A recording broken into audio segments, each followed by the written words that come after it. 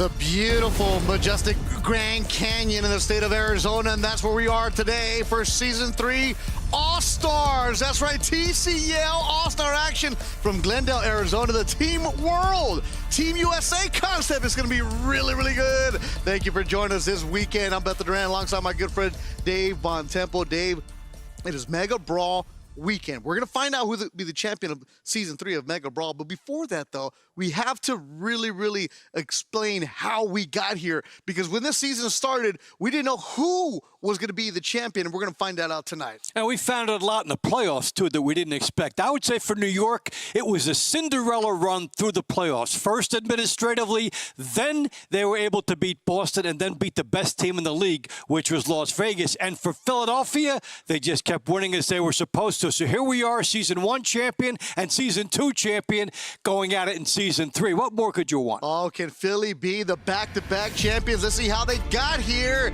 It was Vegas and Miami opening up. Vegas moved on. A big favorite was Las Vegas, but then they got upset by Phoenix. It took on New York City on the other side as Philly and New York City ended up going, and that's what we're going to have today. So Philadelphia, New York City, Dave, two teams that know each other well, but you can feel there's some animosity with them. You really can, because first of all, in the lead up, the Philadelphia team saying, you know, New York, you didn't even belong here. Yeah. So you just got to move in here. But then New York beat two good teams in Boston and Las Vegas.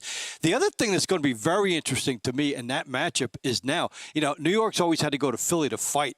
Now they're going to be in a neutral location. So how much is that wild card worth? How many points is that worth in what we think is already a close matchup? There are fascinating undercurrents in that match. And there's always a lot of matchups throughout the season. They become personal. Well, what happens? You can settle it on All-Star Weekend. World against USA. Let's look at some of the fighters you have to check out for Team World. And Dave, this is a team that's going to be really stacked. Yeah, it really is. When you talk about Ginza or Britos, you're talking about fighters who basically win 6 out of 7 over the course of the season.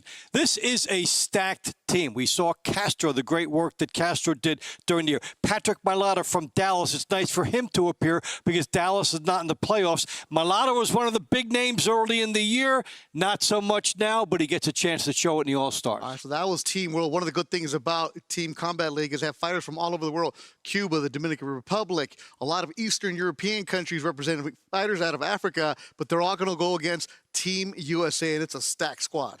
Yes, it really is. And a lot of these players are from the same team. So we saw a lot of Phoenix Fury fighters going on both sides of the ledger. So when you handicap this, there really is no way to see an edge. But what the value of being an all-star is, it's validation for everything you did for 6 months. Who isn't thrilled to be named to an all-star team? And just that alone provides extra electricity for everybody in the ring. Stacked lineups, that's just a few of the 5 that we're showing you. Yeah, one thing that every fighter wants to do is be able to compete for a championship. So they didn't get to the final round, but they have an opportunity to shine in all-star action. Let's see, the fight card for tonight is Team USA takes on Team World, and you're going to see it. Dizlan Gainza, Rahman Muhammad is always a good one. Yunieski Gonzalez, the veteran from Cuba, taking on Jonathan Rice. These are some real good ones. And Mailata and Barnes, the heavyweights, will close out the launch rounds. Always good, because now, Dave, it gets back to the traditional boxing. It's me against you. We love our team, but now these guys can go and shine right now. There's got to be a round that you're really looking forward to. Well, and I like right away Britos and Davis, because Davis was the first one to inflict defeat on Latia Thrill Pill Williams. I mean, with the good countering. And Britos is somebody who's been rising for Las Vegas. So I'm curious to see how they're going to fight at this. And the round to watch is brought to you by Whiskey Wealth. Dave, I am fired up as we have the all-star matchups. World against USA. 24 good rounds coming your way. We still got Mega Brawl 3 later on. But right now, let's go inside the ring. Talk to the third member of our crew, Amelia Moore, who is now ranked number 6 by the WBO. Congratulations, Amelia. Thank you so much, Beto. It is an incredible honor to already be world ranked after just 2 fights. The climb continues, of course, and I'm looking forward to fighting later on in just a couple months from now. Going on to the all-star team, we have such incredible talent, and I think that this is definitely the matches to watch. I mean, we have all of our nominees, those who are not going to be competing in the Mega Brawl later tonight, are going to be in the All-Stars. I mean, we have stacked talent. Ariel Davis, Rashida Ellis obviously is going to be in the Megabrawl. Rahman Muhammad, Dizzling Ganza. We have so much talent. Like, don't blink tonight. Along with that, all of these nominees that are coming up for awards like Rookie of the Year, Most Resilient, to be honored with those titles and the amount of work that we put in as athletes. Last year, I was recognized as Rookie of the Year, so it's a huge honor to be able to take your first time being in the pros and be able to take away something of that magnitude. It's massive. So, you know, don't blink. We've got Ariel Davis coming in. She's up for most valuable athlete for her team, along with, you know, Charles Pugh and Rahman Muhammad, also up for Rookie of the Year. So we have incredible talent tonight. Looking forward to it. We're here in beautiful at the Fountains here in Glendale, Arizona, for these great matches tonight. As always, great job, Amelia. You're going to hear more reports from her and interviews from a member of the Boston Butchers. But coming up next, Season 3 All-Stars. Team World takes on Team USA, TCL Team Boxing League. When Balance of Nature came out, it intrigued me not just by what it is, but by what it is not. Patients began asking me about it. Hey, doc, have you tried this? You know, I'm just curious about it. And I thought, you know, understanding what it is, I should try that. So I tried it, and it's been a great experience. I trust Balance of Nature because I trust the simplicity of what it is. Get 35% off your first set by using discount code FIGHT. I was drinking every day. I was hooked on oxys. My husband turned into someone I didn't recognize. The addiction crisis. Worse than a pandemic, we have a growing epidemic. There are approximately 20 alcohol and drug-related deaths per hour every single day. Addiction is a disease. Like any other disease, it may have serious harmful effects and may lead to death if left untreated. Introducing Serenity Springs Recovery Center, a place of recovery and rediscovery. We understand the unique challenges men face in their journey to recovery. Set on 38 private acres, our state-of-the-art facility offers a safe, supportive environment for healing and growth. Our team of dedicated professionals specializes in evidence-based treatment, providing our patients with the tools to overcome addiction and achieve long-term sobriety. If you or a loved one needs to make a change, call us today at 386-423-4540 or visit us online at serenityspringsrecovery.com and reclaim your life.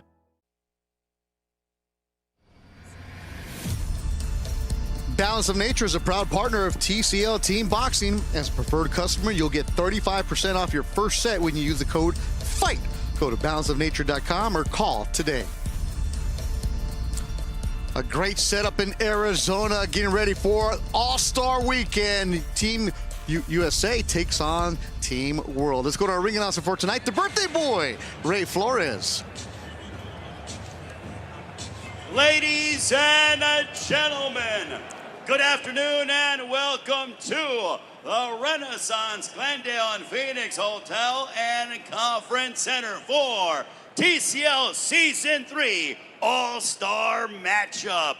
We would like to thank Executive Director Danny Vellum and Chairman Scott Flesher, along with the Arizona State Boxing and MMA Commission, for hosting today's event. Also, a big thank you to our fine sponsors. Climax Moonshine, Fire number 32, known to bring the heat. Also, Whiskey and Wealth Club, the #1 cask whiskey investment opportunity. Balance of Nature, proud health supplement partner of TCL. Serenity Springs Recovery Center, a place of recovery and a self-discovery. And Event Ticket Center, don't just watch it, experience it live with Event Ticket Center. And now, ladies and gentlemen, please welcome TCL Team World.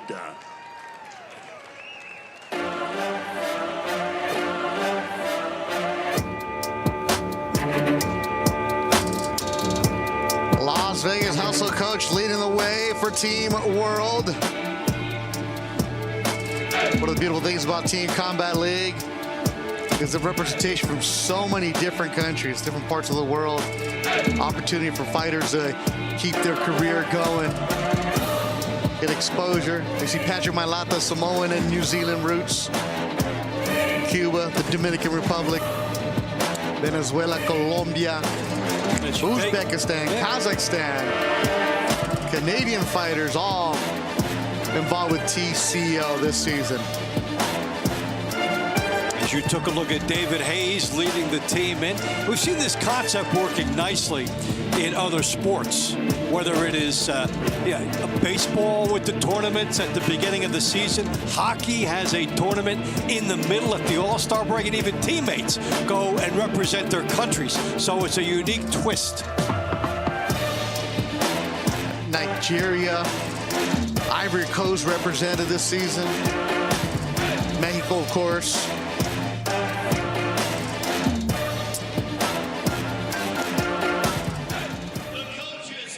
Team World are Las Vegas Hustle, David Big D Hayes, and David Figueroa. We have Boston Butchers, Bantamweight Taylor Robertson. Dallas Enforcers, Lightweight Jack Zambiaku. Las Vegas Hustle, Welterweight Dizlan Gainza.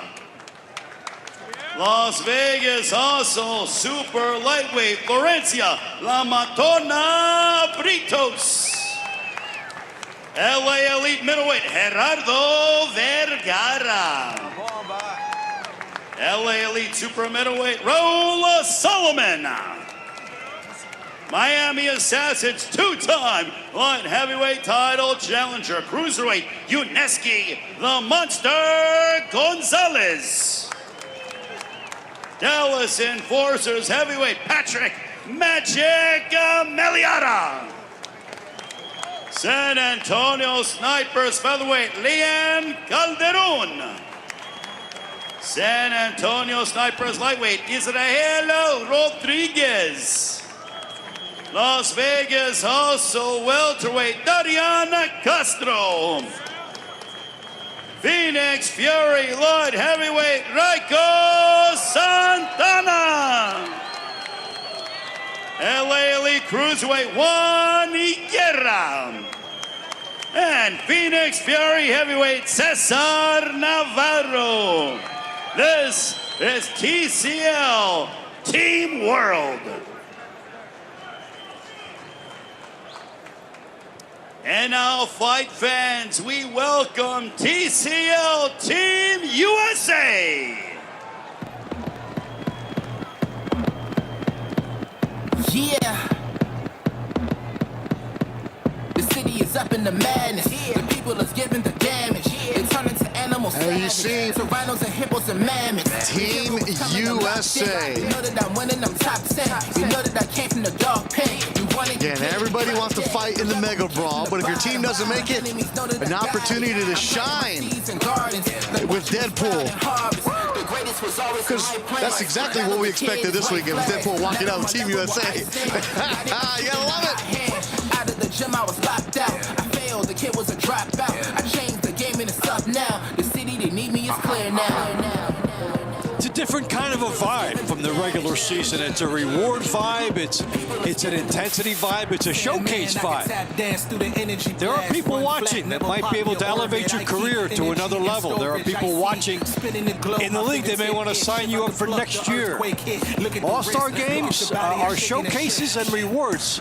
This All-Star Brawl is no different.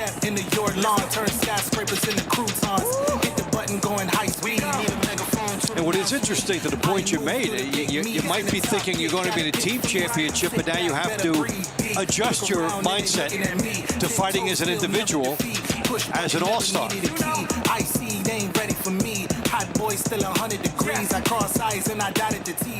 And now we welcome the Team USA coaches from the Phoenix Fury, Sonny Gutierrez and Joe Guzman.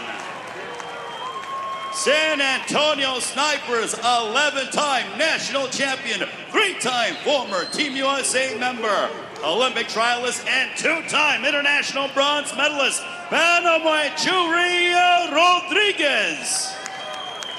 LA Elite Lightweight, Daniela Morales. Phoenix Fury Welterweight, Rahman Muhammad. Atlanta Attack Super Lightweight Ariel Davis. NYC Attitude Middleweight Giovanni Estella. Las Vegas also Super Middleweight Diane DePestre. Atlanta Attack Cruiserweight Jonathan Reaper Rice. Houston Hitman Heavyweight Travaris the Bear Barnes. Phoenix Fury Featherweight Tierra Brent. Phoenix Fury Lightweight Joseph Rivas. LA Elite Lightweight Diego Ghost Dominguez. San Antonio Sniper Super Lightweight Latia Williams. Atlanta Tech Welterweight Javon Wolf Davis. Dallas Enforcers Light Heavyweight Ambibola Osandario. Phoenix Fury Cruiserweight Charles CP the Champion. And Phoenix Fury Heavyweight Adam Stewart.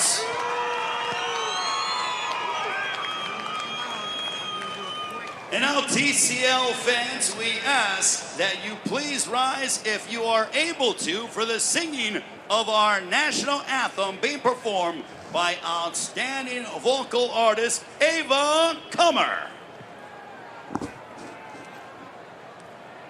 Oh, say, can you see by the dawn's early light what so proudly we hailed at the twilight's last gleaming, whose broad stripes and bright stars through the perilous fight o'er the ramparts we watched were so gallantly streaming, and the rockets' red glare, the bombs bursting in there, gave proof through the night that our flag was still there. Oh, say does that star-spangled banner yet wave o'er the land of the free and the home of the brave? With the singing of our national anthem. And now, TCL fans, it is time to begin our all-star matchup. First, we want to welcome, it is the launch rounds.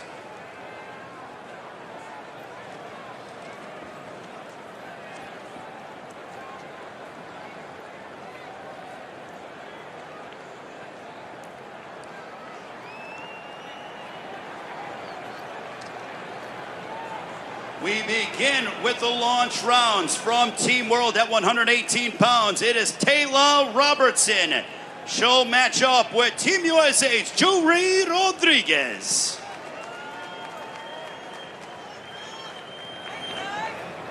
And we get ready to go. There you see Robertson from Australia, Jury Rodriguez, who's had a fantastic season here in TCL action. The women about to kick it off for us. And yes, the women do go 3-minute rounds as we are ready to go for All-Star. Team World against Team USA. We saw the development of Jury Rodriguez all year. And about the halfway point of the season, we saw Taylor Robertson come on the scene and slowly but surely become a star performer. So she'll have the edge in height and reach and probably power, and Jury Rodriguez has the edge in quickness. She'll try to duck underneath. And you saw Rodriguez's record this season, 11-1. Impressive, Dave. Yes, A.C. Bryant, the coach of San Antonio, said it right at the beginning of the season. He said, yeah, she's going to be special. He made that prediction, and that prophecy has come out true for him and for her.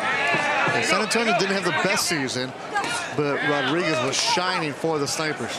And would get them off to a good start in their fights because often she led off. So she was a tone setter.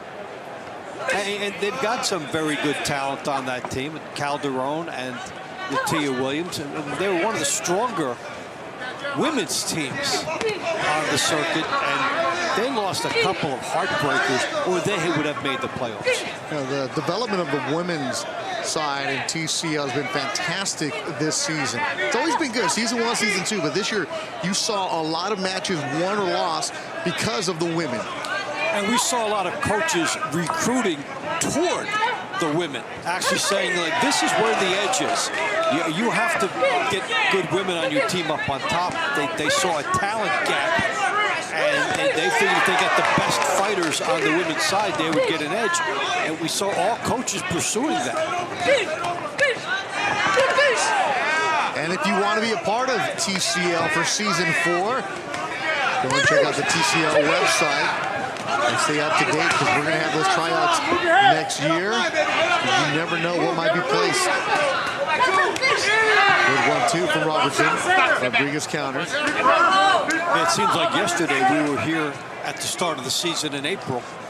Now it's the final night, and so you know that next season will come around quickly. Well, we've seen fighters stay sharp and get a call last minute on a show somewhere else, a last minute replacement, and we've seen some fighters go and get the victories because of the activity that they are able to have in TCL. Yeah, it keeps them in the gym, keeps them focused, keeps them sharp, also keeps their name in front of people who might suggest them to somebody else. Absolutely. Finishing up round number 1. And these two will go at it again in round number 17, which would be in the money round. That's what I'm talking about, Dave, where the women are now part of the money rounds. Yeah, they're part of the money rounds, and they're leading off. They have a lot to say in the results of the fight card overall. Here's Rodriguez putting it together late, hoping that this late surge would give it to her. She ducks inside here and lands a nice right hand, showing some good angles first. Jury's only 22 years old, a bright future for her. And you get the sense with Robertson that I expect her to blossom a lot next year. I can see her being one of the more improved fighters in the league next year. Yeah, she came onto the scene late in the season. The first time out, I have no idea what I was getting myself into, how fast it goes. But once you make that adjustment, she did real good for herself. Ladies and gentlemen, the winner of round 1 by unanimous decision, from Team USA, Julia Rodriguez. The jewelry stays hot. Round 2 is brought to you by Climax Moonshine, fire number 32, known to bring the heat. And lightweight for Team World, Jack Zambiaku. He'll meet Team USA's Daniela Morales. Zambiaku with roots in Angola. Daniel Morales. And for Team USA. Megabrawl 3 coming up later on tonight. This is the all-star matchup for fighters whose team did not make it to the championship. And Morales, the southpaw in white, coming out aggressive. We've seen him all season long. Got the nice lefty-righty matchup here, too. So, with Zambiaku, he'll try to use the right-hand lead.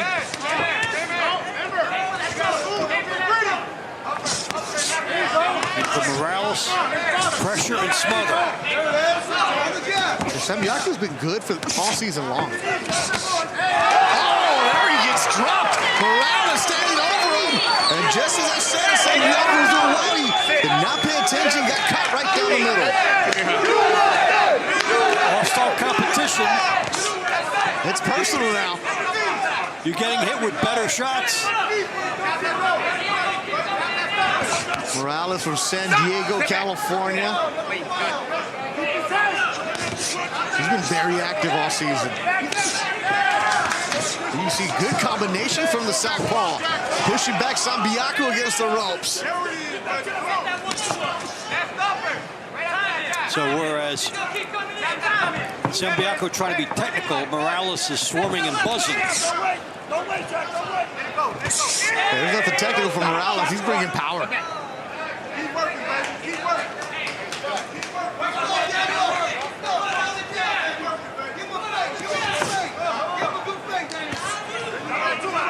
Sambiaco will go at it again in round number 11. Morales is only going once. But he's taking advantage of his 3 minutes. Yeah, he's really getting his money's worth so far. There's a beautiful shot. That drops Sambiaco.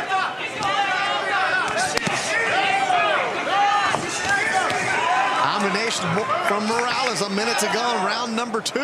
He's getting the crowd fired up in Arizona. There's the USA chant coming.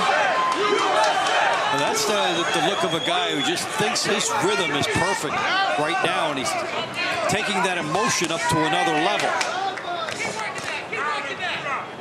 Morales keeping his hands low.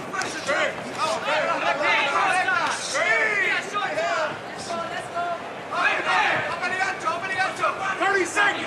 Let's go, D. 30 seconds. It's interesting that Morales could pressure and try to get to 10-7, or he could sit on the 10-8. He's got that so far. Sambiaco representing the Dallas Enforcers. He's in red. Got caught early in the round by a very active and impressive Daniel Morales. He's giving Team USA an advantage. I don't think he would be doing those theatrics if he was going to fight him again. Nah. I think that's a one-shot. Let's see how he got there to that 10-8.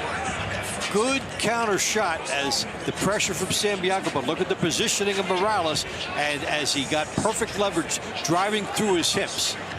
Perfect left hand set up by first the right hand and by the posture.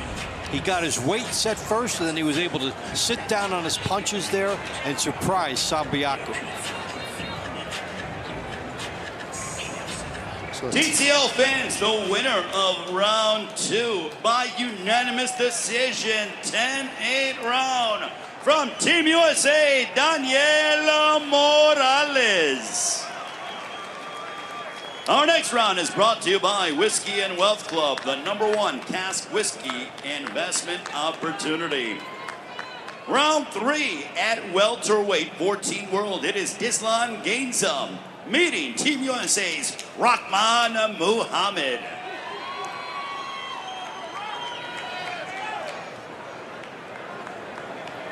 Dislan from Cuba taking on Muhammad.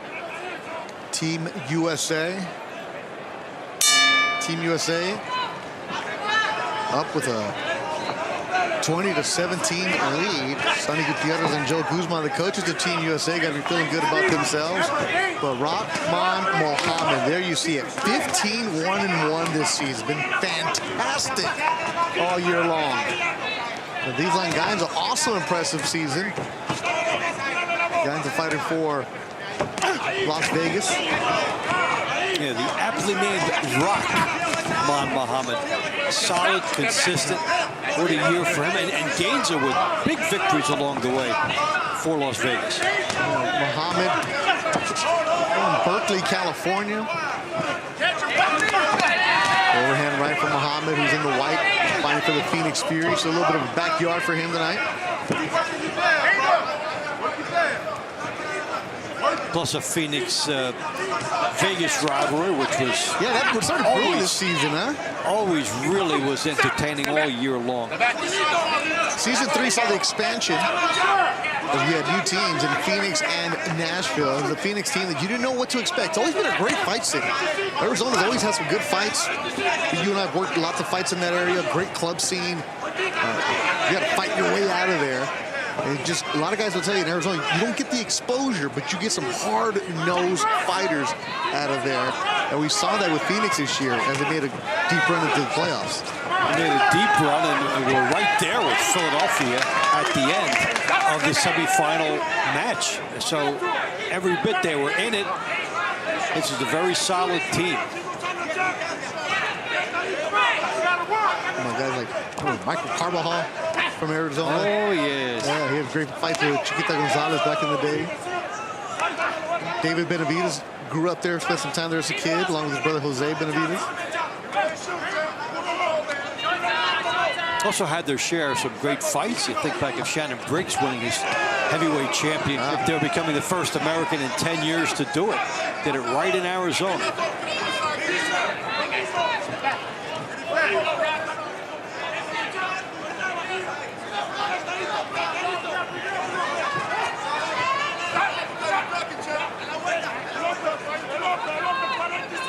It's been a good battle with each negating what the other can do. And Muhammad trying for the right hand lead and to put punches together, and Gaines are tying him up and working on the inside. Both of them giving the judges something to think about. Rahman Muhammad will come back in round number 18. USA chant looking up in Arizona.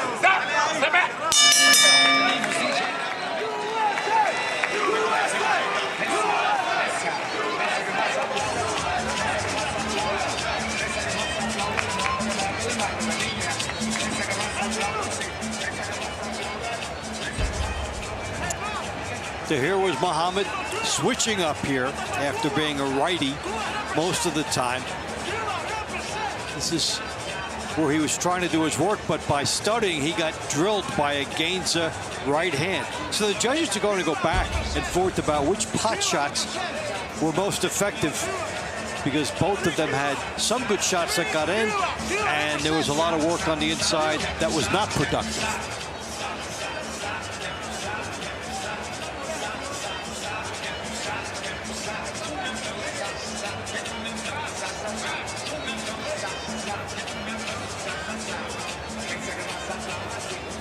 TCL fans, the winner of round 3 by split decision from Team World, Dislan Ginza. Our next round is brought to you by Balance of Nature, proud health supplement partner of TCL. Round 4 in the super lightweight division for Team World, Florencia Britos. She'll collide against Team USA's Ariel Davis. Britos from Uruguay, Ariel Davis checking in for Team USA. And Amelia Moore is ringside, who's going to be joining us for this round. Amelia, you've loved to see the growth of the women in TCL, and Ariel Davis is a fighter that you know very, very well. She's had an excellent season. Absolutely. I mean, Ariel has been a great staple for the Atlanta team for the last 2 seasons.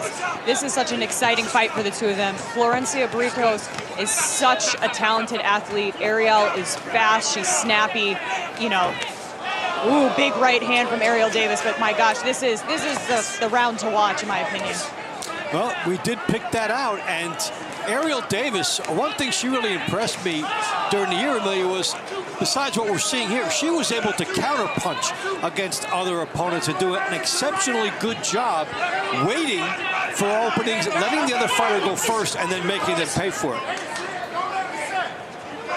I couldn't agree more. Her speed and timing has been key to her style throughout this season. You know, I really believe that a lot of women, a lot of times you see that they kind of fight in the same pace. Ariel's been able to time that and be able to break up that pace and use the timing very well with those counter punches.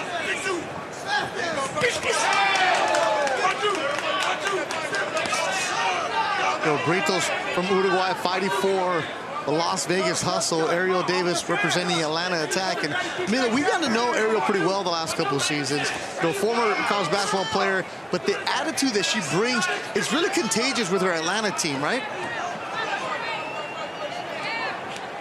I would absolutely say so. You know, her her attitude is just all go. You know, she's a true competitor, and that's what they needed. You know, she had a big knockout earlier in the season that changed the tempo for her team, just like she said it would, and she believed it would, and then here she is. You know, again, another all-star round. She was in the All-Stars last year.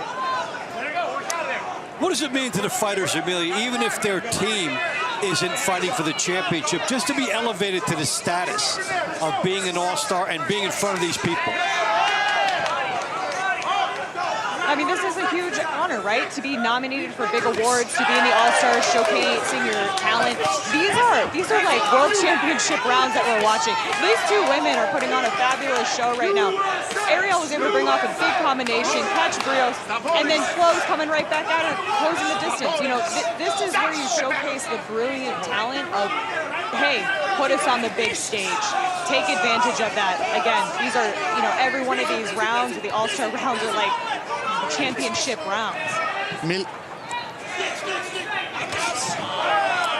One of the cool things about TCL, this is Team World against Team USA. Saludos a la gente que nos está mirando en Uruguay. We have a lot of people watching on the YouTube chat from Uruguay, so hello to everybody. This is where you say hola, Dave. Way to go, Ben. Amelia, always great work as always. She'll be doing more interviews throughout the night as Flo and Ariel Davis wrap up round number 4. You are the international ambassador for us. We have to be. Take a look at how Davis went after Britos here. Good power early on in the fight as Britos was attacking. Talked about her counter-punching skills against Latia Williams, and then she set up a brilliant right hand there. It sets up, uses her timing well, and then makes the most of her chances.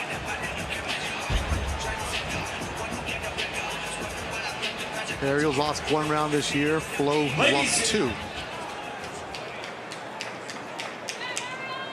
The winner of round 4 by unanimous decision from Team USA, Ariel Davis. Our next round will be in the middleweight division. Team World will feature Gerardo Vergara. He'll square off against Team USA's Giovanni Estella.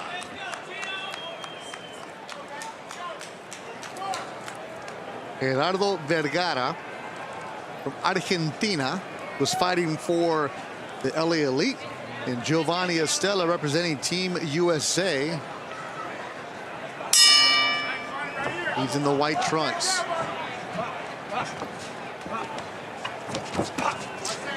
Middleweight division. Let's go back ringside as Amelia Moore has a special guest. Hey everybody, we're down here ringside with Abel Osundario. My man here is constantly active. He recently was part of a documentary that just came out. I believe that you have a book, a docu-book coming out, and a children's book? Yeah, and a children's book, yes. What's the children's book called? It's called Bola and Ola Play a Prank. Amazing. Just putting out life lessons into the world. So again, staying incredibly active, and yet here you are yet again in the All-Stars. So you know how important that is. Can you talk to the crowd a little bit about what this type of exposure brings for the athletes? This exposure, TCL exposure, brings a lot for the athlete because some athletes won't have this opportunity. They'll be looking for a promoter, looking for a fight, and TCL offers a new avenue for boxers. So we're all grateful for TCL. Would you say that a lot of the All-Star rounds, like this is the one to watch? Yes, the Megabrawl is huge. However, I was saying earlier, these rounds are like each one's like a championship round. I mean, this is the best of the best out of all of this. Every talent that's come out of each team. Exactly. So the All-Star fight is the best of the best. Hand selected by the people up top. It is the best of the best, so it is the one to watch. You're going to see a lot of knockouts, a lot of skill, a lot of ability. Check us out. Absolutely. I'm looking forward to your round. You're going to be fighting Raiko Santana. Amazing stuff's going to come out of that. Thank you so much for taking the time. Congratulations on all of your success and continue to be such a rising star. I've known Abel for a really long time. We met at the Olympic Training Center when he came back in 2021. So, for years. So to see your growth, my friend, it's incredible. Thank you. Make sure you check out the documentary. It's on Netflix. And then there's another one on Fox Nation. And also our book, Bigger Than Jesse, The Disturbing Need for a Modern Day Lynching. Check us out. Wonderful, my friend. See you in the ring. Thank you. And we'll see him in round number 14. How does he find time to train doing all those projects? I think he's well represented. Yeah, absolutely. He's a fun fighter to watch, as are Vergara and Estella right now. And this has been the pressure of Vergara and Estella. It's for the New York team, who was in the championship, but they said we felt so strong in this weight class that we could drop you down to the All-Stars and still feel good about our chances in the Mega Brawl. And that's when you have a stacked lineup and you can afford to do that. Estella's an excellent fighter.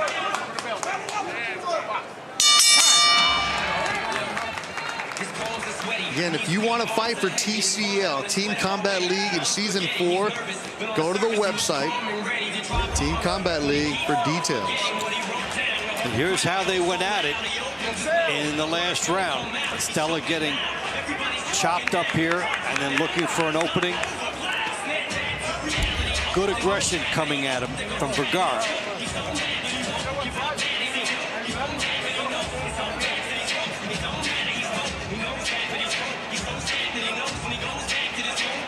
TCL fans, the winner of round 5 by unanimous decision.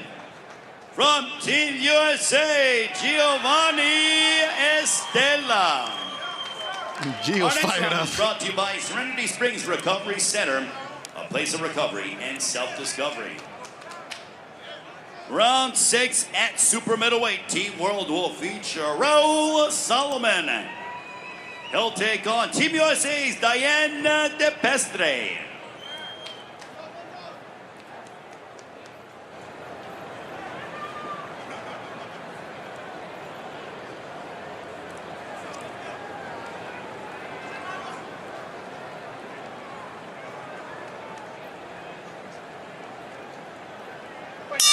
Now, this is a good one. As Raul Salomon fights for the LA Elite. That's what he's got the gold trunks on. Born in Ciudad Morelos, Mexico. And De Pestre fighting for Team USA. And Raul's been a good fighter in his career at TCL. He's been in all 3 seasons. He'll fight you at 68. He'll go to 75 and fight you. Always brings a good brawl to you.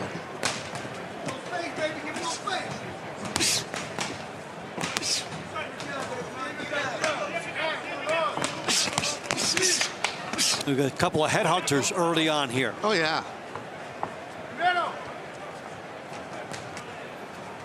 Raul knows. He's a veteran. He's been around the block.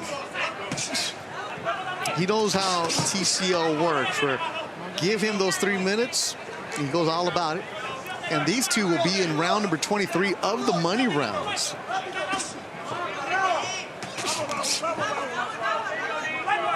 Gives you more to think about from a team aspect when you know you're going to be fighting in round 23, on the idea that it will matter on the scorecards. 49-45 advantage for Team USA. Getting a knockdown from Daniel Morales in round number 2.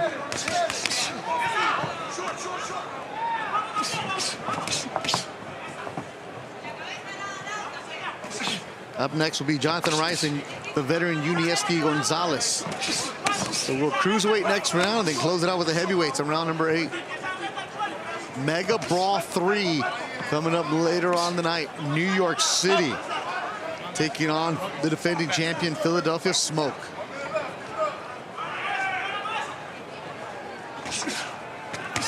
It's a really good lineup when you put them both together. First, you start out with the best fighters, and then you end up with the best teams, all in one night.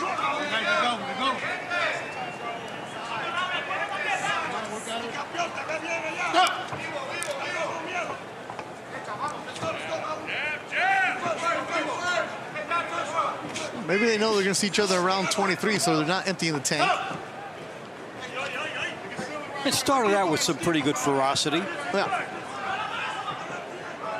And leveled off. But You always know, even if it's close, one little burst might give it to you. These two have battled numerous times with LA, Vegas.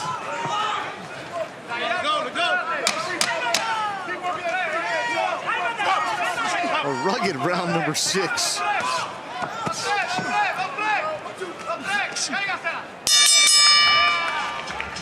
Barely touching gloves. I'll see you at round 23.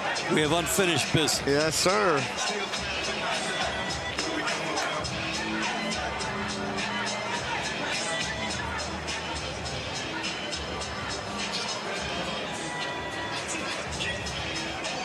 On deck, see the fighters in the corral getting ready to go, staying loose. Someone like Estella got a cool down. He only has 1 round tonight, but he's still fired up. It's Gio Estella, who won round number 5, or who got round number 6.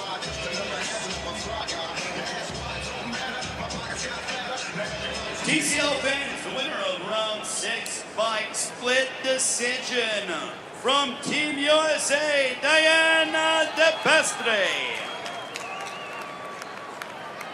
Round 7 at Cruiserweight. Team World features Yuneski Gonzalez.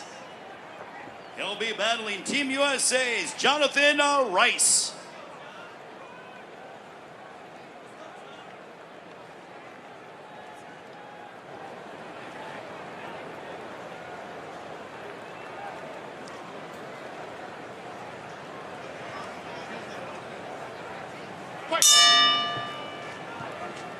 All right, the monstro, Yuneski Gonzalez in the maroon, representing Cuba, taking on Jonathan Rice, who's been having an excellent season. He's in the white for Team USA. And Rice's team, Atlanta, was on a real hot streak in the middle of the season and then tapered off. And he was right in the middle of that team surge. Yuneski will come back in round number 20. Jonathan Rice, 1 and done tonight. Actually, I'm sorry, he'll be back in round 21, where Jonathan Rice will take on Juan Guerra. Monster with a quick left hook. Another left hook from Yuneski Gonzalez. Rice trying to counter and holds on. It's one thing to say, hey, Cuban fighters have the great technique. We see a lot of lefties. We see perfect boxing from them, great skills. But when the right hand opens up, you pop through and get it. And that's what Gonzalez did there. 40-year-old Yuneski Gonzalez, challenged for a world title a couple of times. Also been involved in bare knuckles. Here he is with TCL. He said a lot of TCL, he told me last year when we visited him in Miami, because it's helping extend his career. Yeah, this is a nice new circuit for fighters. More people to see them. You know, not only do you stay in shape, but you just might get some more work out of it. Well, I remember we went down to Miami last year, we interviewed him before the playoffs, and Yuneski was saying that he imagines himself, he's trying to get different fights, so he's been sending clips of TCL to matchmakers. Like, hey, guys, look, this is what I can do. I'm still here. I might be older. You might think I don't have anything to take, but look what I'm doing against these young kids. Look how I'm acting. Look how I'm behaving. So that's what TCL is doing for some of these fighters. Social media springboard. Absolutely. Fighting at the Cruiserweight division. That is an edge for a lot of modern athletes. Put something up on your site, let people see you, instead of having to go through the whole thing. Oh, good right hand from Gonzalez. Put that on his site. And the good hook. Yeah.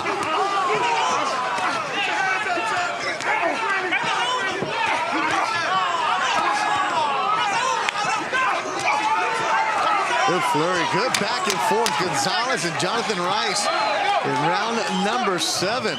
Caption for this one, forget the jab. Yeah, they didn't bring any today. That was a good scrap. think Unieski might have got clipped at the very end. Yeah, he was doing the clipping. Saw the left hook, the right hand. But both fighters leaving themselves open, so yeah, feast or famine time. That was his bellwether shot right there. Best punch of the fight by Gonzalez. So that was an all-star punch. The Team World get their second round. They've only won once, and that was in round number 3.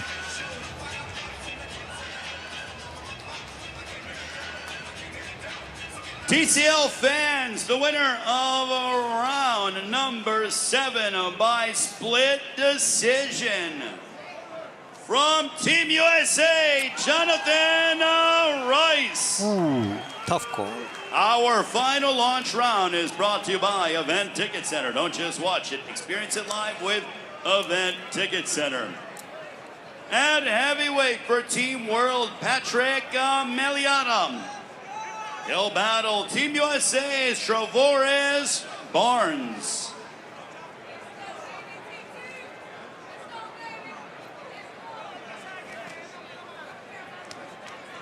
Final one of the launch rounds. Patrick Meliata, Trevores Barnes, heavyweights. And you were saying what jab in the previous round, Dave? Well, we're not going to see a jab here. It might be an option. Yeah, we're seeing Dallas against Houston as far as how these fighters were in the regular season, and Barnes the lone representative for Houston. Good heavyweight. Meliata representing Team World, born in Samoa, grew up in New Zealand, moved to Las Vegas.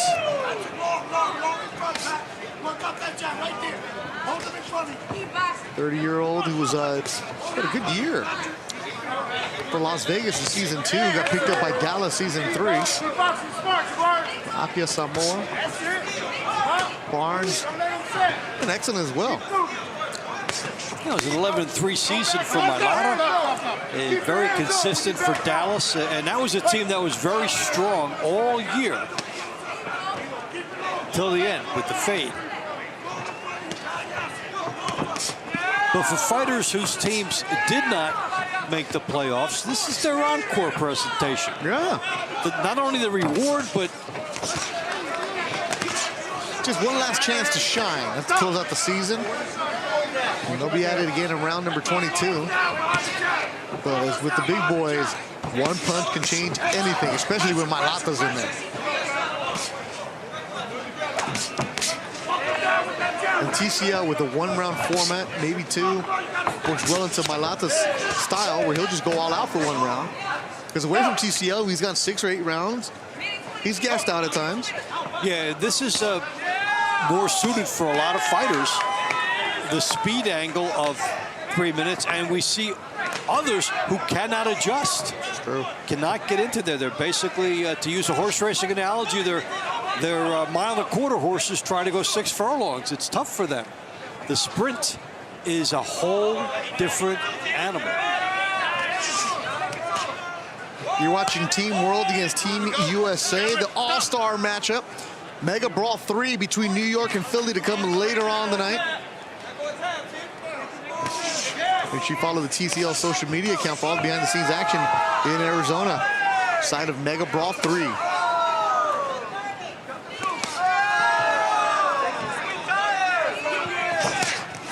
We saw Barnes was record 8-6 this season. He had a couple of rounds that could have gone his way that didn't this season.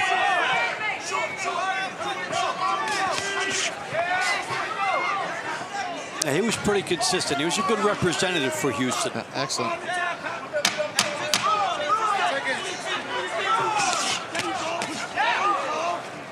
He faced a lot of pressure from another good fighter in Patrick Meliata.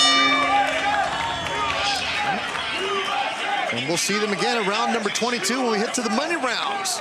But we're done with the launch rounds. It's been Team USA coming out strong right away for head coach Sonny Gutierrez and Joe Guzman.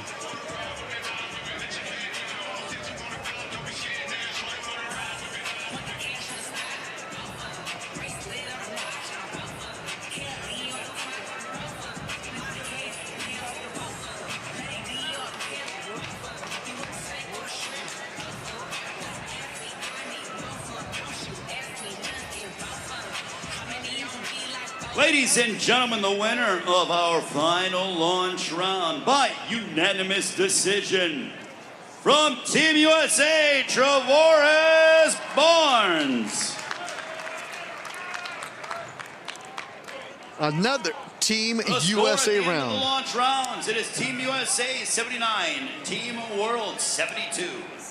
The middle rounds are on the way.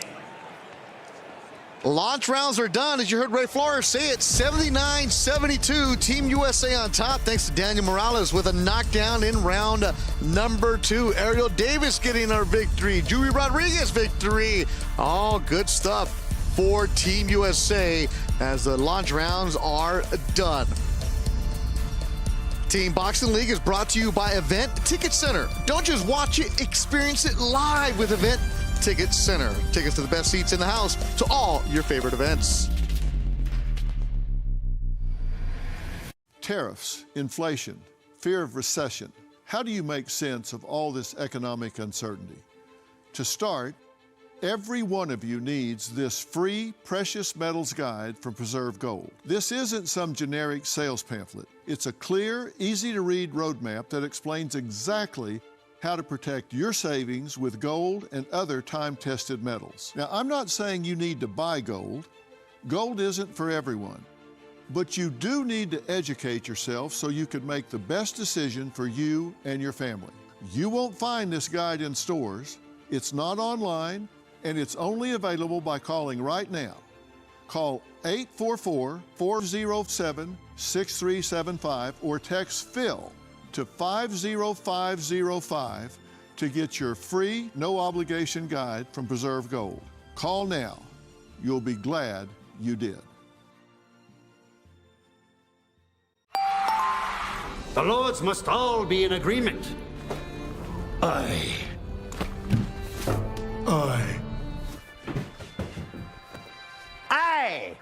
We ride at dawn. Cool story. I've got tickets to a concert next weekend. Do you want to come? I got great seats on Event Ticket Center. I would like that. Don't have a weekend like Gary's. Instead, get tickets to your favorite sports, concerts, and shows with Event Ticket Center. TCL Team Boxing League is brought to you by Serenity Springs Recovery Center, a place of recovery and self-discovery. NYC. August 31st, a Megabrawl 3, the New York City Attitude taking on the Philadelphia Smoke. No. Oh, good upstairs from Suttles, dropping Lopez in round number 11. Does Michael Hilton, he gets caught, and it'll be a knockdown. That's the knockdown. That's already a big development for New York. The Hawk is able to stalk its prey and send it to the mat.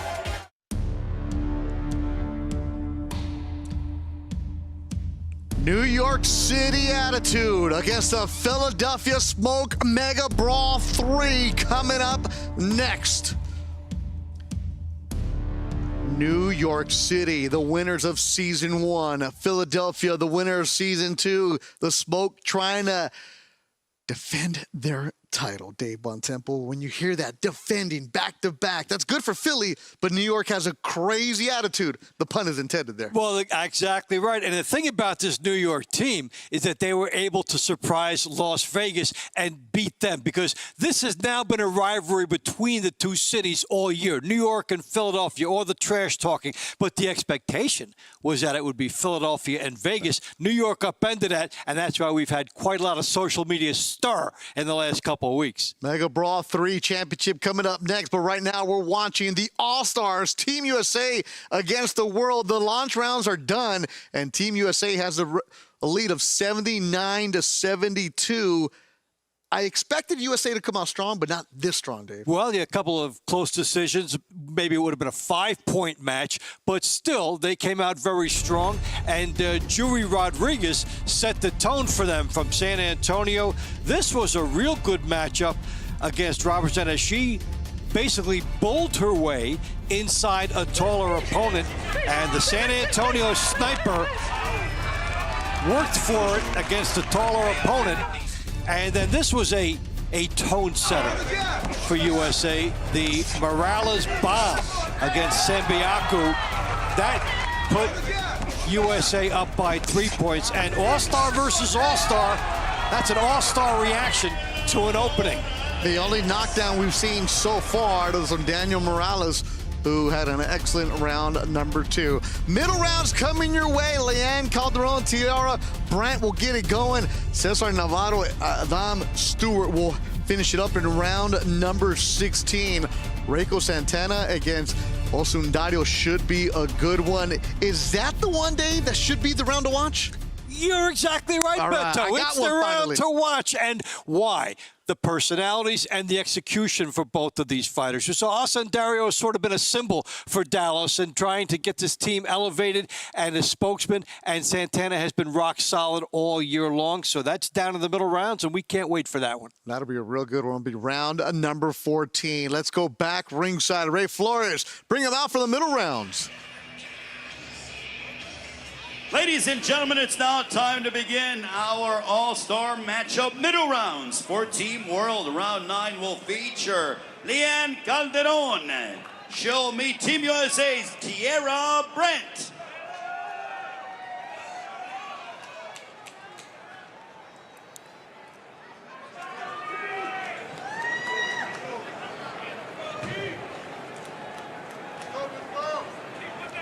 All right, round number 9 coming your way. Brandt for Team USA. Calderon for the World, and the World needs a round, Dave. They're down 79-72. Yeah, kind of wonder what hit them after that Morales knockdown. A couple of close decisions have gone against them. So you have two dynamics as a fighter here. You're on the All-Stars, that's one thing, and the team is a second concept at the same time. It's unique from other All-Star situations, though. In some sports, in the All-Stars, you advance to another round if you win. This is just let it all hang out. The end of your season is right here. Go for everything. Calderon and Brandt each have 3 victories this season. It's been a tough go for them because they've usually been matched up against the best female fighter against the team they're going up against. Yeah, so that was recognized, and then they get in here in this All-Star sequence. We saw Brandt come on the scene later and have some good moments, and what probably expect her to work on her timing because she's got some good power that she wants to be able to set down in her punches a little bit more. Coming up next will be Israel Rodriguez against Joseph Rivas. Rivas, a big fan favorite in Arizona. He'll have some people in the crowd. And the YouTube chat on the Team Combat League spot is really good right now. People from all over the world watching us, including Lafayette Wright saying, "Let's go, Leanne. Me and the dogs are watching." So the pups are out there watching. All kinds of support. Yeah, Calderon's got the support everywhere. That's got to be pretty cool, though, to be named an All-Star. As much as Team Combat League is about the team concept, at the end of the day, it's just you against your opponent in that ring. And to be recognized as an All-Star is a great moment. And for something that has taken about 6 months, too, to complete. You starting this in April, you go into the gym, you're with teammates, you're going through everything together, and at the end of that long process, you're the one recognized as an All-Star, and it is a big thrill. Especially Leanne on a team that did not have the best of seasons. The San Antonio women were a strong force for them all year. I think it's very appropriate for them to be recognized at this summit. Right, with the Fury trunks, Phoenix. Can't say enough about how good the Phoenix Fury were this season. Yeah, a ton of All-Stars and a team that they were lurking all year, and they gave Philly everything Philly wanted in that semifinal. Calderon and Brandt back and forth. Good action. We'll see them again in round number 19 as they'll run it back. Brandt on the outside with her effective jabbing, and Calderon trying to get inside that jab and work on the inside. And that was the subplot throughout this entire 3 minutes. And it's just a matter of what do you like more. That was a great shot by Calderon. And she caught Brandt with her arms flying open a number of times, and then she was able to go to the body right there. Ladies and gentlemen, the winner of round 9 by split decision from Team USA, Tierra Brandt. Our next round is brought to you by Climax Moonshine, fire number 32, known to bring the heat. At lightweight for Team World, Israel Rodriguez. For Team USA, Joseph Rivas.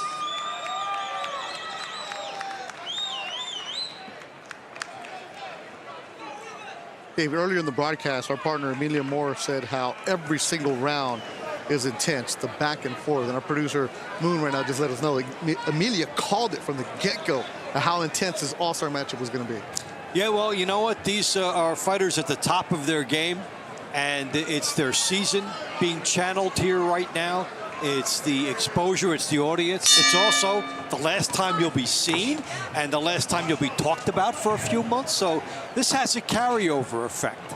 And a fighter that we didn't know much about coming into the season for the Phoenix Fury was Joseph Rivas. He's in the white right now.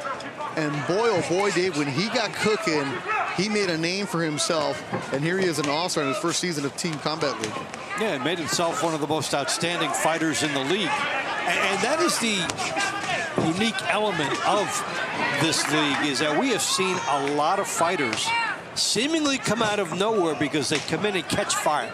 They understand what it takes to win here, and they might even pattern some of their training habits over the short term to be good in this. And so it's open for fighters to step in. And Rivas taking advantage of every single opportunity this season. Work out, guys, work out. Chandler, Arizona is where he's from, so he's known in the Arizona circuit, but outside of that, not much was known about him. Opened up a lot of eyes this season, had some good fights, some good scraps, and every single time that I saw a broadcast, it was Rivas for Phoenix who was in the middle of everything. Yeah, and ended up becoming something of a team leader for a team that had a lot of very good fighters. And that's the thing.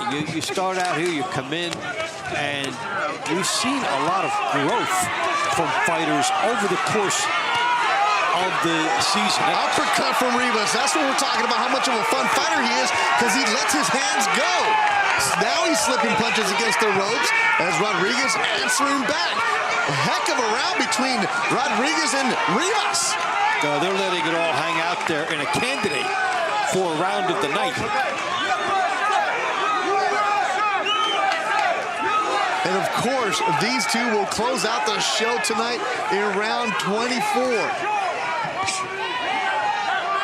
Every single round that I see of Joseph Rivas, I become more and more of a fan of his. This is a man, if he gets an opportunity for an 8-10 round matchup against a kid who is not prepared, watch out for the upset.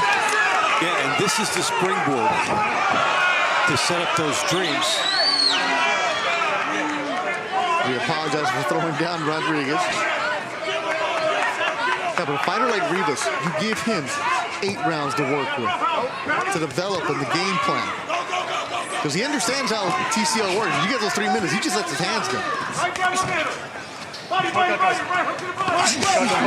It's really an interesting discussion about what fighters will expand themselves well if they go to 8 rounds, or what fighters are best suited for the short game. We see a lot in both categories. Rodriguez feeling good about himself for Team World. Of course, they're going to close it out. Can't wait for round 24. Look at the highlights from this one. Yeah, Rivas coming straight ahead. This is where he did a lot of his best work. Stalking, coming straight through, and then Rodriguez taking it, then giving it.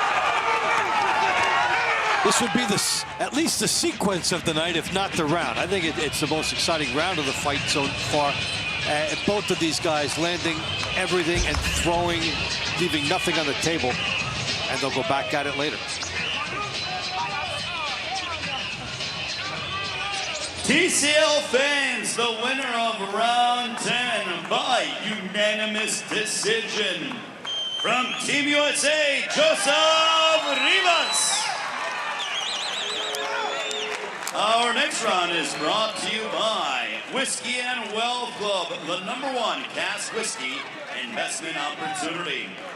Round 11 at lightweight for Team World, Jack Zambiaku. For Team USA, Diego Dominguez. So we saw Zambiaku in round number 2, and he was dropped. And this will be the first time we see Diego Dominguez for Team USA. The Ghost. It's a good name.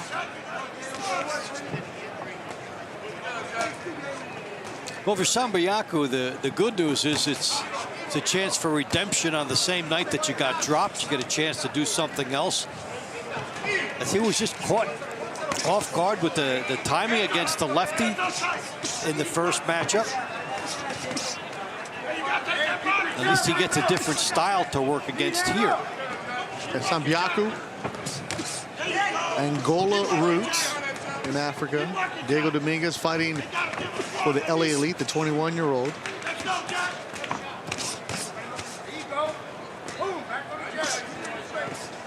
Team World has only had one round go their way. That was round number 3 with Islan Gainza. That has been all Team USA. And not like Team USA just dominating. There have been some close rounds. Yeah, there have been there's 4 splits and a couple other ones that have been close. Megabrawl 3 coming up next. New York City, the winners of Season 1, taking on the defending champion Philadelphia Smoke. Philly against New York. Megabrawl 3. The right hand for Dominguez, couple of them. The reactions of Zambiaku have been just a little slow against his opponents tonight. And he pays for it there.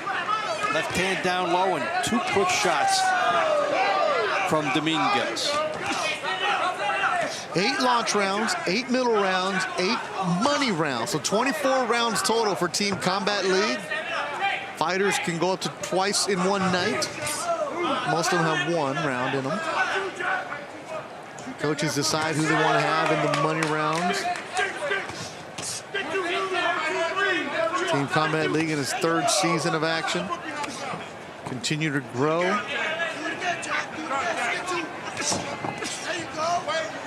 Remember in Season 1, I was like, well, what is this? What's this concept? But once you understood it, it caught on quick. And then you started getting fighters who have had championship experience, former champions. Fighters looking for opportunities. It's a beautiful thing the way it's set up.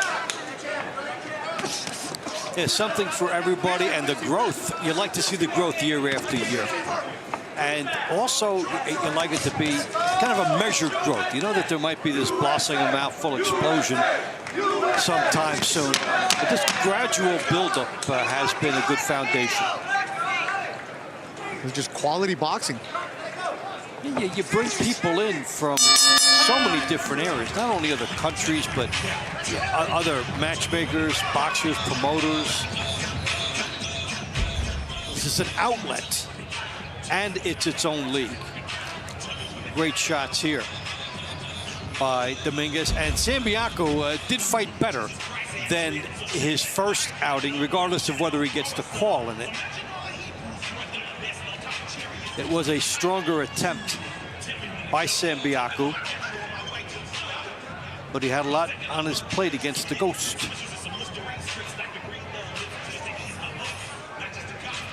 TCL fans, the winner of round 11 by unanimous decision. From Team USA, Diego Dominguez. Our next round is brought to you by Balance of Nature, proud health supplement partner of TCL.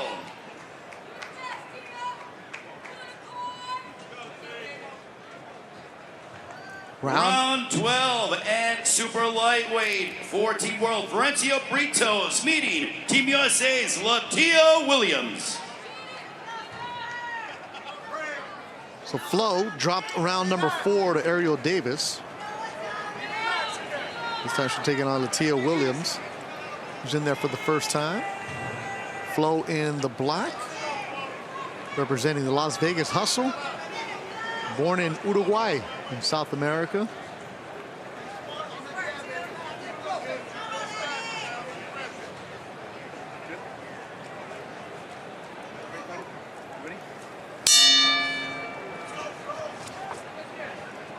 Round number 12.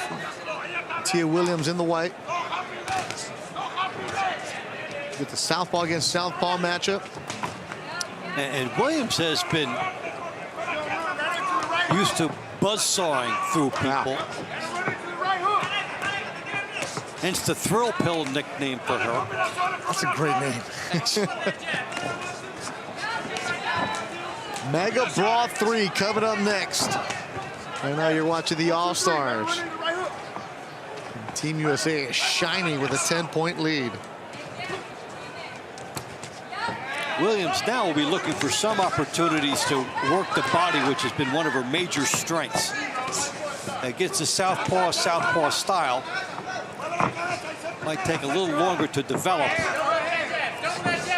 Have to find the right angle to get inside to do it.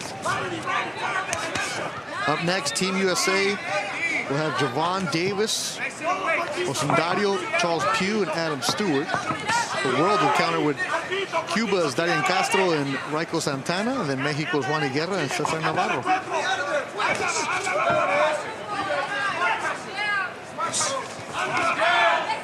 Tia Williams is part of Team San Antonio, the Snipers. And you felt bad for the Snipers because it just felt like they were snake bit this year. Oh, so many close matches, including actually the one that was that was the springboard to Charles Pugh becoming a star back in week 3. Final minute, he wins that match, and that turned Phoenix's season and San Antonio's season. San Antonio losing some heartbreakers. And he turned it around, did Phoenix. Another team that turned it around late was Atlanta. Atlanta had a big move after starting out slow. Had a few teams that made major runs without the ability to sustain. Miami had a run for a while. Vegas had the run. I don't think that Flo Britos thought that she would be fighting in the All-Star. Her and her teammates, the Hustle, all thought they would be in the championship. Yeah, the way that team had been fighting, it looked that way, but it was their first off night of the season, and maybe a team for destiny in New York, beating them that night. Vegas undefeated in the regular season. And the chirping that was going back and forth between Vegas and Philadelphia. Yeah, and the chirping has always been there from New York and Philly, so they could just go and play the game. They're ready to go. Final seconds of round number 12.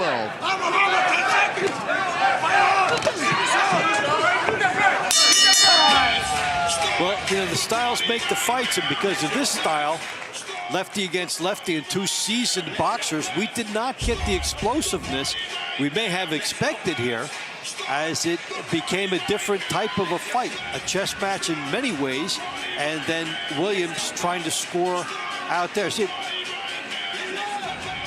opponent was good enough that you could not simply walk through, and that's what happens at the all-star level. So she tried to do it and hoped that she boxed well enough. TCL fans, the winner of round 12 by unanimous decision. From Team USA, Latia Williams. Round 13 at welterweight. For Team World, Darian Castro.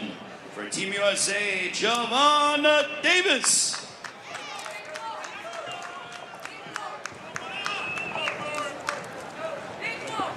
Darian Castro, Cuban fighter, against Javon Davis.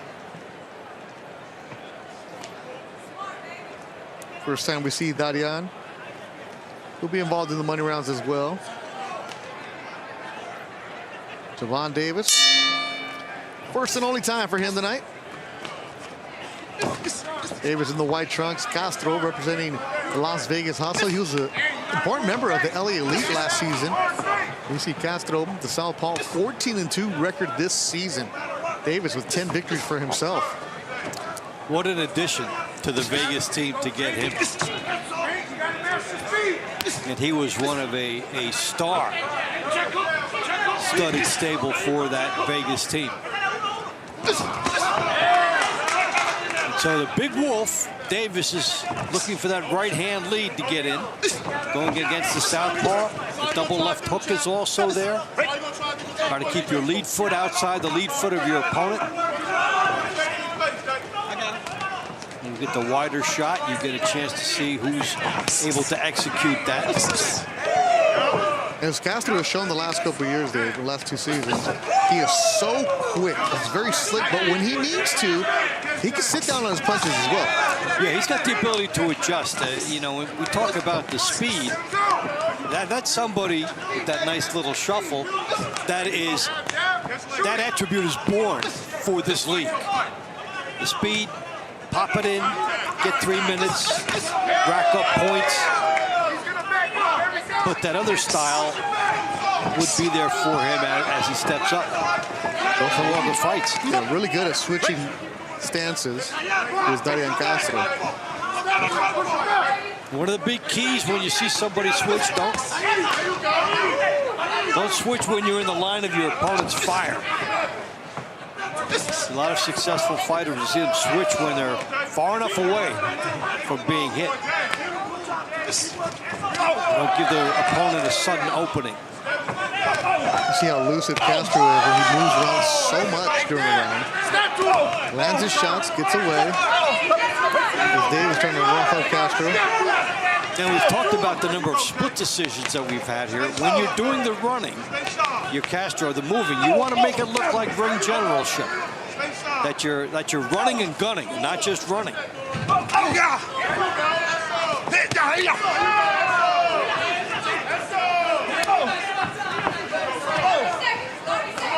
Hey, Castro's not going to stand there and trade with you, but he'll shuffle around and try to frustrate you. Yeah, and land just enough that he gets credit. You still have to score, so when you get in and out, and you see what Davis is trying to do now in a longer fight, Davis might be able to break him down. Yeah. But in a short fight like this, that 3 minutes goes by real fast if you're Davis.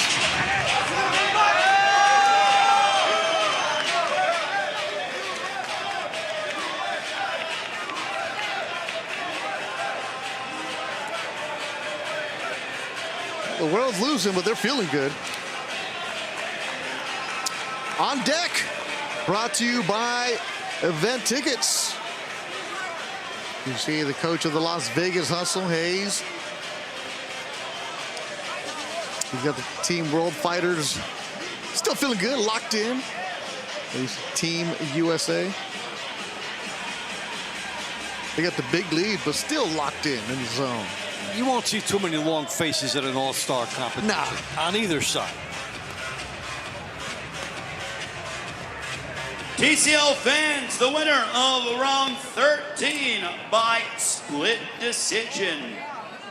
From Team World, Darian Castro. Our next round is brought to you by Serenity Springs Recovery Center, a place of recovery and self-discovery. Round of 14 will feature from Team World, Raiko Santana. For Team USA, Ambibola Osandario. And this is the one you were really looking forward to, Dave. You said it's the round to watch in the middle rounds. Let's bring in Amelia Moore, who's ringside. Amelia, did you agree with Dave, the round to watch?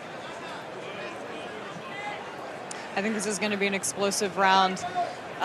Abel has grown so much over this season. I mean, he's even up for a nomination for Most Improved. And then we have Raiko up for MVP. Raiko's so talented, Cuban national team athlete. You know, he's going to be on the Crawford Canelo prelims. Like, don't blink, guys. This is the work. You have two fighters who have risen to be at the top of their stature right now, peaking for an all-star performance.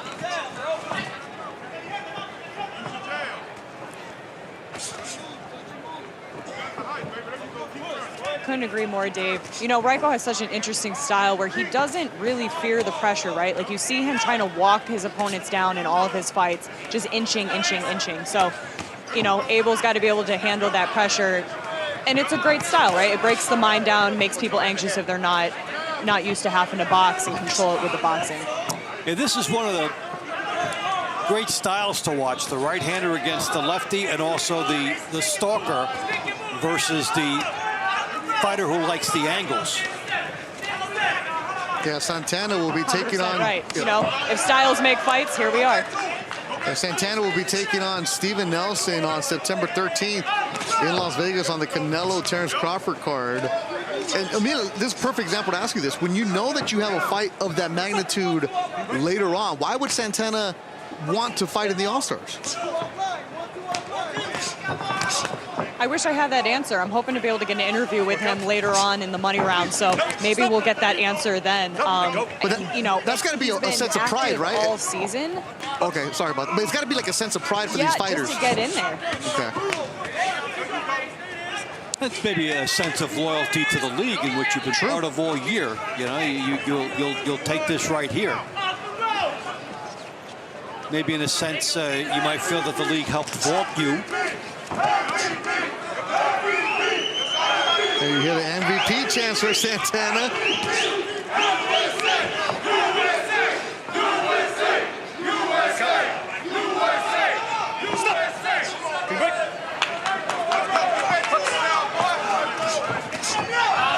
And it's such a great point to have made, Beto. You know, you don't see him making any hesitations or fighting a different fight than he usually would, knowing that he's got this massive fight coming up on the 13th. So it just kind of goes to show the caliber of how Raiko's geared personally. But doesn't this help him, Mila? Because this is where he would be finishing up his sparring, getting ready for a fight, right? Around this time?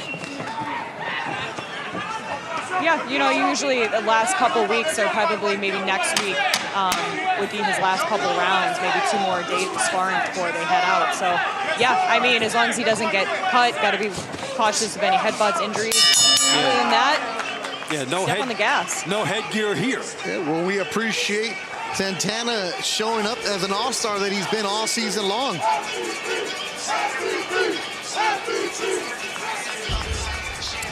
All right, so Santana, the stalker, trying to make his case on the inside. That was a good shot.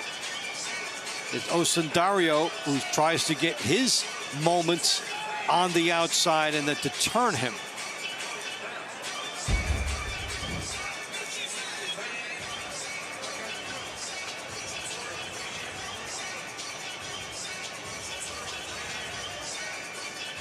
Ladies and gentlemen, the winner of round 14 by unanimous decision from Team USA, Amibola Osundario. Round 15 at Cruiserweight, 14 World, Juan Higuera. For Team USA, Charles Pugh. So the judges like the movement over the pressure in that fight.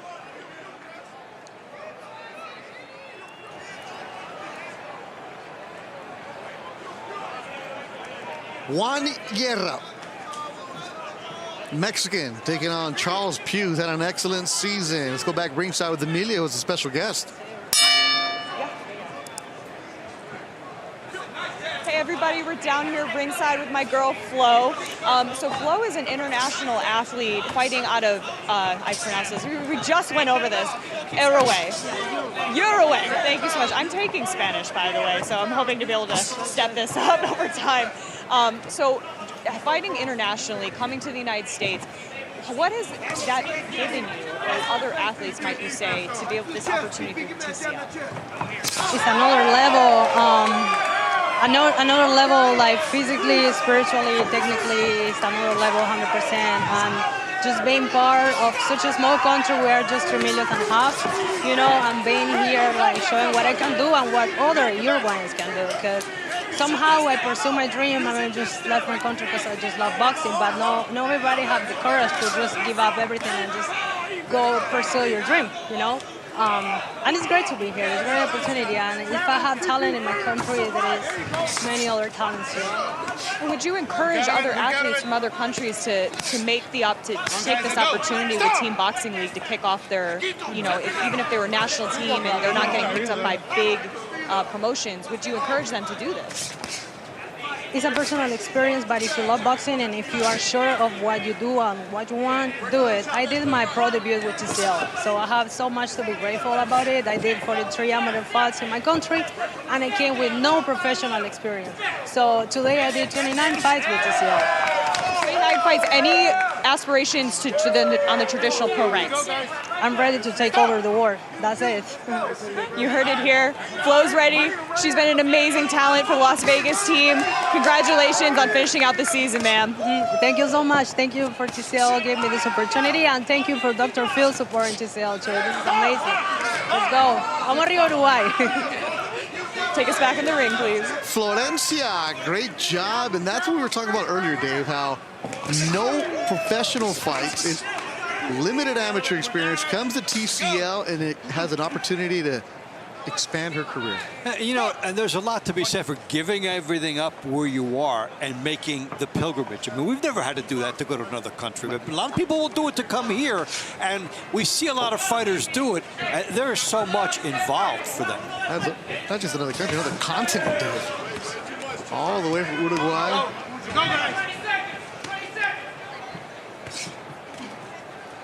Juan Higuera from Tijuana, Mexico in the gold. Q. To do that, you have to be both intense and carefree. Okay, here's opportunity. I'm going to go. And excellent English from Flo.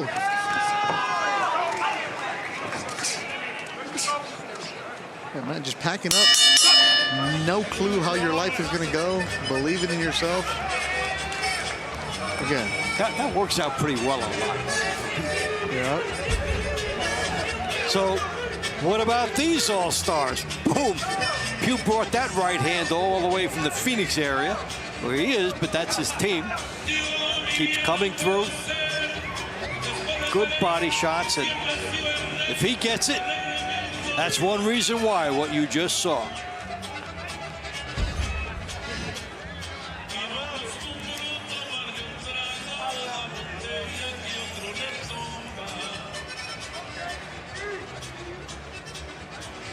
TCL fans, the winner of round 15 by unanimous decision from Team USA, Charles Pugh.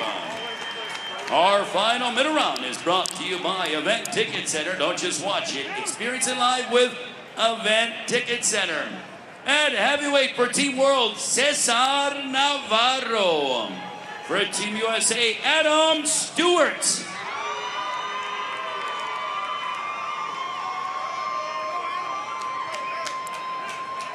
All right, Cesar Navarro against Adam Stewart.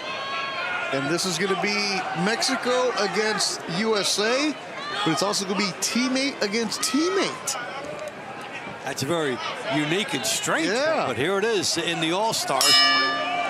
We do see it in other sports, and this is one of the rare times we get to see it in boxing. So TCL, you train together, you fight together, you travel together, you become a family, and then let's go to the All-Stars and forget all that. Let's just scrap and let's go after it. You're friends in about 3 minutes, maybe, but or at the end of the night, but not right now. And Stewart is 6'6".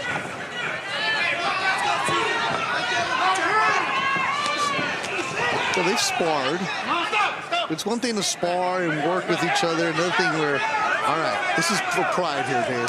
And it's one thing to spar, and it's another thing to be able to notice any potential vulnerability. because you never know how it's going to work out. I mean, a couple weeks ago, their teammates facing Philadelphia, hoping that they're going to be on the same stage together tonight. Well, we've seen that a lot in boxing, Dave, especially in the heavyweight division, where guys will spar or have been sparring partners and then a chance to fight each other, and they get after it because the lack of quality sparring that you can get. And I always hear the same thing. Well, it's sparring. Doesn't matter. This is prize fighting, making money to feed your family. Stop! At some point, if you're rising high enough in the ranks, and if you're in an all-star, you've been rising, you'll have to fight very good opponents, and it might be somebody from your own team. Yep, come on, let go, stop. And we make the contrast because in less physical sports, we see this, whether it's the MLB baseball tournament at the beginning of the season, or the hockey all-star game in the middle of the season, where they will have teammates, but they're playing a hockey game. They're not fighting each other unless something unexpected happens. Like you'll have like the World Baseball Classic every 4 years, right? You get different countries against each other. Come on, let go. Or some all-star games have gone wayside, like the NFL decided, hey, guys don't even want to hit each other. You can't just go through the motions in boxing. You know, in hockey, you don't have to make it a real hard check. You can brush them off in an all-star game, especially your own teammate. You'll need that guy later on. Who wants to see a 10-9 hockey game? Amen.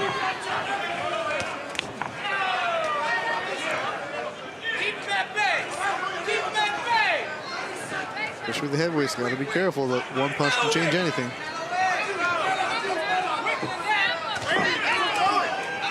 And it's hard to go in there with the mindset, I will just make sure we're friends, nobody gets hurt. Nah. That goes out the window right away.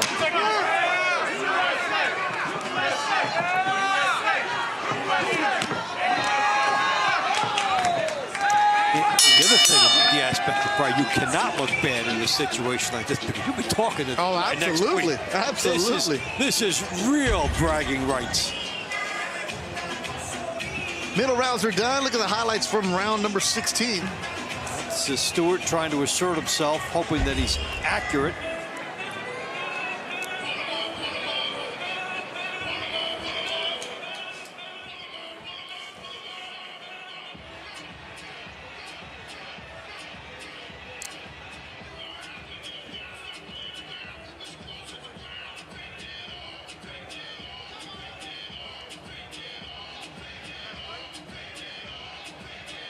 TCL fans, the winner of our final middle round by split decision from Team World, Cesar Navarro.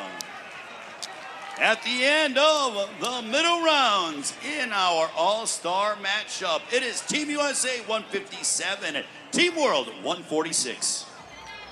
Team USA gets 6 of the middle rounds, and they're up 157-146 as we finish up the middle rounds. Mega Brawl 3 is coming up next, but we still have the money rounds to come in all-star action. USA all over Team World.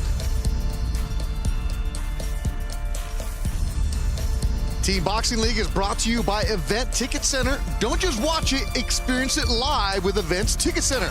Tickets to the best seats in the house to all your favorite events. As a physician, there were some tough lessons of life. We have no say on quantity, but I can help with quality of life. And that became my life's mission. And that's how I started Balance of Nature. It's my desire to help people's lives. And this is the best way I can do it. Get 35% off your first set as a preferred customer. Claim this offer by using discount code. I was drinking every day. I was hooked on oxys. My husband turned into someone I didn't recognize. The addiction crisis. Worse than a pandemic, we have a growing epidemic. There are approximately 20 alcohol and drug-related deaths per hour every single day. Addiction is a disease. Like any other disease, it may have serious harmful effects and may lead to death if left untreated. Introducing Serenity Springs Recovery Center, a place of recovery and rediscovery. We understand the unique challenges men face in their journey to recovery. Set on 38 private acres, our state-of-the-art facility offers a safe, supportive environment for healing and growth. Our team of dedicated professionals specializes in evidence-based treatment, providing our patients with the tools to overcome addiction and achieve long-term sobriety. If you or a loved one needs to make a change, call us today at 386-423-4540 or visit us online at serenityspringsrecovery.com and reclaim your life. We have our final, August 31st, a Mega Brawl 3. Do we have our first knockdown? And there is a knockdown. Oh, right hand by Albright. Big left hand. Another knocks down Dunieva. Loss. And he just got dropped. Ray Robinson connected. Barajas is complaining. Mega Brawl 3 time. That's coming up next. New York City Attitude. Winners of Season 1 taking on the defending champs, Philadelphia Smoke, who said they were going to be here. They called their shot, and they're showing up in Mega Brawl 3. That's coming up next. But before that, let's check in with Amelia Moore in Arizona. Hey, coming up right after the All-Stars, I was able to have a sit-down with some of our nominees to include Rico Santana, Ariel Davis, Austin Dario, and Charles Pugh. To be able to sit down with them and see how much respect was given to Charles Pugh in just his opening year is just incredible. You don't want to miss it. Make sure you stay tuned. Good stuff, Amelia. I can't wait to see those interviews because the awards are always important in any sport that you play, but when you're ready to fight for a championship, it feels different. Beto Duran alongside my good friend Dave Bontempo. Dave, you've been here since the season started back in April and spring. It's now Labor Day weekend, and holy smokes, is the Philadelphia Smoke a team that's going to win another championship? Well, they think so. I would make them maybe a slight favorite over New York, but only very slight. It's because when they go to Phoenix now, that home field edge for them is gone. But what a year as it has progressed, because this is a team that slowly got better, very consistent, and then here comes New York with the chirping, knocking off Las Vegas. So we've got the great chatter going on, and I always love if we get more than 3 words out of Bob Kane. That's a thing now. Yeah, how much will Bob talk? That's going to be to figure out later on. That's coming up next, though. Mega Brawl 3. Right now, we're watching Team USA against the world, and it is all Team USA. They're on top. Let's start the highlights from round number 10. Yeah, this was one of our top rounds of the fight, as these guys just went back and forth at Rivas and Rodriguez. Nothing left on the table, pure excitement. Rivas is getting a little bit of an edge, but Rodriguez right there with him the entire way. Bomb after bomb. The jab was outlawed. Right now, that's my fight of the night, the round of the night. We'll see how it holds up. And then in round 15, this guy's been one of the best growth stories all year. Kind of under the radar, Charles Pugh, just consistently doing a little bit more than all of his opponents. And we have seen his confidence grow and also his stamina. Beto, in the early part of the year, we have seen him being able to handle the distance of fights better now as he goes along.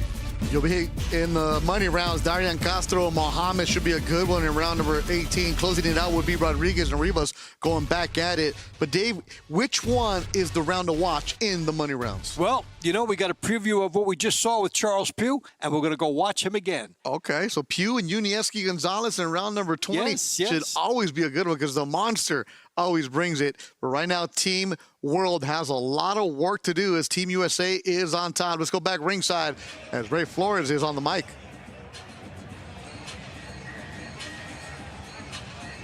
Ladies and gentlemen, it's now time to begin the money rounds between Team World and Team USA. At 118 pounds for Team World, Taylor Robertson. For Team USA, Juri Rodriguez.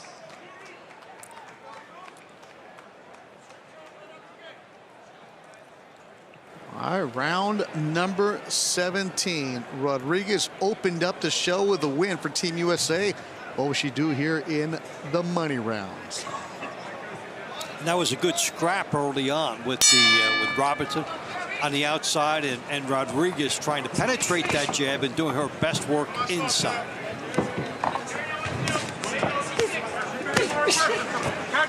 Stop. Step back. As you said earlier, Dave, all these fighters wanted to be in Megabrawl 3, which is coming up next. But a chance to fight as an all-star. One more round.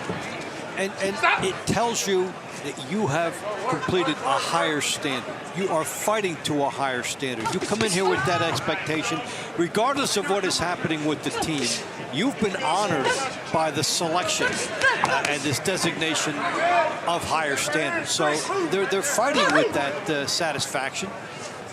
And I expect Robertson to be one of the most improved fighters, and she's already an all-star. Yeah. But that's a fighter I expect tremendous growth out of her next year as she gets even more experience. Yeah, Taylor Robertson from Australia, when she showed up for the Boston Butchers, her first fight, and Amelia interviewed her and said, what's the difference? Like, I didn't know how fast this goes.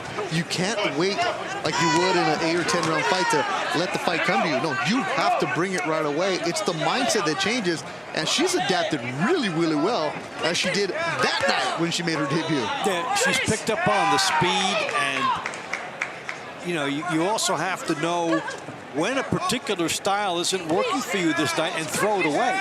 Maybe the left hook is your favorite punch, and you might be in love with it, but on a particular stylistic matchup, it won't work that night. So you have to make that decision early on that you're going away from a particular thing if it's not working. But when I look at the composition of Robertson and how she sits down on some of her punches, I think that when she blends it all together next year with, you know, the seasoning, the sparring, and the training, I see somebody who will not only be an all-star, but maybe one of the very top fighters in the league. And Julie Rodriguez from Houston, Texas, whatever team she ends up next season is going to get an all-star. Yeah, there's a real sense of knowledge by her, because this is not the style you want to go against. If you're Julie Rodriguez, you'd prefer to go in against a walk-in slugger and not have to overcome this height and reach disadvantage, which she has to do. But she's been doing it all year. Imagine these two for 6, 8 rounds. That'd be a good scrap.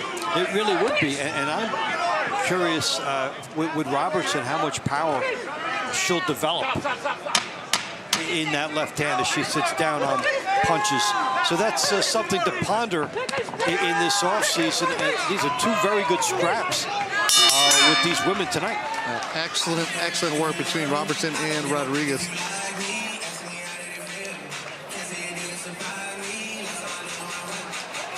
You see Robertson ready to go another round. Like, sorry, Taylor, you're done.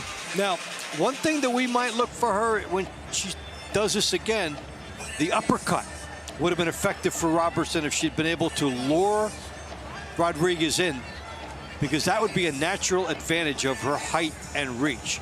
Not able to get that into her repertoire. Fight fans, the winner of round 17 by unanimous decision. From Team USA, Julia Rodriguez. Our next round is brought to you by Climax Moonshine, fire number 32, known to bring the heat. Round 18 for Team World, it'll be Darian Castro meeting Rahman Muhammad.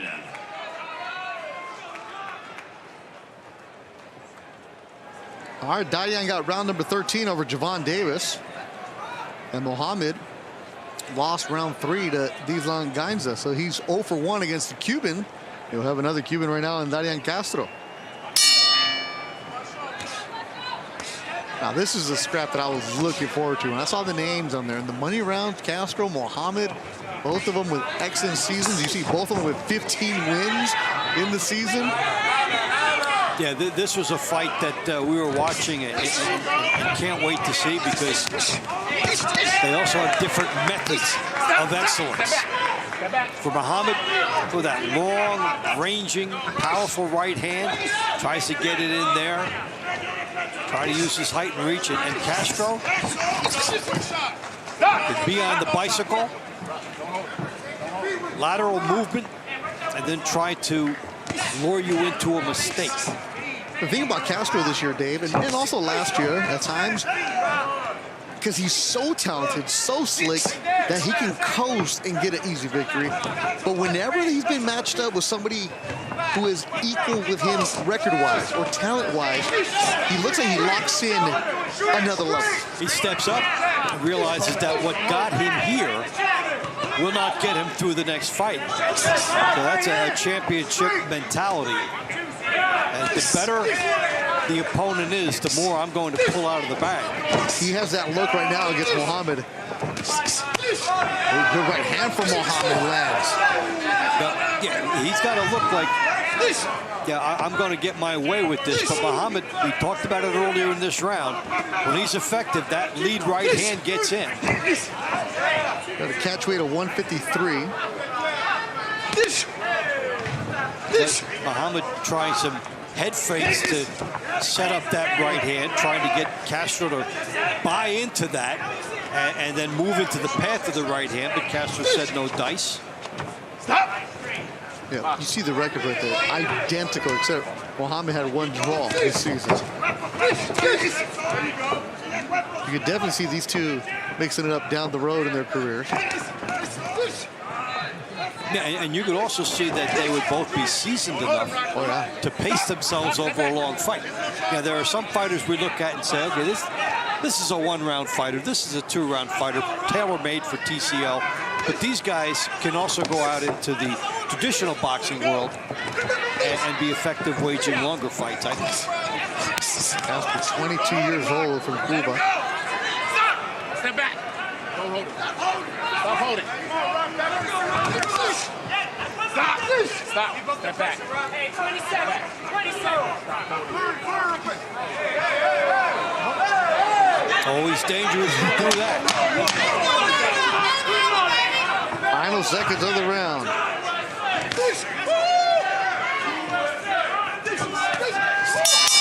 Muhammad with the sound effect. No, they both like what they did. They had opposite styles in here.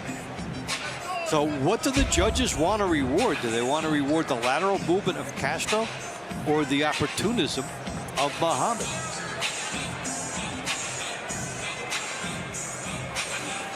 That was where Castro almost lost a point for himself and the team, just by not paying attention to the referee.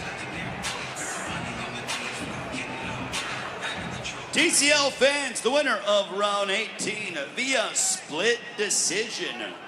From Team World, Darian Castro. A double for Castro. Our next round is brought to you by Whiskey and Wealth Club, the #1 cask whiskey investment opportunity.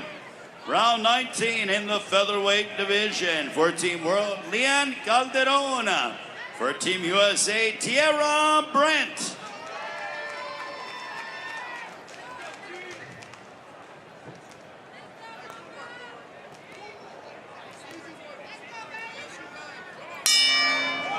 Round number 19. Brandt got the decision in round 9 when they met up earlier. Brown in the white. 4 wins on the season. Calderon looking for her 4th win. Evenly matched. Up next will be Yunieski Gonzalez and Charles Pugh. Team USA easily in control of this matchup. They dominated the launch rounds, dominated the middle. They look like they're on their way to a victory.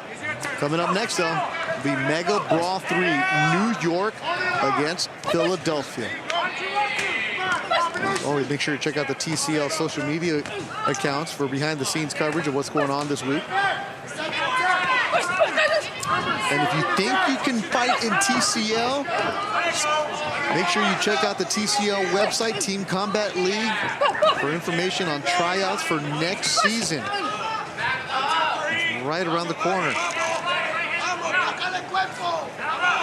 And these two Fighters waging a real good one here with Calderon getting inside of Brent, who's trying to keep her on the end of her jab. And they take turns doing what they want. At times, it's Calderon pounding that body and getting inside. And at times, it's Brent holding her off.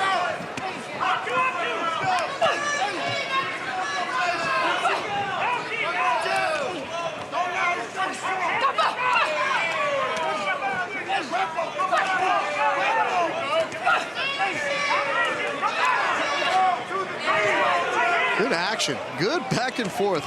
Calderon has been fun to watch all season long because she'll land a punch, take a punch, and just keep on coming. And especially in a stylistic matchup like this, in which she's going to pay that price for coming straight forward, and she's willing to do that. But in an all-star matchup, you know it's just you against your opponent. Why not go for those chances? Well, you know, especially if you're known as this, if you're Calderon. You're known as an action fighter. You're known as an inside fighter. And this is what you have to do. I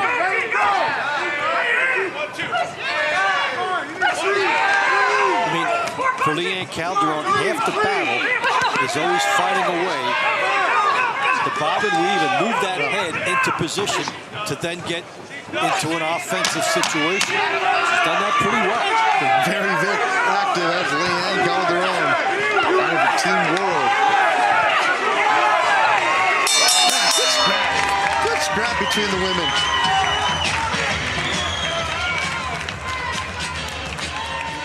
Pleasing opposites styles here. Calderon pressuring, nice right hand getting through. Good right hand behind the jab, and she had to commit herself first by gambling to get inside.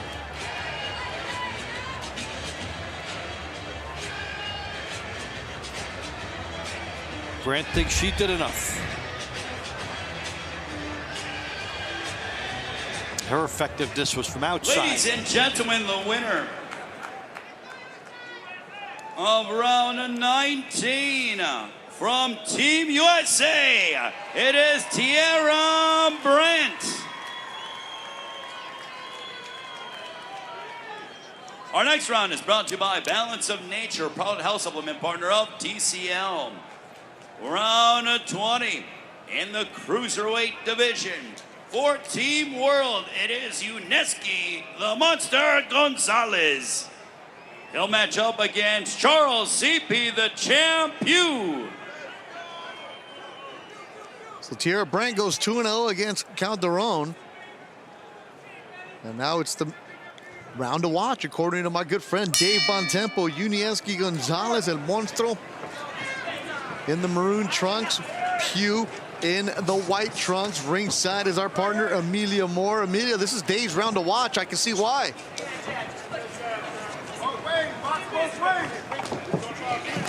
Fantastic round here with Charles Pugh. He's been really impressive, his growth throughout the season. Amelia, what has impressed you most about how Pugh has come on? I go back to that early win in San Antonio when he had the pressure of the entire team on him in the money round finale, and he won to give that victory to Phoenix. He's been a different fighter ever since. You know, it's experience, right? And it builds on itself, and the confidence creates. It blows me away. You know, Uneski, who's in there right now, like this is huge talent, right? And Pugh came into this sport very late, found himself into the Olympic trials as an amateur. You know, I'd done an interview with him a few months back, and he was talking about a fight league that he was like an underground fight league that he was participating in before he even got into the amateurs. So it's just very, very interesting to see how quickly he's kind of just folded into this. Found his way through boxing and just really has grasped the experience. Every time he gets in the ring, he grows. And you've seen Pugh all season long, Amelia. It seems like every single week he gets stronger and smarter. Couldn't agree more. And he's also, it takes a certain type of mindset to be able to handle the pressure. You know, carrying the banner of his team late in fights when they need points. And people have kept mentioning, like, you know, there's always that debate on age, right? You know, even looking at the Crawford-Canelo, you know, both of them are into their late 30s, but Pugh is, I believe, 38 years old, and it's even if you look at Steve Cunningham, who's in his mid-40s, it's like these athletes, you know, once you have that foundation, I mean, you are an athlete, and they just they're maintaining so well. It's really kind of incredible to watch. Well, Dave, you've heard a lot of trainers say a heavyweight can start later on in his life because of the development of a fighter, the development of a heavyweight. So if you're in your late 20s, you pick it up, you have, hello, Deontay Wilder. Yeah, and you get that the puncher's chance in all your fights, that you can take it late into competition. And even if you don't get that far, this league is a godsend for someone like Charles Pugh. Final seconds of round number 20. Unieski Gonzalez, Cuba, Charles Pugh. And he lost one round this season. Can Pugh win round number 20 this year?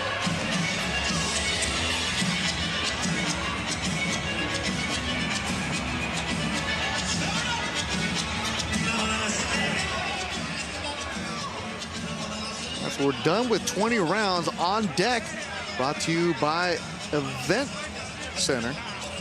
And you see Team USA celebrating. They're in that mode.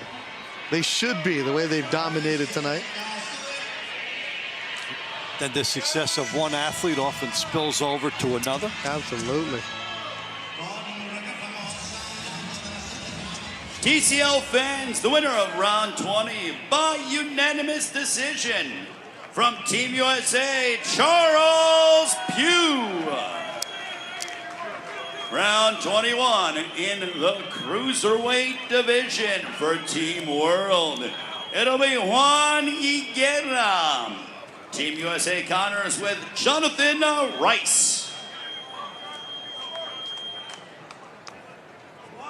So Mexico's Juan Higuera, who lost an earlier round to Charles Pugh, taking on Jonathan Rice, who defeated Unieski Gonzalez in the launch round. So this should be a good one here between Higuera and Rice. Higuera fighting for the LA Elite this season. It's a good team that came up short in the quarterfinals to Philadelphia. They put it all out there. They made a nice run to get into the playoffs. And they had the best rally we had seen this year, the night that they came back and defeated Dallas, rallying from 7 points down in the money rounds. Let's go with Amelia Moore, who has a special guest. Hello, everybody. We are down ringside here with Raiko Santana. I just want to congratulate you, my friend, on a wonderful season. You just came in with so much energy, so much skill.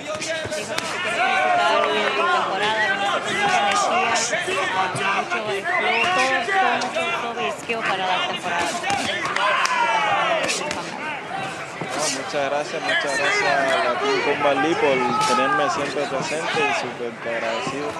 He just wants to thank Team Combat League. Like, he's really grateful for the opportunity, and he's just very grateful in all honesty to Team Combat League. So you have a massive fight coming up. So everybody out there, if you don't know, Raiko is fighting on the Crawford-Canelo prelims on September 13th. This is a massive fight, a great opportunity. Any thoughts or anything you want to say to the public to have them tune in to watch you in this next step after the season closes now? Tienes una oportunidad muy grande que vas a estar en las peleas de Crawford y Canelo. Dice que ¿qué le quieres decir a los fans para que la gente vea la pelea? ¿Tienes algún comentario en esto? ¿Qué sientes para estar peleando en esta pelea? No, me siento muy bien, pero antes quería venir aquí a terminar y cumplir con la Combat League. Muchas personas me preguntaron que por qué peleaba, pero yo tengo un compromiso con la liga y con mi equipo de Team Fury.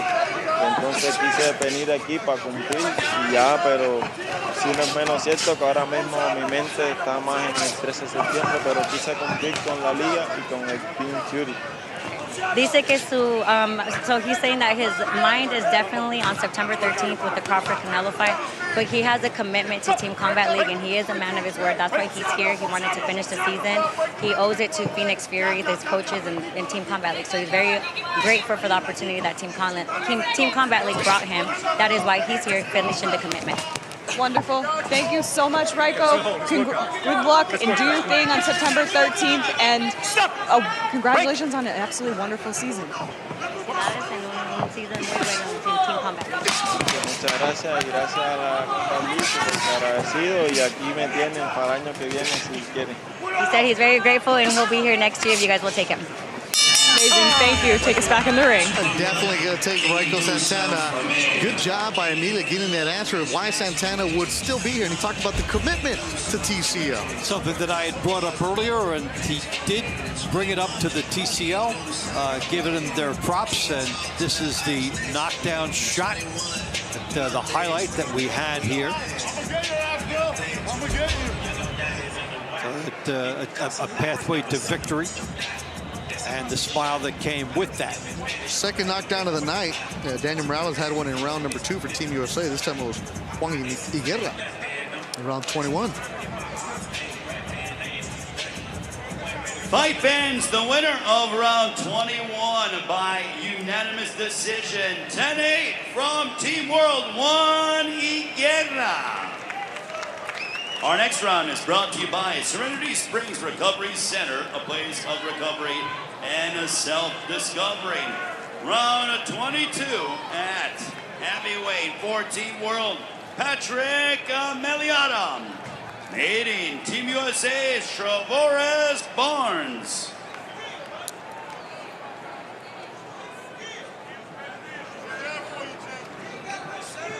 The heavyweights doing it again.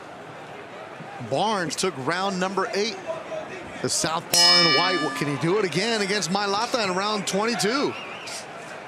The final round of the season for these two big boys.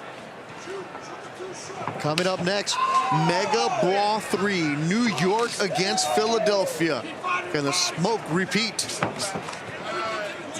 Either you have a season 2 champion repeating or a 2-time champion in New York because they won season 1. So somebody is a 2-time champ after this.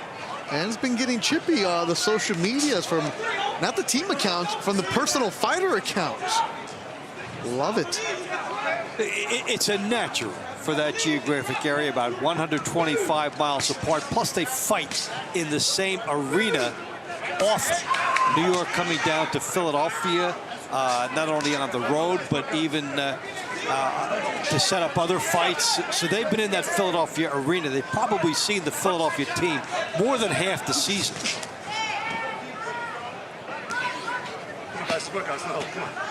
Stop. Team break. All-star matchup right now. USA against the world. Mailata representing Samoa. Good hook from Barnes. Definite bright spot all season long for Houston. Trevores Barnes has been excellent. That's why he's an all-star. Salomon and Diane De Pestre coming up next, and Israel Rodriguez and Joseph Rivas to close out the all-star action in Arizona.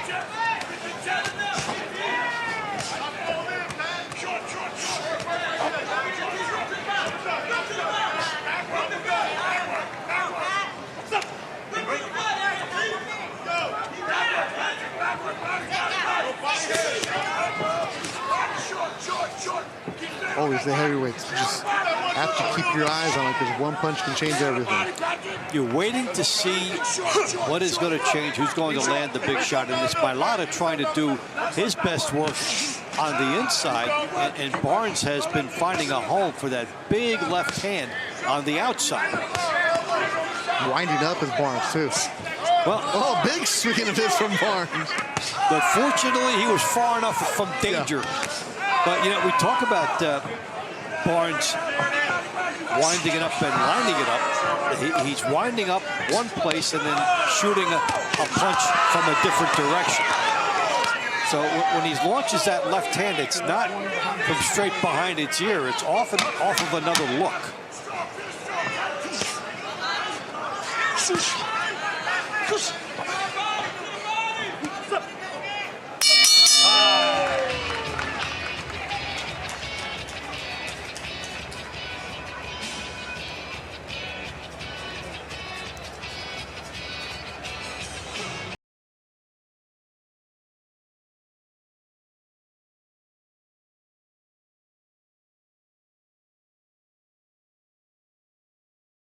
Brawl 3 coming up next. Moments away from crowning a new champion. Or will we have a defending champion? Be new either way.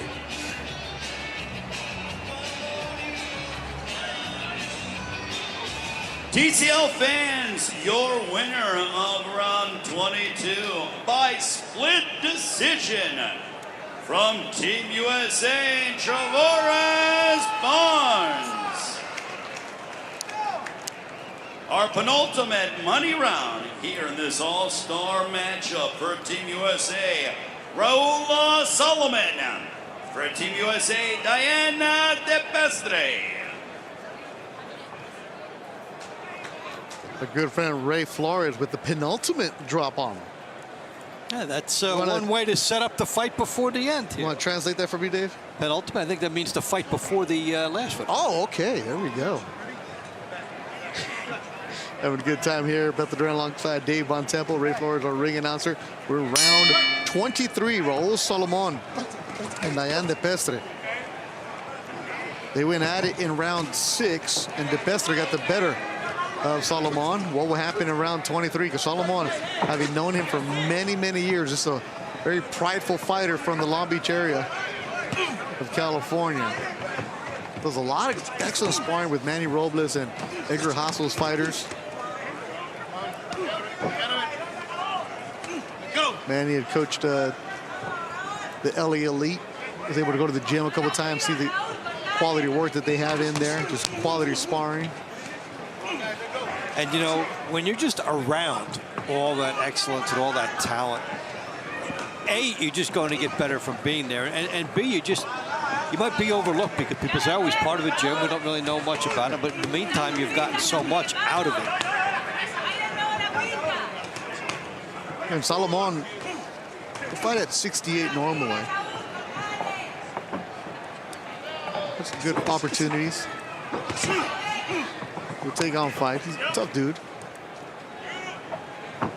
He's been with TCL since the first season.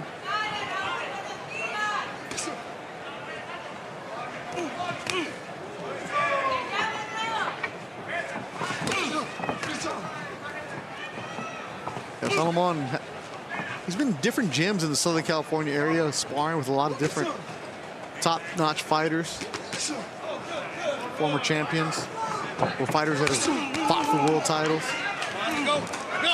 Well, you know, sometimes they'll bring you in as a sparring partner. And maybe you capture somebody's attention and find something bigger for yourself. Or you can help somebody get ready for a fight by mimicking a style that that fighter is going to see.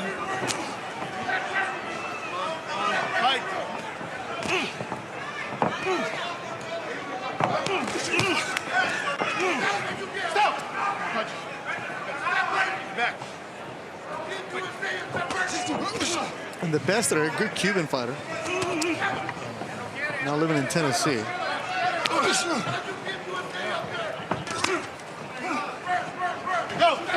Coming up next, Megabrawl 3. And that one's going to have a different feel from what we're seeing in the All-Star matchups. The intensity is going to be ratcheted up. Well, you see the excitement in the corral now, and it's a different, hey, it's great, we're all here, we're all doing well, we're honored, and the next fight, everything on your season is riding on your fight and that of your teammates each time. Nobody's going to be sitting down in the corral during Mega Brawl 3.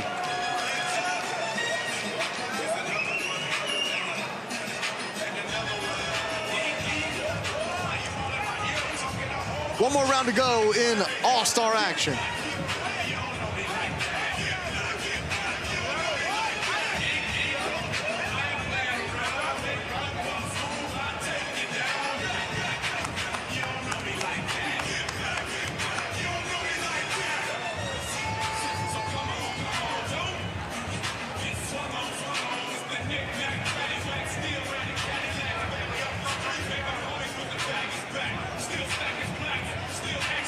TCL fans, the winner of round 23 by split decision from Team World, Raul Solomon.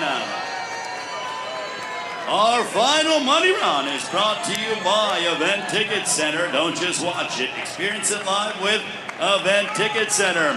At lightweight for Team World, Israel Rodriguez. For Team USA, Joseph Rivas.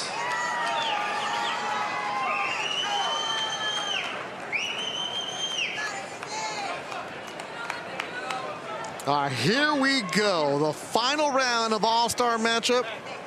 USA against the world. Rodriguez for the world. Rivas for Team USA in the white. And this is a real good one to cap it because there was all action between them back in round 10. Yeah, and Rivas got the decision in round 10, the fighter from the Phoenix Fury. Hometown fighter. A lot of people in attendance for him.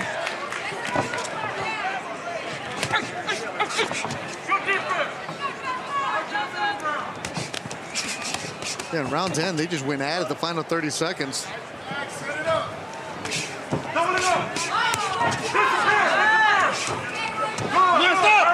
After the decision, Amelia Moore will be in the ring interviewing fighters. We're getting closer to Mega Brawl 3, New York and Philly. Fighters are warming up. Anticipation is building in Arizona. I don't want to say there's bad blood between New York and Philly, but there's definitely some animosity.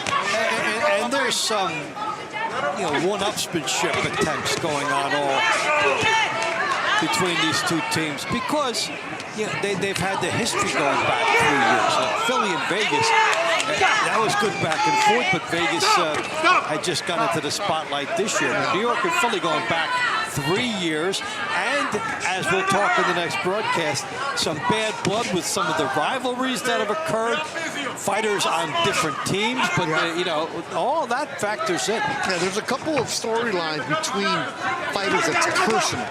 Yes. But I don't know about the team hatred. But then again, when you're in the playoffs, that's when all the rivalries always show up.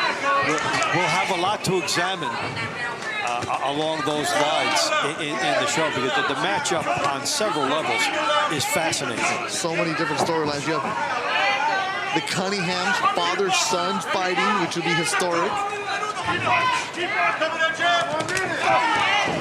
So Darius Jackson, the Hawk fighting for New York. He's a young up-and-comer. Not very outspoken about how he feels.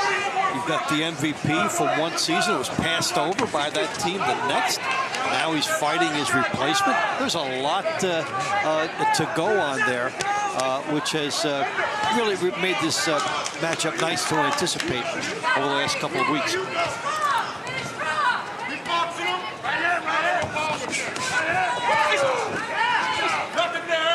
Good back and forth. Rivas, Rodriguez. Final seconds of Team Combat League All-Star action. USA against the world, and it was USA dominating Season 3.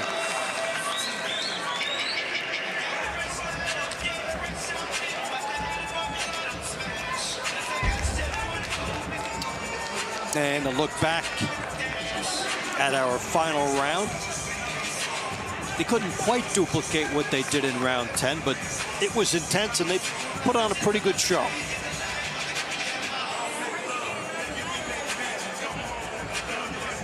This is emotion and intensity more than technique in this matchup. Did Rodriguez do enough? Did Rivas do enough?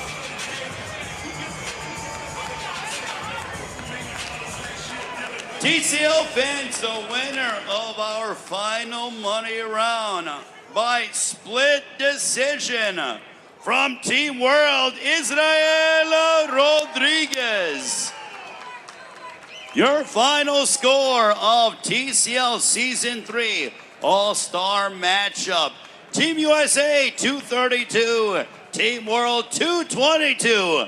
Congrats to Team USA on the win. A 10-point victory for Team USA. They dominated the launch round. They dominated the middle. And they take care of business in the money rounds. Congratulations to Team USA. If you watch Merit TV, you've heard me talk a lot about the benefits of a good night's sleep. Thanks to our good friends at Sleep Cream, I've been offering sleep tips every night during Merit After Midnight. As much as I'd like you to stay up watching Dr. Phil reruns, I'd much rather you get a great night's sleep. I'll be honest, I do not use or endorse CBD products. However, we made an exception for Sleep Cream because it contains 0 THC, is 99% pure CBD isolate, and our producers have extensively researched the product. It's all natural and comes with a full 30-day money-back guarantee. Always consult your physician before using any product to help you sleep. Go to sleepcream.com to find out more and use the code PHIL, that's PHIL. The lords must all be in agreement. Aye.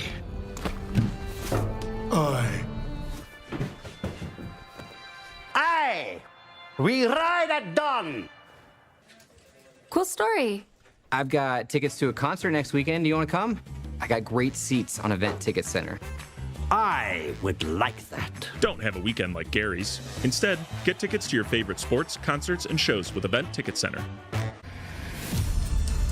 TCL Team Boxing League is brought to you by Climax Moonshine Fire number 32. A drink not only made to tingle your senses with hot cinnamon flavor, but also made to pay tribute to firefighters all across America. This drink will put a kick in your step with its bold, hot smoothness. The knockdown of the night. Let's check it out. Dave Bontempo, it came in round number 2. Yeah, Daniel Morales setting the tone for Team USA. The great shot down the middle is Jack Sambiaco, and this is what vaulted Team USA to an early 3-point lead. Textbook execution, the jab and the straight power left hand behind it. A superb knockdown of the night. Yeah, that set the tone for the night by Morales. Let's go back ringside. Ladies and gentlemen, your round of the night in this all-star matchup. It is round 10 between Team World's Israel Rodriguez and Team USA's Joseph Rivas. Your number 3 star of the night, Team World Welterweight, Dariana Castro. Your number 2 star of the night, Team USA Bantamweight, Jury Rodriguez. And your number 1 star of the night, Team USA Lightweight, Daniela Morales. Sending out a massive congratulations to all of the athletes that participated in the All-Stars today. Danny Morales, ending the All-Star and closing out your season. You are the number 1 star of the night. Talk to us about how that might feel. It feels good, you know, all this hard work and dedication, you know, putting it to work. You know, this whole season we did good. You know, LA Elite, we did good, and then, you know, had a shout out for the All-Stars event. They're getting props from the crowd. Amazing performance. You had the first knockdown of the night, changed the momentum, and it seemed to kind of just seal out the whole deal. With that being said, this is the close of the regular season. Any messages you might want to send to athletes that might be considering joining Team Combat League, Team Boxing League next year? So Team Combat League is a great platform, gives you an opportunity to come out, shine. You're getting tested by real fighters, you can't pick and choose your fighters. So it's a great opportunity to come get some good work. Get the work, get paid, be able to do what you love. Congratulations, man. Have a wonderful night. An excellent season close out. Thank you so much, guys. Take us back into the studio. Talented young fighter in Danny Morales from San Diego, representing the LA Elite this season as an all-star, gets the #1 star and the victory. Back inside the studio, but the Duran, Dave Bontempo. Dave, it was good to see the fighters get one more opportunity to put on a show, but we saw some highlights in the money rounds that were really, really good. Yeah, and Leanne Calderon gave us one of those going in there. This is fight number 19. Calderon and Tara Brandt went at it. Yeah, and we had this inside battle, outside battle. Talk about Brandt on the outside. Got the job done against a pressing Calderon whose style made the fight look good. And then we went to round 21 and another bomb would drop. Yeah. Juan Higuera, LA Elite again, another knockdown. Yeah, that was a good shot. Yeah, LA brought some power to this all-star game, and that was a no doubt about her. And what was really nice about some teams who didn't get as far as they wanted to as teams, some of their individuals did really well. LA for San Antonio, Latia Williams, Jury Rodriguez. So they showcased a lot of good talent. I really like the concept of Team USA against the world because that's how dynamic Team Combat League is all over the world. But coming up next, though, Megabrawl 3, New York, the winners of Season 1, taking on the defending champion Philadelphia Smoke. That's coming up next. Dave, the intensity will be there. The animosity is going to happen. Teams don't like each other. What are we going to get? You're going to get that spilling over, plus into a new site, a different tale, a different saga, but there will be a lot of intensity on both sides and a lot of chatter. You know there's going to be a lot of chatter going back and forth between the teams. Oh, they should, because there's a lot on the line. Megabrawl 3 is coming up next. Oh, man, but it was Team USA putting a whooping on the world to get the victory, 232 to 222. Those are the fighters that did not make it to the championship. Megabrawl 3 coming up next. Philadelphia is trying to defend their belt. New York, a team we didn't expect in the finals, trying to steal it. Megabrawl 3 coming up next.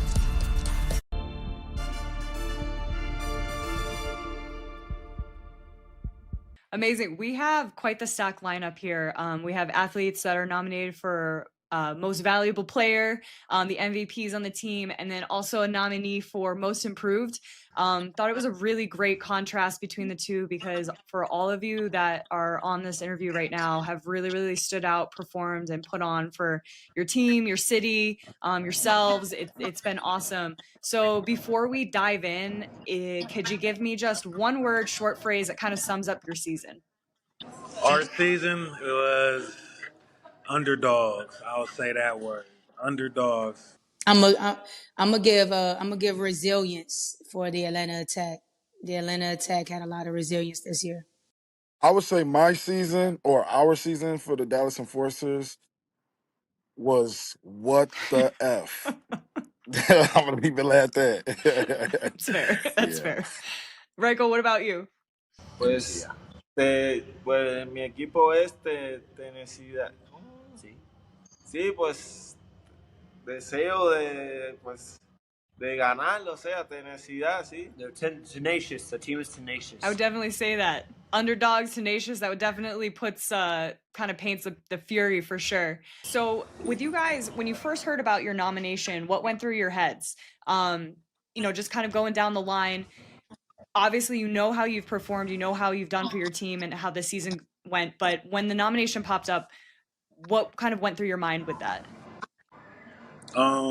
I felt grateful because I don't have no pro fights. This is my first time on this type of stage, and to be nominated in 2 different categories, I felt grateful. That's what's up. I can relate to that too, Charles. I feel super grateful. Last year I still have no pro fights, and TCL has been a great platform for me as a woman. And women's boxing is going crazy right now. So I'm just glad to be a great representation of women's boxing in TCL. And even though it is one round, a great example of what boxing is, for the boxing purists. Even though it's one round, we're in there showing skills in that, you should go watch us in our real pro careers and follow us and support us. And I'm sure it's like that for you guys too. So, very grateful for the platform and the nomination.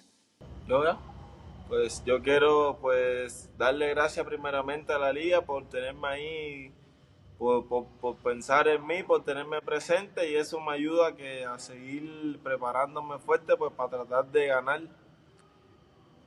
I want to thank the league first and foremost for allowing me to be part of the Team Combat League. It's been a good journey, and he just wants to give him thanks. Very grateful. And I would say the first thing is I thank the Almighty for bringing us to this position that we're in now. I think I'm not sure of Ryko, but I think the other 2 people experience level says a lot. Like me, I started boxing about 5 years ago. So from where I started to where I am now is a testament, to what hard work and dedication and with keeping your faith strong. So I really appreciate the other people that are on here too, because I don't think they've been boxing all their lives. We're going against people that have been boxing since they were 10 years old, so it just goes to show what hard work No, can do. absolutely. Yeah, Absolutely. it's really interesting. Some of these panels of athletes and like what they've been able to do. Was able to speak with Latia Williams. She's up for Rookie of the Year, and she started boxing like 17 months ago. It's like, oh my Yeah. goodness gracious, like Crazy. crazy. Ryko, how long have you been boxing? Yo empecé desde muy pequeño en Cuba, tengo como 22 años, o 24 años boxeando. He says he started when he was very young. He's maybe about 22 years he's been boxing. Oh my goodness gracious.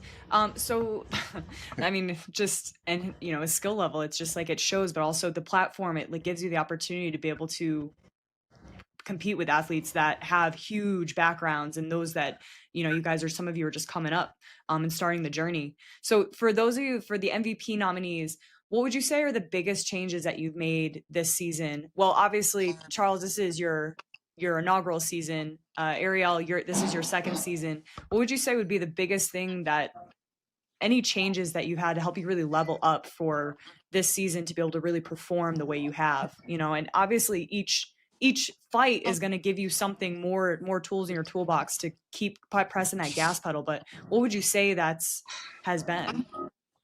For me, I would say at the gym. It all started in the gym for me. I'm very self-motivated. I'm 38 years old, so I take it serious. I don't want to go out there and get hurt. I take my training, very serious, and it pays off. So I can say that for sure. Ariel. Man, Charles, I didn't know you was 38. I'm not saying 38 is old by no means, Hey, but it's I'm just up there amazing though, but I'm up that you do. there. Yeah. But that's amazing. Like, just to being that you are in so early in your career, and that's dope. So kudos to you. Thank you. Age isn't nothing but a number. It's really about how you perceive yourself, and so Absolutely. I'm a piggyback off of that. This season for me has just been a continuation of last season, and just been training way harder. Last year, honestly, I felt like I had some of the best competition in TCL. Of course, like I went against our host right now, Amelia Moore. Still some of what my I'm saying? favorite We fights. had 2 brawls. Still some of my favorite fights. man, we had 2 brawls back to back, and those type of fights shape you, and for the experience that you get to have in TCL, you don't pick your matches.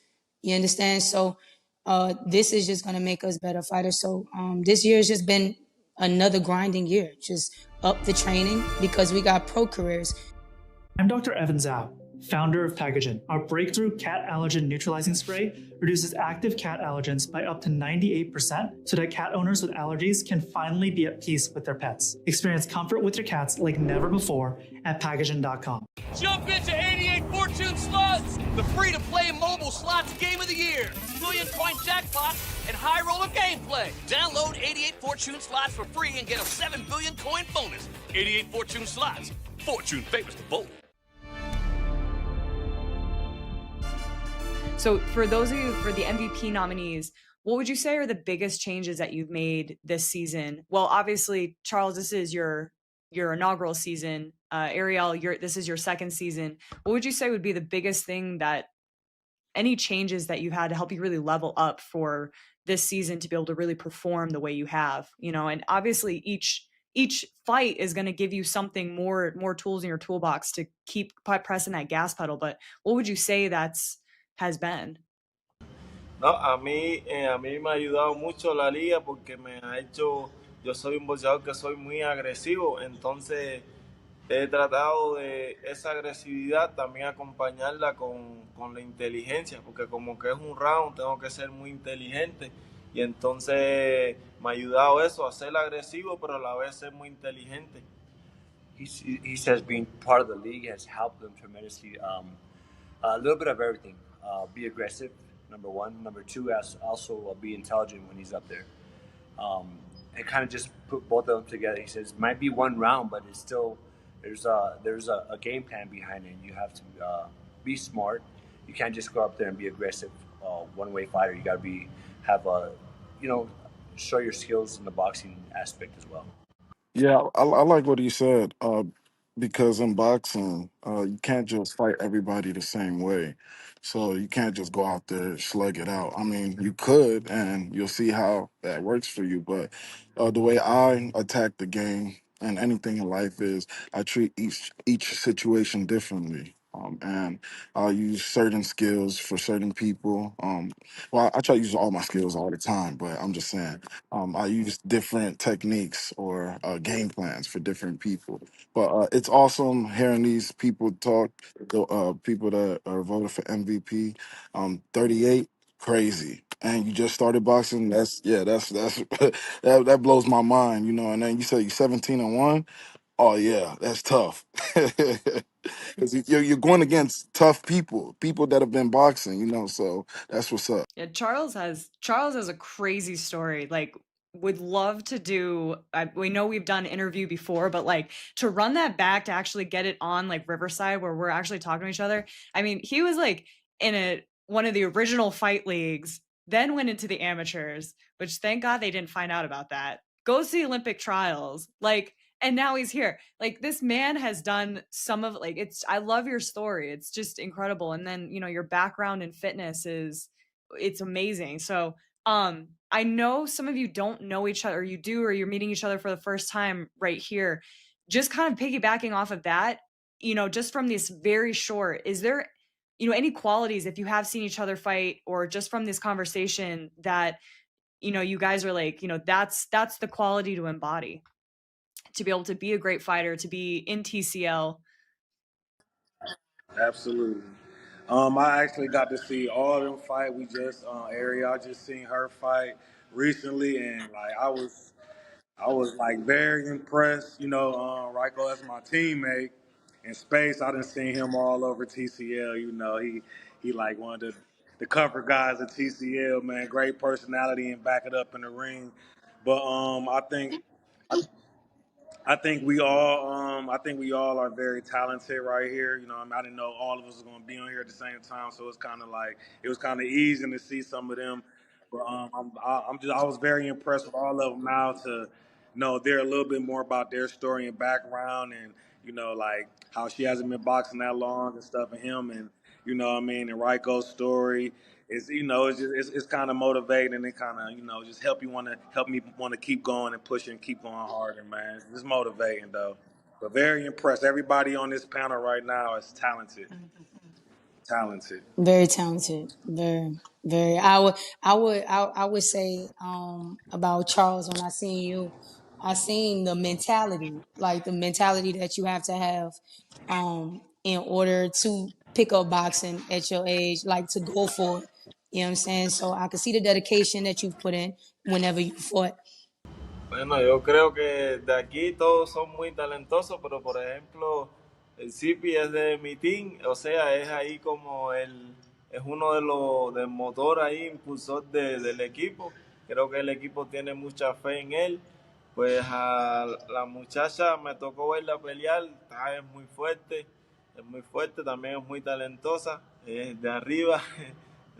También me tocó verlo pelear, creo que es de mi peso. Sí lo estuve mirando un poquillo ahí porque sí estaba bien fuerte, pero no me tocó pelear con él, pero sí lo estuve mirando bien de cerca, pero en general pues todos son muy talentosos, cada cual tiene su cosa, pero como te digo, el Zipi es de mi team y es así como el motor, así que todo el mundo confía, es como el seguro del equipo, yo creo.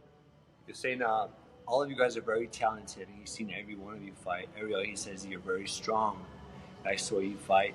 Mr. Space, he said he's seen you too, as well. He says that he thought he was going to fight you at one time. So, of course, he has his eyes on you, but very strong and tough fighter. And he says CP is just the life of the team Phoenix. You know, he's their motor. He's their go-to guy. He always comes through. He says that's just, gives him a lot of gives Ryko a lot of motivation to see CP just doing what he does. Yeah, and I have a bone to pick with Ariel because when we fought Atlanta, she was the sole reason we lost. I'm gonna be honest because we were I doing know that well, was and then crazy, she just knocked our girl out. Man, I was mad as hell. I ain't gonna lie. But man. kudos to you. Man, Your style, you're very you're a boxer. Like you hit and don't get hit. And that's what the name of that's the game simple. is. Yeah. So I really like your style. Ryko's similar, very similar too. He's hit and don't get hit, and he's slick with it, which is entertaining to watch. CP, I haven't really seen too much of you, but I know that you put on. I've seen a few highlights, but I haven't really focused on you. But I Right, know you're doing Washington. your thing. You're 17-1. Yeah. More opportunities. It doesn't stop here. And that's why, again, TCL is so energetic because it is about your team. It's about making it through that fight, getting on to the playoffs, but then also individually being able to make it to those all-star rounds. And with that, I mean, the league is expanding. We're going to see some stuff pop off overseas, getting opportunities like that to fight other countries. Things are happening here. August 31st, a Megabrawl 3, the New York City Attitude, taking on the Philadelphia Smoke. And there is a knockdown. Speaking of big shots, Dave, what a shot there by Estella. Right hand by Albright. No. Oh, good upstairs from Suttles, dropping Lopez in round number 11. Langston against the ropes.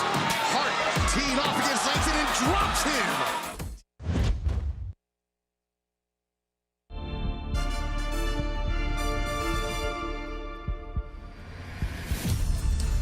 A season that started in the spring ends up in the desert. Megabrawl 3 time here from Arizona. The New York City Attitude found a way to get in. The winners of season 1 trying to take over and see if they can win Megabrawl 3 against the defending champion Philadelphia Smoke. The belt is on the line. Megabrawl 3 time. Beth Durant alongside Dave Bontempo. Dave, this is a team that we expected to be here in Philadelphia because they've been so good all season long. But where the heck did New York come from? This is the Cinderella story as a defending champion. New York placed into the playoffs administratively, then went and beat Boston, and then beat the best team in the league in Las Vegas. They beat the undefeated Las Vegas Hustle to get back here to fight Philadelphia. So for them, they already won a championship by going against the top team. Now they have to take on the Philly Smoke, the defending champions. And New York City, you might say it's a Cinderella story, but this is a team that has a lot of talent, and they definitely know how to pack a punch. Look at some highlights from this season of the New York City Attitude, and their name lives up to it, especially in the semifinal. Oh, yeah. Well, they've been good talkers all year long, and they've had fighters that have given them some power. Rakhmatulloev with a big drop, helping them in the fight against Las Vegas. And one of the strengths of this New York team has been the fact that it may not win as many rounds as some of its opponents, but they come up with the power and the knockdown. The knockdowns can be 10-8s or lead to a 10-7, and the power has been the difference for the New York team in the playoffs. New York City had it to the semifinals. They were tied on rounds with Vegas, but it was the knockdowns that were the big difference that you mentioned. And Stasia Freight Train Suttles, you know, she's had some frustration in some times when there haven't been 140-pounders to go up against her, and you get a good look why the league has not been able to find too many to go against her, and this helped New York in the power department. A close win over Las Vegas, and the power department, those two fighters helping out a lot. And Las Vegas was that favorite going into the semifinals, a team that was undefeated during the regular season. New York took advantage. Yeah, and New York realizing that Vegas had 3 one-point victories during the season, including one over New York. So New York always felt if we can get in, we can make a statement, and all these things will come together. So the push-ups, the foundation, the technicalities, the New York team has a little bit of panache about it. And they have the momentum on their side. For Philadelphia, the smoke, they've been wanting all that smoke all season long. They thought it was going to be Las Vegas, but now it's New York City. Any chance that they might be overlooking the Attitude? Can't overlook a team that's in your face this much as New York, because they fought in the Philadelphia building many times. But for the Philadelphia Smoke, they have been consistent all the way up and down, including who I think is the best fighter in their team right now, Rashida Ellis. She is undefeated. She's been consistent. We haven't seen a bad performance out of her. She fights early in the card, and she has been money in the bank for this Philadelphia team. You can't have a championship team without having top women, and she's been a great representative. One thing that Bob Kane's team really does have is the depth. Jesse Hart is a veteran in the fight game, but he's also a leader of this team. Well, he's been a world contender. He's talked up this team, tries to set the example that they live by, and I think that role has even at times been better than that of his role as a fighter, because we've seen him split some decisions, not get all that many 2-0s, but he elevates the temperature in the room with this team. Season 3 has been really, really fun and entertaining to watch. Conja Nathan's been excellent for the Smoke, but it doesn't seem like Philadelphia is a team that ran away with this season. No, he's a guy that basically, don't blink, is their rare source of power. See, Philadelphia wins a lot of points. They don't rack up a lot of decisions, but Nathan came up with a couple key knockdowns when teams were coming back with them, including Phoenix. All right, 24 rounds in Team Combat League. It gets going with the launch rounds. Abril Anguiano and Shara May Patricio will get it going. Then the heavyweights Price Taylor and Conja Nathan will wrap it up. 8 rounds in the launch rounds. 8 middle, 8 bunny. But if you don't get it going in the launch rounds, it could be a long night for you. Which is the round to watch for? For me, I really love the matchup here, Conja Nathan and Taylor, because of the backstory and the grudge. Nathan was the MVP of the league a couple of years ago for New York, but they don't renew him because he'd had an uneven regular season. He goes to Philly. They say, we'd be happy to have him. And now his replacement, Taylor, is fighting against him for New York. So on top of all the trash talking, you have that.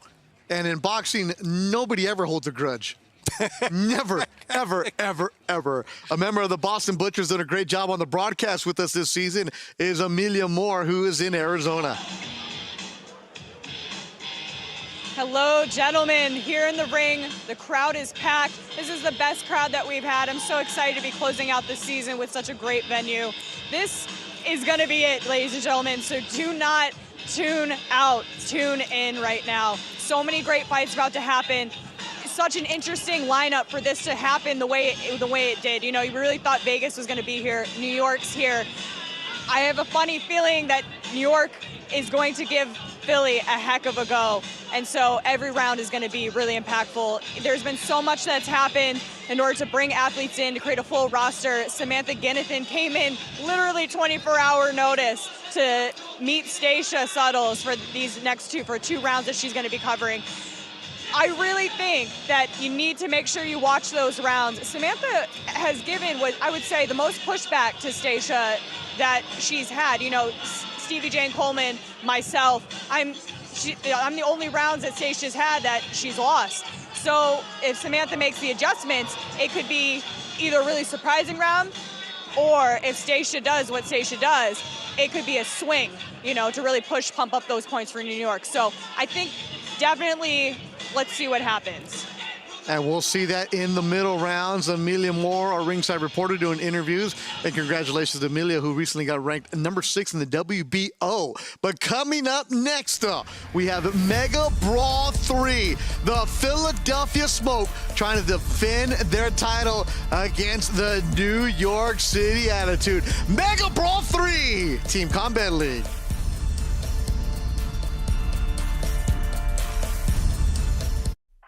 Balance of nature has made a big difference in my life. I joined a CrossFit gym at 65, and it's one of the best things I did, right along with balance and nature. I started taking this product 2 years ago. I'm healthier, I'm happier, I've lost some weight, I've put on some muscle, and I give credit to Balance and Nature for that motivation to get back to the gym. Get 35% off your first set as a preferred customer. Claim this offer by using discount code FIGHT. Jump into 88 Fortune Slots, the free-to-play mobile slots game of the year. Whoa, what an adrenaline rush. Free fall into the iconic 88 Fortune Slots action with billion-coin jackpots and high roller gameplay.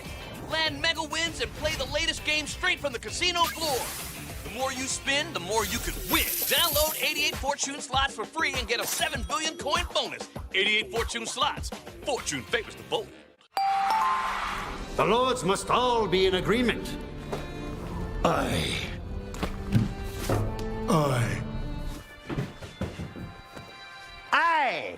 We ride at dawn. Cool story. I've got tickets to a concert next weekend. Do you want to come? I got great seats on Event Ticket Center.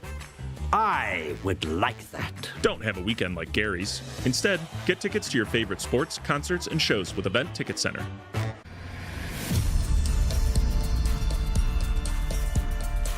Balance of Nature is a proud partner of TCL Team Boxing. As a preferred customer, you'll get 35% off your first set when you use the code FIGHT.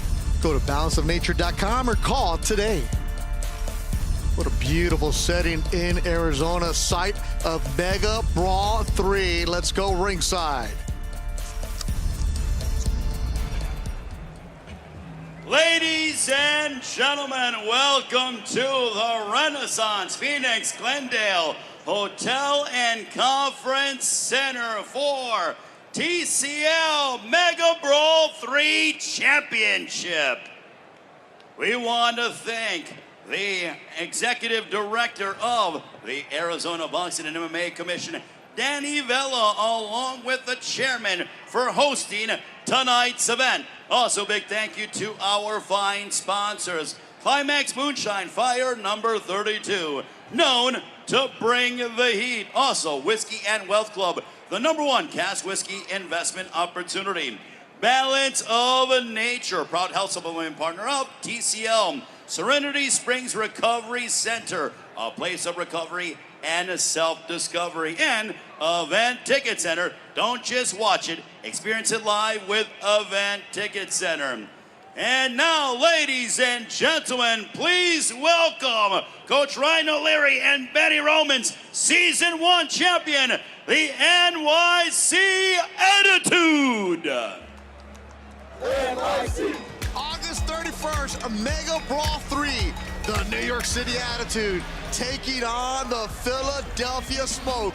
No. Oh, good upstairs from Suttles, dropping Lopez in round number 11. Does Michael Hilton. He gets caught, and it'll be a knockdown. That's the knockdown. That's already a big development for New York. The Hawk is able to stalk its prey and send it to the mat. August 31st. Catch all the action live and in person. New York City Attitude making their way to the ring. Locked in, focused. I'm not gonna lie, I didn't think they would be here in the championship, but this is a team you can never count out. Well, and they've got the momentum, and maybe they feel they're a team of destiny because of the way they've been winning. That was a soup-to-nuts, great performance for this team against Las Vegas. And they've always had teams with an obstacle in front of them where their talent was better than their record, and they were finally able to break through, and they had to beat the only undefeated team in the league to get here. I don't think there's a major intangible to talk about where they would be happy. It's a neutral site. Long way from New York in Arizona. The coaches of the NYC Attitude, Ryan O'Leary and Benny Roman. Featherweight, Abril Anguiano. Featherweight, Ariel Perez de la Torre. Multi-time national champion featherweight, Andrelise Lopez Menendez. Multi-time national champion lightweight, Ryan Pretty Boy Semboteke. Welterweight, Lionel Tessa Santana. Super welterweight, Ryan Pino. Middleweight, Lasha Gurgliani. Heavyweight, Bryce Taylor. Lightweight, Sherbeg Ragmutalov. Multi-time national champion, Team USA member, and Olympic trialist, super lightweight, Stasia the Natural Suttles.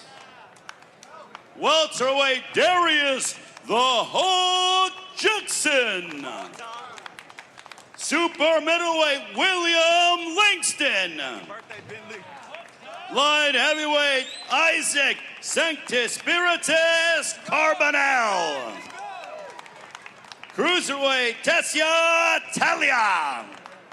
And the heavyweight, Stanley Wright.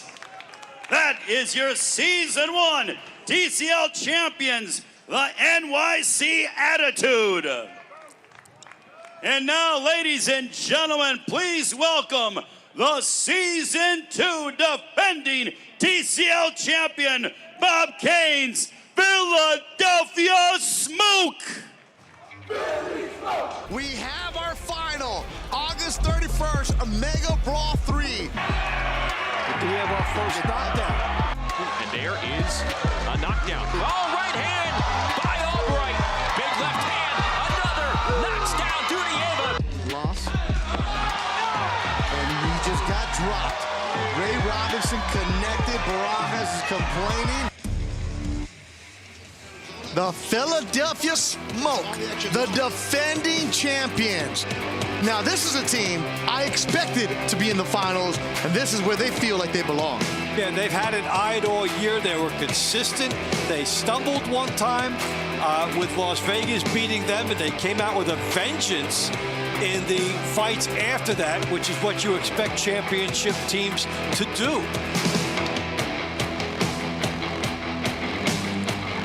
Their attitude comes from their head coach, Bob Kane. No nonsense, straight to the point. There's something to be said to be called a Philly fighter, but this team is the epitome of a Philly squad. Yeah, because they embody all the characteristics of the slick boxing Philadelphia fighters, as well as the toughness. So you don't get a spot on that team very easily. Now, this team does earlier have 2 wins over New York, and that just seems like a long time ago.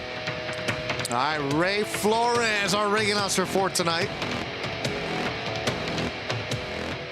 The head coach of the Philadelphia Smoke is Bob Kane. Multi-time national champion and 2024 U.S. Olympian featherweight Jeremiah Patricio. Featherweight Rasheen Sugar Sheen Brown. Multi-time national champion and 2020 U.S. Olympian featherweight Rashida Ellis. Lightweight Francisco Cisco Kid Rodriguez. Welterweight Isaiah Killa Duke Johnson. Super welterweight Quadir C4 Albright. Super middleweight Steve Tugboat Cunningham Jr. Heavyweight Concha Don't Blink Nathan. Current WBC USA Silver Super Lightweight Champion Nahir Albright. Super Lightweight Samantha Ginnathan. Welterweight Henry Cedeno. 2016 U.S. Olympian Super Middleweight Paul the Punisher Kroll. Former WBO, NABO, and IBF USBA welterweight champion, light heavyweight, the new Ray Robinson. Former IBF Cruiserweight champion of the world, Steve USS Cunningham Sr. And the heavyweight of the Philly Smoke, Joey the Tank DeVico. And now, ladies and gentlemen, we all ask that you please rise if you are able to for the singing of our national anthem being performed tonight by singer-songwriter. Her debut song, Breathe, will be available on all digital platforms in the month of September. Please welcome Shaolin Masala. Oh, say, can you see by the dawn's early light what so proudly we hailed at the twilight's last gleaming, whose broad stripes and bright stars through the perilous fight o'er the ramparts we watched were so gallantly streaming, and the rockets red glare, the bombs bursting in air gave proof through the night that our flag was still there. Oh, say does that star-spangled banner yet wave o'er the land of the free and the home of the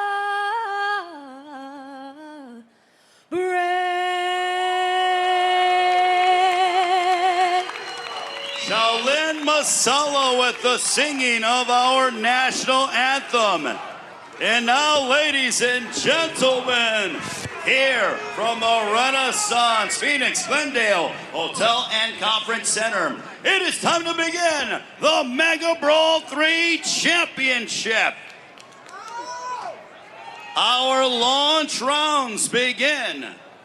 Round 1 for NYC at 126 pounds. It'll be Abril Anguiano. For Philly, Shara May Patricio. Megabrawl 3 is here. New York in green, Philadelphia in purple, and it gets going with the women. Anguiano against Shara May Patricio. 8 rounds of launch round action. The middle round, and then 8 money rounds. If you're joining us for the first time, fighters are allowed to go twice. Every single round is scored. The score will be on your screen. You know exactly where everybody is at. The New York Attitude won season 1. Then Philadelphia took season 2. Season 3 has been up and down for everybody. Philadelphia was pulling away. They thought they had a lineup with Las Vegas. Vegas was undefeated, lost to New York. New York coming in with an extra spunk in their step, and they're ready to go, and they show it every single week, Dave Bontempo. Yeah, they really do, and this is a team that aptly named with the attitude, because having the attitude what really helped them get over the hump in basically scoring close wins over Boston and then Las Vegas. And what they did was, in the power department, that was big for them. Philadelphia noted for probably giving up the fewest 10-8 and 10-7 rounds in the league. So that has been one subtle mark of success. Now, within all of that, the personal storyline here for Shara May Patricio, this is a great opportunity because she did not make weight when this team fought in the semifinals, and she had to watch while her team got past Phoenix, and she gets another crack at it here. So you don't want to miss out when you've been there all year. And Patricio, a talented fighter from Waianae, Hawaii, was a member of Team USA, decorated amateur, a fighting family brought to the sport by her father. Fought her way off of the island. You're right, she missed weight for the semifinals. Her team was able to get by without her, but she is very, very important to the team of Philadelphia because the women scoring is always important. Yeah, they get you off to the good start. The coaches scout the talent because they think there's a talent drop-off in the women after certain points. So if you get good women on your team, that is a major edge for you, and both teams in the championship have excellent women. Anguiano is going to have a tough night as she's taking on Patricio to open up the fight, and then in the money round, round number 17, she'll take on Rashida Ellis. And the 1-2 punch of Philadelphia with Patricio and Ellis on the women's side is excellent. And we're going to see some unique selections by the coaches who are going to put some fighters in there saying, well, we'd like to get a win, but just please don't do worse than 10-9 in a match we don't think we're going to win, because those power drop-downs have a huge impact in the fight. And we'll see Patricia again in round number 9. She'll lead off the middle rounds.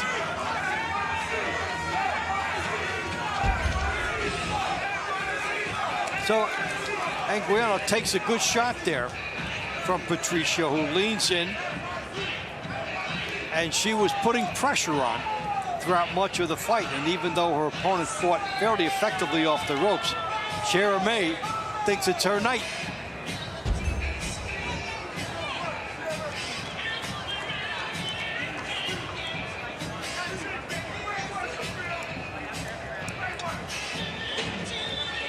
TCL fans, the winner of round 1 by split decision.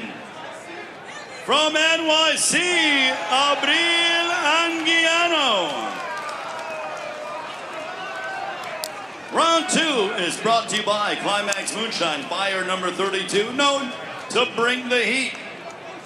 At featherweight for NYC, Ariel Perez de la Torre. For Philly, Rasheen Sugar Sheen Brown. Now this on paper is a mismatch. Rasheem Brown is having a fantastic 2025. He's 17-1 this season, 28-3 lifetime in TCL. And Pedro de la Torre this year's 1-9, but he is a tough fighter, always scrapping, always in your face. And this is one of those matchups where the coaches say, okay, try to get us to win. Don't do worse than a 10-9. We've seen Brown be able to drop guys. By the way, that was a huge development for New York, getting that first call. For Abril Anguiano, that was big. Yeah, Patricio, one of the top Philly fighters. And all the fighters should pay attention. We saw a lot of splits in the All-Star matchup coming in, and we already start off with a split here. Fight till the very last second, because no matter what you think has happened, the judges may see it different. Brown is 2-0 against De La Torre. So these two know each other, and they'll do it again in round number 18. And, you know, we talked about the Philly fighter. Brown exemplifies Philly slick. The footwork, the ability to cut off the ring, jab first, showing you the stick. Super intelligent is Rasheem Brown.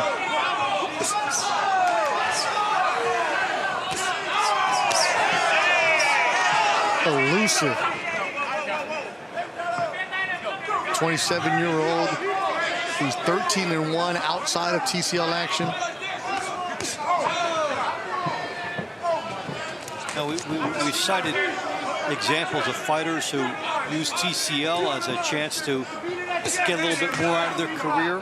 This is a guy that can use it to juggle both TCL and traditional boxing.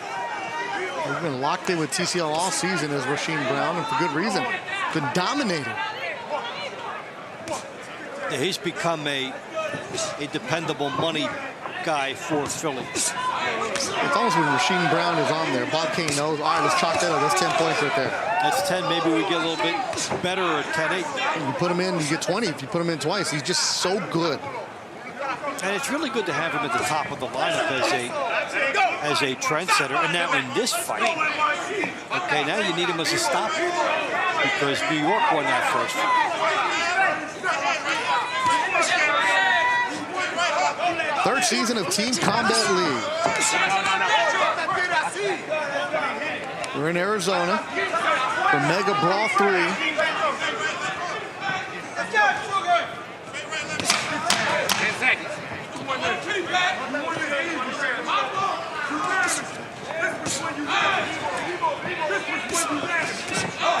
So elusive with Brown. Showing that frustration for De La Torre.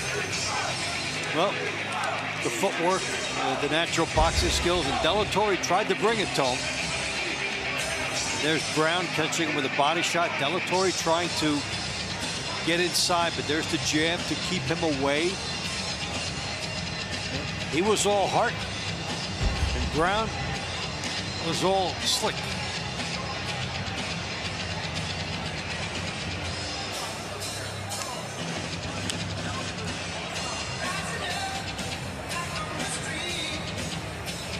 Ladies and gentlemen, the winner of round 2 by split decision. From Philly, Rasheem Brown. Our next round is brought to you by Whiskey and Wealth Club, the #1 cash whiskey investment opportunity.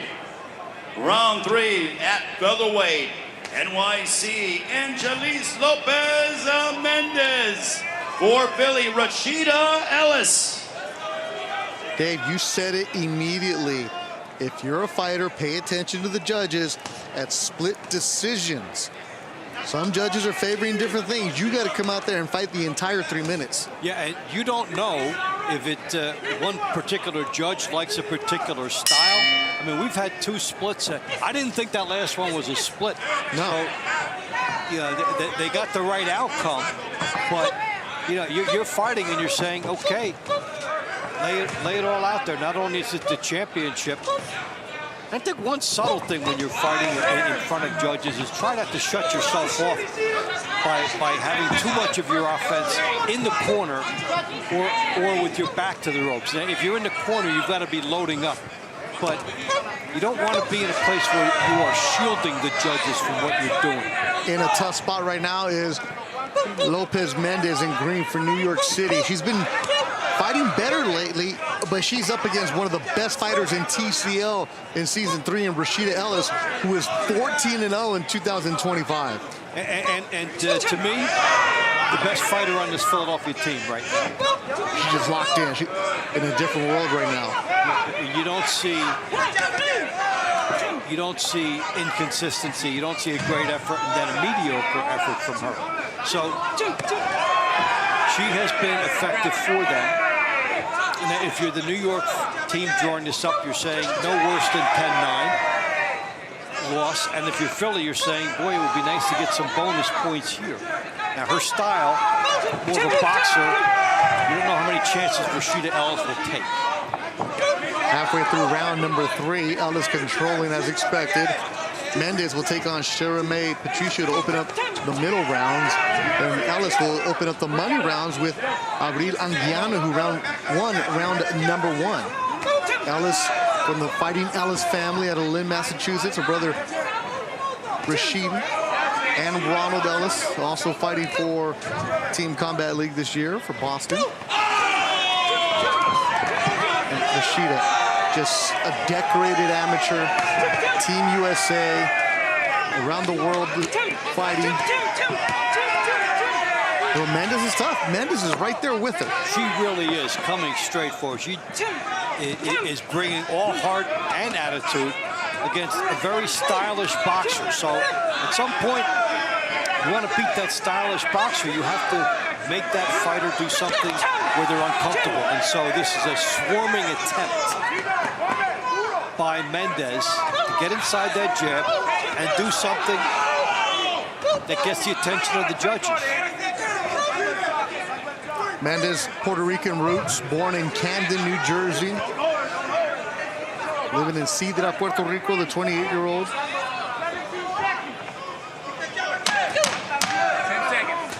Good scrap, good round. Yeah, really, I like the hunger and desire of these New York fighters in these 3 fights that all 3 they came in as underdogs, and they'll at least come up with 1 point out of it before we hear the verdict here.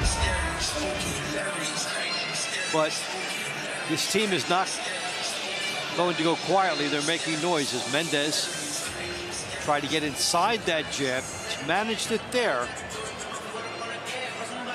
but she was not able to land a punch that really shifted Ellis, who did just that with that right hand.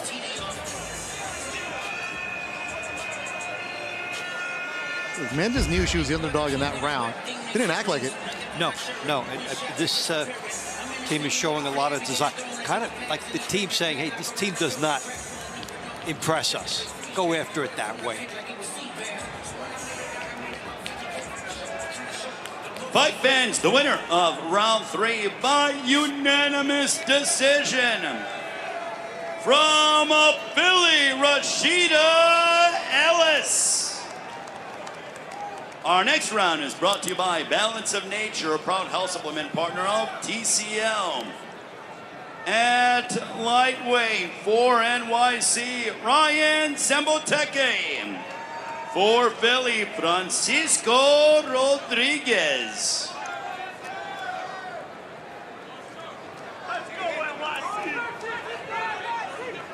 This is probably the most even matchup that we have tonight, as Francisco Rodriguez from Philadelphia taking Ryan Zemboteke from New York City.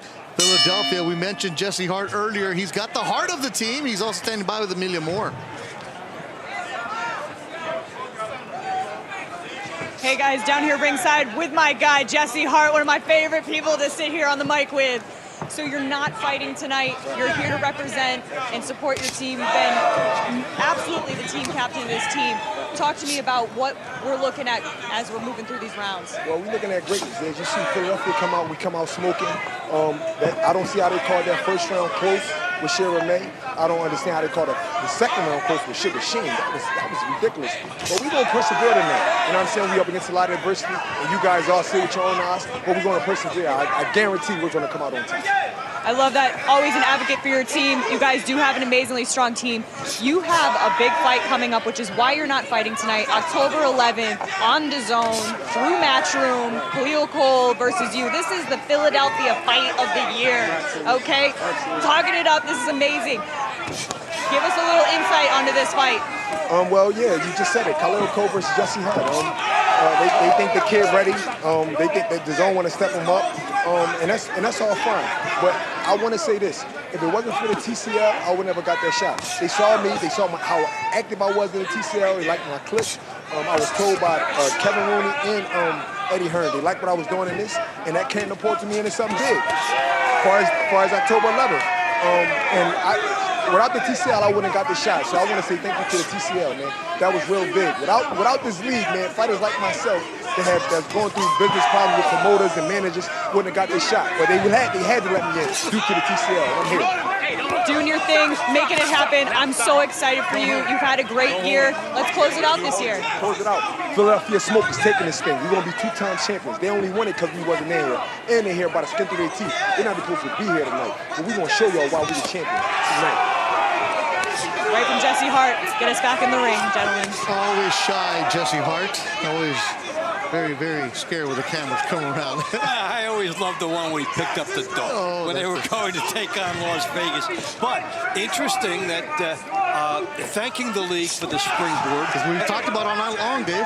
Yes, and also the different approaches where some fighters will say, okay, I'm thanking the league by staying and risking my fight, and some fighters say, I can't risk it. I'm thanking the league, but there's too much at stake. So there's a big decision to be made by some fighters when the TCL propels them to something else. Yeah, well, he'll be the co-main on the Boots Ennis Lima card. That'll be October 11th at the Wells Fargo Center in Philly. So good for Jesse Hart getting a big opportunity against Khalil Cole. But right now, Zempo and Rodriguez going back and forth. Let's see how the judges have this one. Well, you know, Zempo beat him last time, and a very close fight. This is one of those situations where New York thought that even though Philly has a better record ground-wise in many of their fights, that based on matchups like this, that they were going to come out. This is one of the key ones that New York looked to try and pave a way to victory.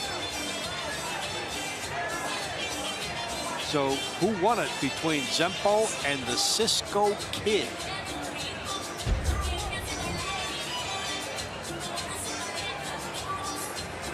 TCL fans, the winner of round 4 by split decision from NYC, Ryan Zemboteke.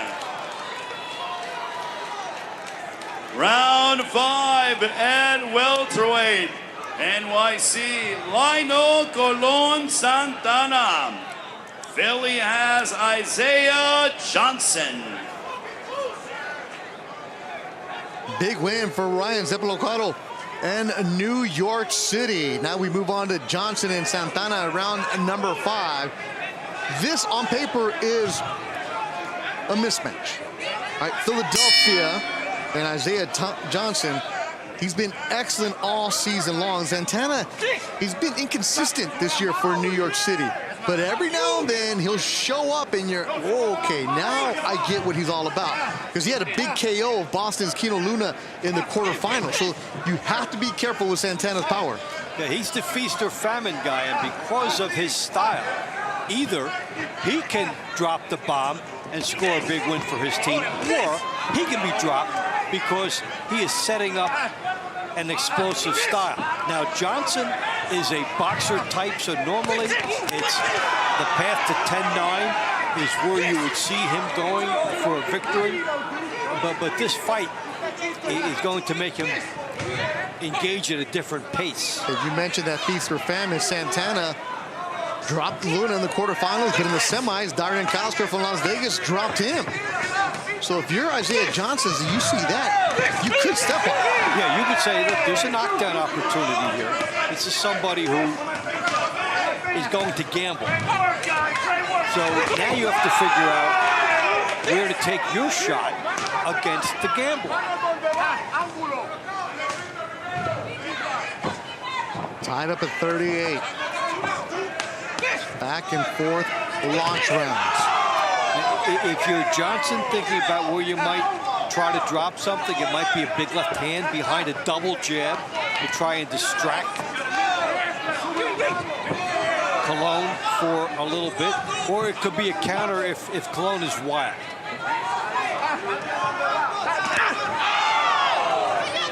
21-3 record Johnson has in TCL action. The 23-year-old, they call him Killer Duke, born in Pennsylvania. Yeah, we're seeing everything happen after the first Johnson jab.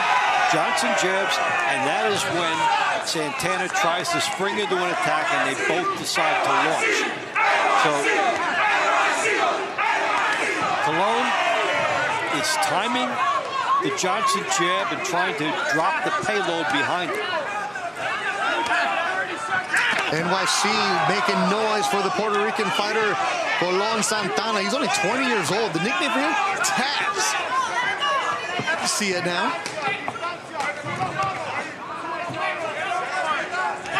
You can just feel it tonight, Dave. The intensity level is up. The fighters are locked in. The focus is there. It is Megabrawl 3. Yeah, the New York City team believing it's reborn with their opportunity, and Philly saying, bring it on again. We beat you twice already.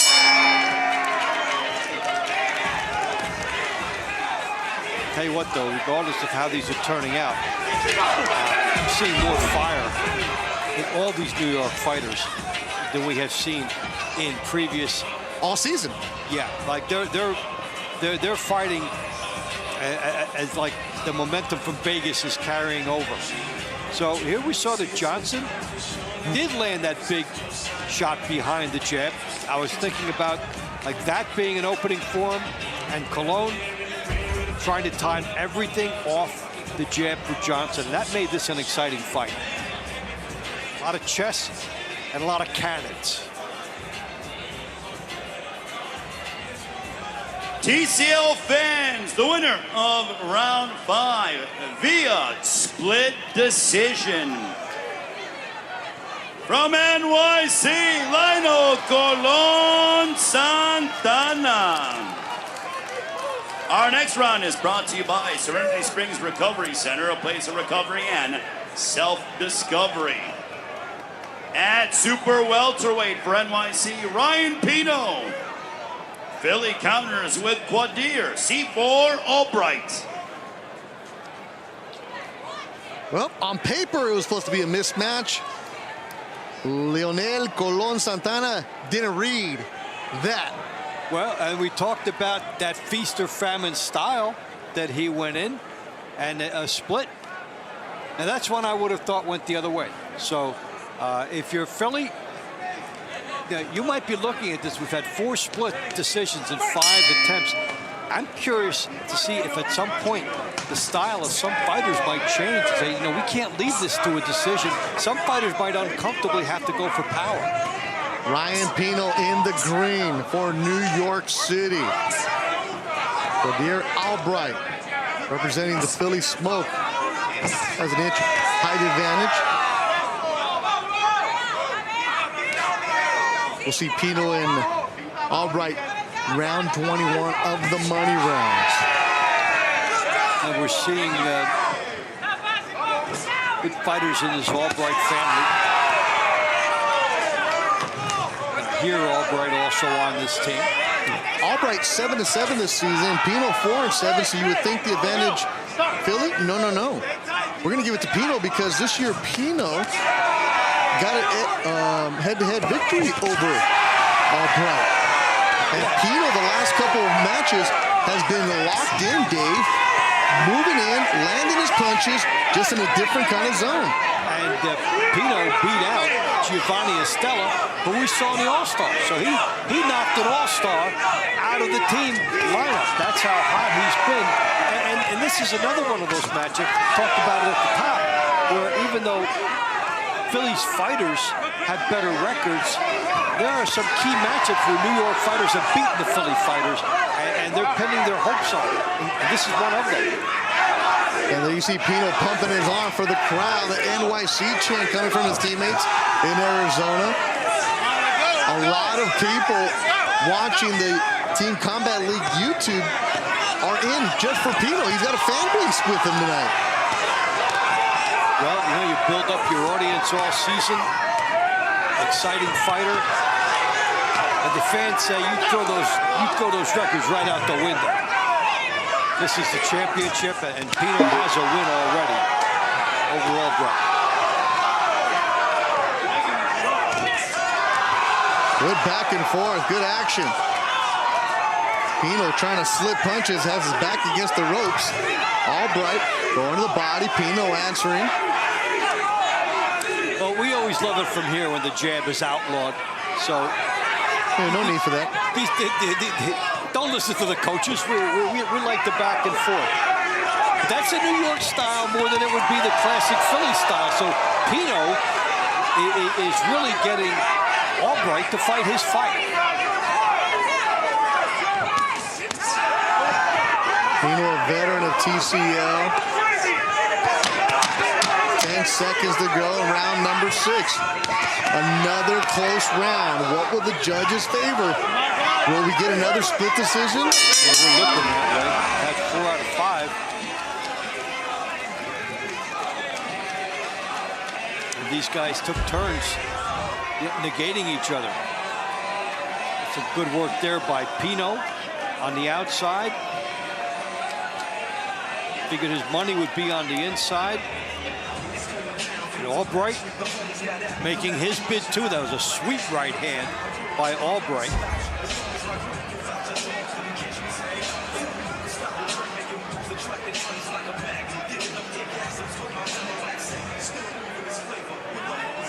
Ladies and gentlemen, the winner of round 6 by unanimous decision from NYC, Ryan Pino. And middleweight, round 7 will feature from NYC, Lasha Gurgliani. For Philly, Steve Cunningham Jr.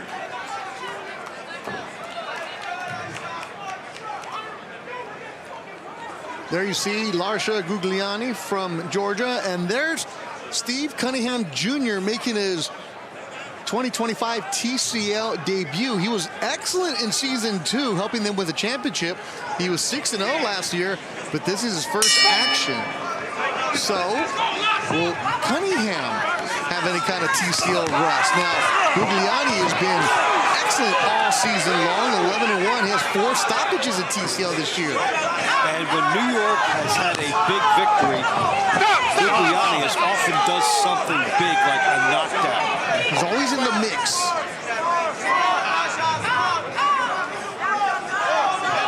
Some of these guys, you look up, we won by 3, and there was a knockdown by Gurgliani in there that helped pave it.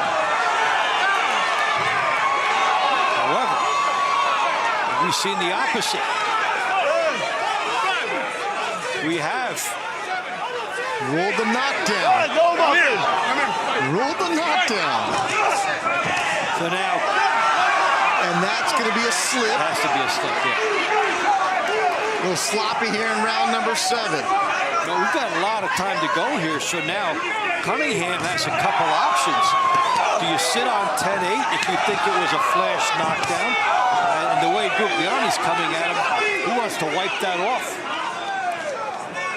Cunningham Jr. round 7, and round 15 will be Cunningham Sr. Father-son action on the same card, making history on TCL.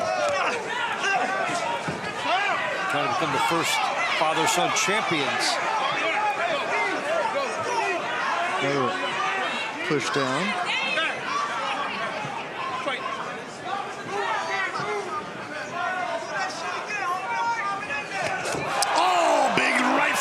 Larsha, a leaping right hook from the fighter from New York City. And that should convince Cunningham to get on that stick and try to protect what would still possibly be a 10-8. Because Gugliani wasn't hurt by that knockdown. He's right on you, and this is a points business now. You've got a point to protect for your team. Larsha's only fighting one round, so he's going to let it all out. And there you see senior, teammate slash father. Yeah, and this is a big moment in this fight. If Philly holds on to the 10-8, we're even again. If Gugliani wipes some of that off, it puts more pressure on Kanja Nathan in the next fight. Stop.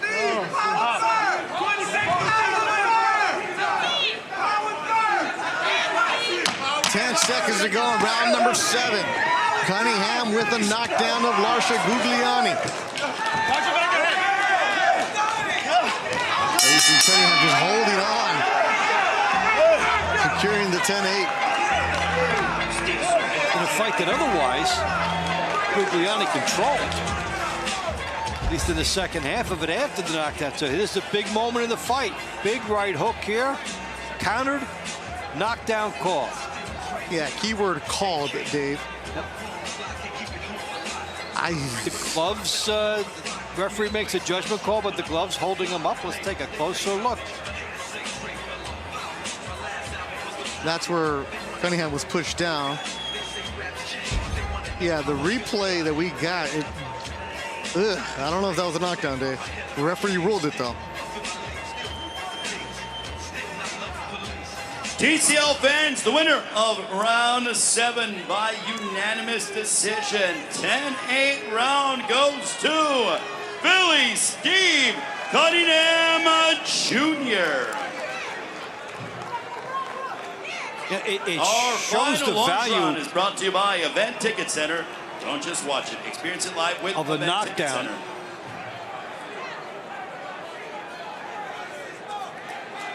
Round 8 at heavyweight for NYC, Bryce Taylor. For Philly, Kanja Nathan. All right. Round number 8. Bryce Taylor, Kanja Nathan.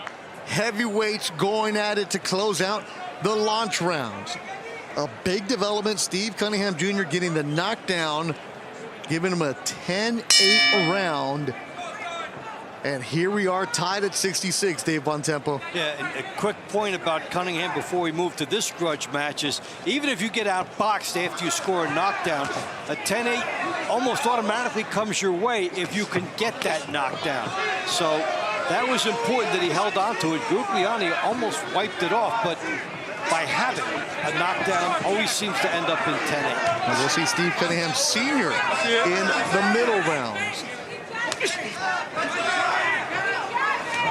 So Nathan has been a member of both championship teams. He was the MVP for New York in season 1, and he was with Philly last year. New York, he thought that other fighters were better because the season that Nathan had was uneven in season 1. So they went to other fighters, and Bryce Taylor now has Nathan's old spot. Well, Nathan was picked up as a reserve by Philadelphia in season 2. Really come on nicely for the smoke. And we saw him develop nicely over the course of the year. But Bryce Taylor, you'll see him in the top 25 rankings in the heavyweight division, working his way up.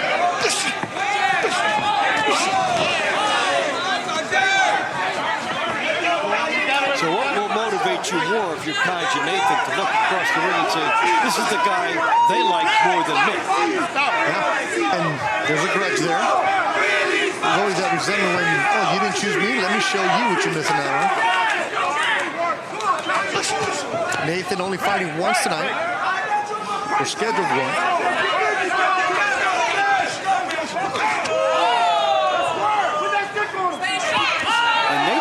developed into a power source for Philadelphia, but in this matchup, they're both loading up. Either one of these guys could hit the deck.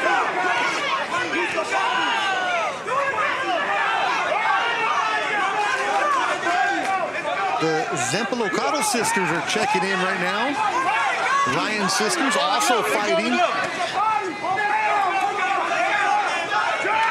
Steve Cunningham has some fans checking in as well. People remember him running around the gyms when he was a youngster in Philadelphia with his dad. 30 seconds to go in round number 8.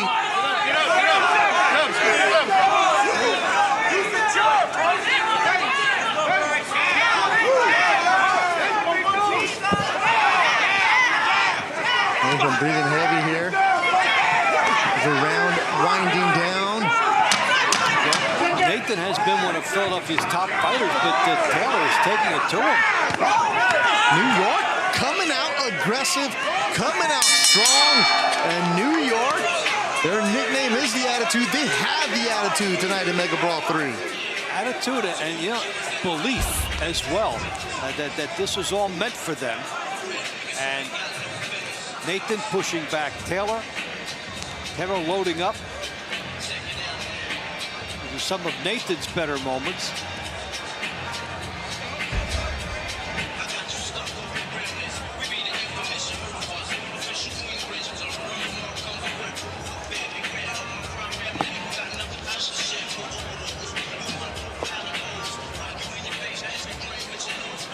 Quiet inside the venue.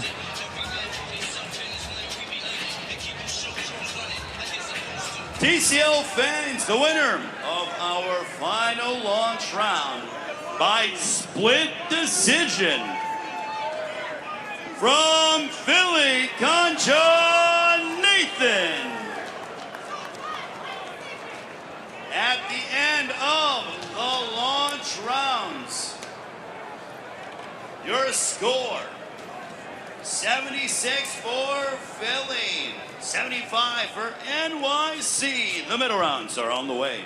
76-75, Philly on top thanks to the knockdown from Steve Cunningham Jr. We're done with the launch round. Megabrawl 3, Philly trying to defend their belt. Middle round action coming your way. TCL, Team Boxing League. And Team Boxing League is brought to you by Event Ticket Center. Don't just watch it, experience it live with Events Ticket Center. Tickets to the best seats in the house to all your favorite events. I was drinking every day. I was hooked on oxys. My husband turned into someone I didn't recognize. The addiction crisis. Worse than a pandemic, we have a growing epidemic. There are approximately 20 alcohol and drug-related deaths per hour every single day. Addiction is a disease. Like any other disease, it may have serious harmful effects and may lead to death if left untreated. Introducing Serenity Springs Recovery Center, a place of recovery and rediscovery. We understand the unique challenges men face in their journey to recovery. Set on 38 private acres, our state-of-the-art facility offers a safe, supportive environment for healing and growth. Our team of dedicated professionals specializes in evidence-based treatment, providing our patients with the tools to overcome addiction and achieve long-term sobriety. If you or a loved one needs to make a change, call us today at 386-423-4540 or visit us online at serenityspringsrecovery.com and reclaim your life. If you've been in an accident that wasn't your fault, your favorite attorney has a message for you. Collision, calamity, catastrophe. If you want money, you need an attorney. You need a bulldog. That's why you need to call the number on your screen now. You'll be connected to a legal expert. You got questions? They got answers. These bulldogs will make sure people pay. And if you don't get money, I don't get money. Pick up that phone and make that call now to see what your case could be worth. 800-591-1477. TCL Team Boxing League is brought to you by Serenity Springs Recovery Center, a place of recovery and self-discovery. Beautiful evening in Arizona, site of Megabrawl 3. Let's go back ringside for the postseason awards. Ladies and gentlemen, here are our postseason awards for TCL Season 3. Our Coach of the Year nominees are as follows. From the Philadelphia Smoke, Bob Kane. From the Las Vegas Hustle, David Hayes. From the Phoenix Fury, Sonny Gutierrez. From the Miami Assassins, Herman Caicedo. And from the Atlanta Attack, Sam Arnold. And the winner of the Coach of the Year, from the Las Vegas Hustle, David Hayes.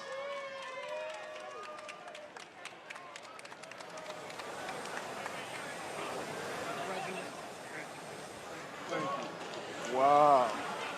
Congratulations, Coach Hayes, on such a wonderful year. I know you guys want to be here right now, the Las Vegas Hustle.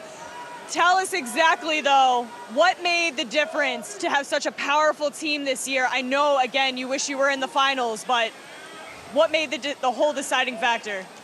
Yo, first of all, what an honor, man. What an honor. Thank you, TCL. First, I would like to thank Mr. President Dewey Cooper and the whole TCL staff for this opportunity to lead the undefeated Las Vegas Hustle during the regular season. This is an honor. Second, I would like to thank my coaching staff for helping me plan strategy. Oh man, I'm just so excited. I can't even think right now. Wow. Third, I would like to thank all the fighters on the Las Vegas Hustle for executing the strategy. Man, strategy is nothing without those soldiers to execute it. Last but not least, I would like to thank this awesome Phoenix crowd for coming out, enjoying the night, representing TCL during the Megabrawl. And I would like to thank both the teams in the finals.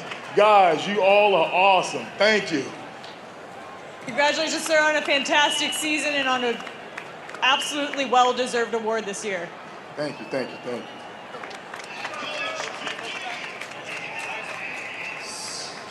And our Rookie of the Year nominees, from the Phoenix Fury, Rahman Muhammad. From the LA Elite, Diego Dominguez. From the San Antonio Snipers, Juri Rodriguez. From the Dallas Enforcers, Jack Zambiaku. From the Las Vegas Hustle, Dislan Gainza. And from the San Antonio Snipers, Latia Williams. The winner and your Rookie of the Year for TCL Season 3, from the Phoenix Fury, Rahman Muhammad.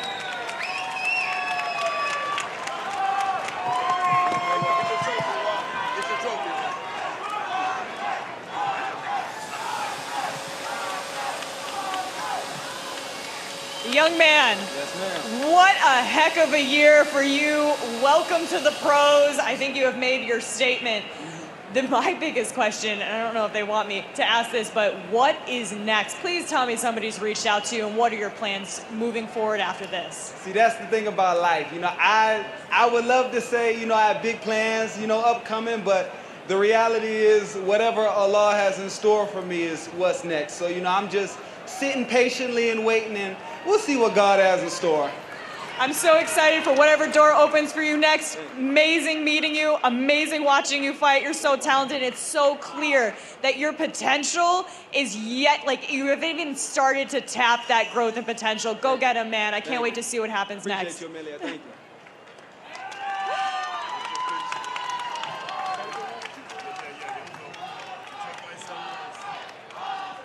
And now, your most resilient fighter.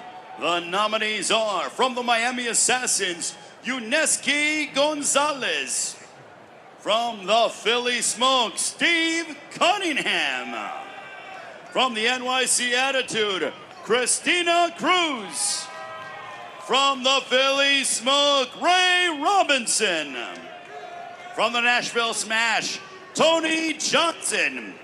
And from the Phoenix Fury, Charles Pugh.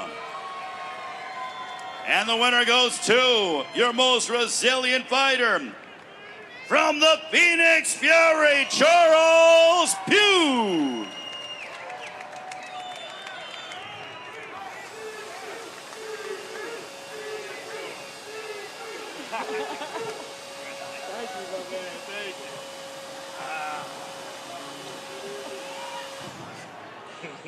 Charles Pugh, I have been so impressed with you this season. My gosh, I've spoken about it so many times.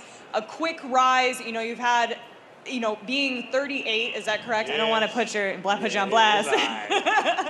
But you were an Olympic trialist, you've moved so quickly, and you have adapted to every single fight, have been such an asset to the Phoenix Fury. Any words for people that are stepping into a new passion later on in their life? I know you've been a lifelong athlete. Absolutely.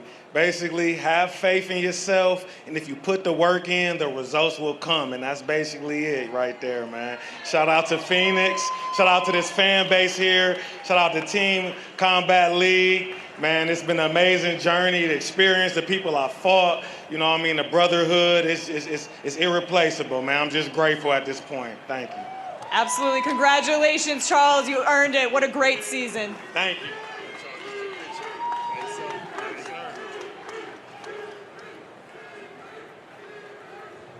And now your most improved fighter. The nominees are from the San Antonio Snipers, Francie Fortuanta Sayam.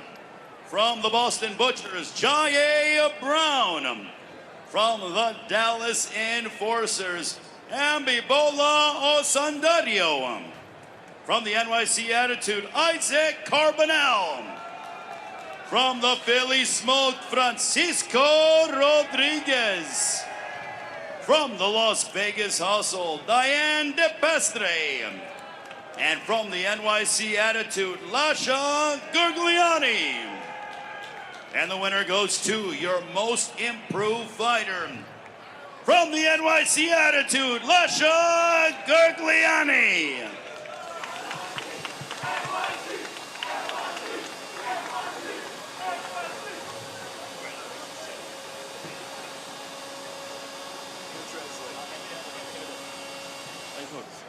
Lasha, amazing performances this year. You've grown so much. Any words on what was the deciding factor for you, how you've grown from last year to this year? Ты очень хорошо боксировал, у тебя были хорошие перформансы. Что ты можешь сказать, что ты вырос из-за этого? Thank you, TCL Commission. This 3 season very hard season, this strong season, and this is good. Thank you, my team, my coach, and my team. I like we family, and thank you all. Thank you people. Wonderful work, Lasha. Очень хорошо.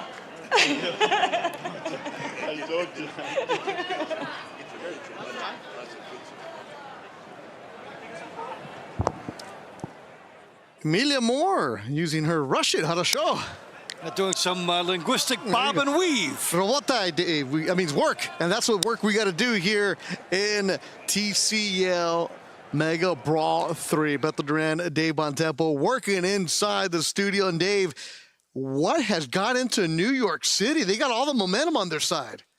They have had a belief system that goes with the attitude system all year. And I think once they got into the playoffs and then they were able to beat Boston, even though Boston had won more rounds, New York won with the power. So because of the power aspect, they came in and all of a sudden it meshes together. We see it in other sports. All of a sudden, everything good happens for a team. New York finding different heroes every night, somebody else stepping up with the power. This has been a team of destiny since the playoffs started. But it's Philadelphia with the lead. They're up 76-75. Look at the highlights from the launch rounds, and it got going in round 1 was excellent, but it was round 5 where the action really picked up. Santana going at it. Well, we said Santana and Johnson was the feast or famine round with Santana, and he had been considered the victim of a mismatch, and he turns it around, and that's one of 2 huge victories for New York. But it was round 7 where Philly came back. Yeah, and this is what evened it out for them, as the knockdown called by Steve Cunningham Jr., and then he was able to hold off Gergliani and preserve his 10-8. That's a very important 10-8 for Philadelphia. And that's the difference in the matchup at the end of the launch rounds. Philly's up 76-75. Coming up, the middle round. And Sherbeck and Albright should be a good one. The Hawk Jackson Cedeno that is going to finish up with the heavyweights, Wright and DeVaco. Dave, which is the round I really got to keep an eye on?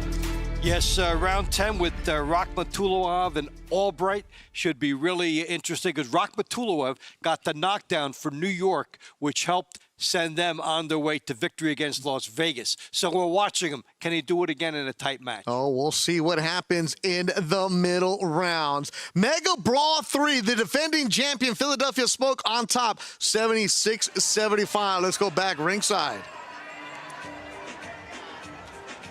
Ladies and gentlemen, it is now time to begin the middle rounds here for the Mega Brawl 3 Championship. At featherweight for NYC, Angelis Lopez Mendez. For Philly, Shara May Patricio. All right, Shara May Patricio lost round 1, a round where she was the favorite. And now she'll be taking on Lopez Mendez, who lost round 3 to Rashida Ellis. What are we going to get here? The middle rounds underway. Philly Smoke in that purple. New York City Attitude in the green. The women we've talked about all night long. Very, very important to set the tone, Dave. Yeah, and, you know, we can lay the fight out. What we did look like Philly maybe a 1.5 favorite.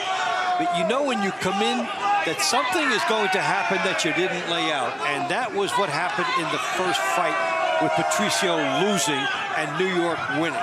So that is one thing that helped New York do it. And if you're Mendez, you're thinking, hey, maybe it's not a good night for Patricio. Maybe we can double up on her. Mendez in round 3, she gave Rashida Ellis all she could handle. Ellis got the decision, but it wasn't easy. No, Mendez did fight with a ton of heart in that. And really made Ellis work.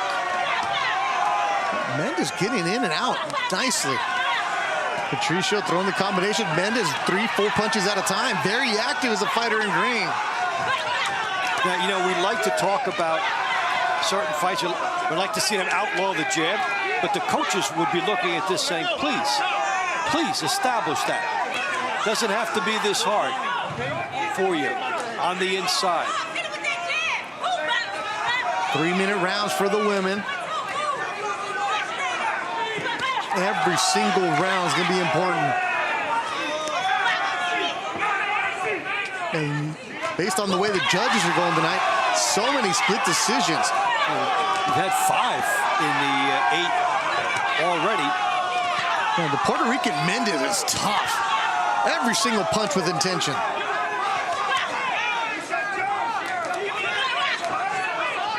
But she doesn't even have to work too much to get inside the jab, because Patricio is coming to her. So if you're a stand-up, walk-in brawler, this is an ideal matchup for you. Mendez active. She was in the semifinals. Patricio, as you mentioned earlier, missed weight, so she's been inactive. It's been almost a month since she was in the ring. Yeah, and then tonight when she came out, losing a split decision. So now she really would love to get that point back for her team. But up against a very tough Mendez. Trisha from Waianae, Hawaii. How's it 808 representing tonight. Some good body work here by Patricio, able to shift Mendez. Tough one. Sherbeck and Albright coming up next. They hear Albright. Overhand right from Patricio lands. Final seconds of round number 9. Philly up by 1. Will they make it 2? Good round. Good round. Philly thinks they took it. Patricio's been in 2 barn burners. You should be. It's Megabrawl 3. And she is right here taking from Mendez and then working on the inside. Not much on the stick, not fundamentals. This was emotion and intensity. I line it up, I take my best shot, I'll take yours. I hope mine is better.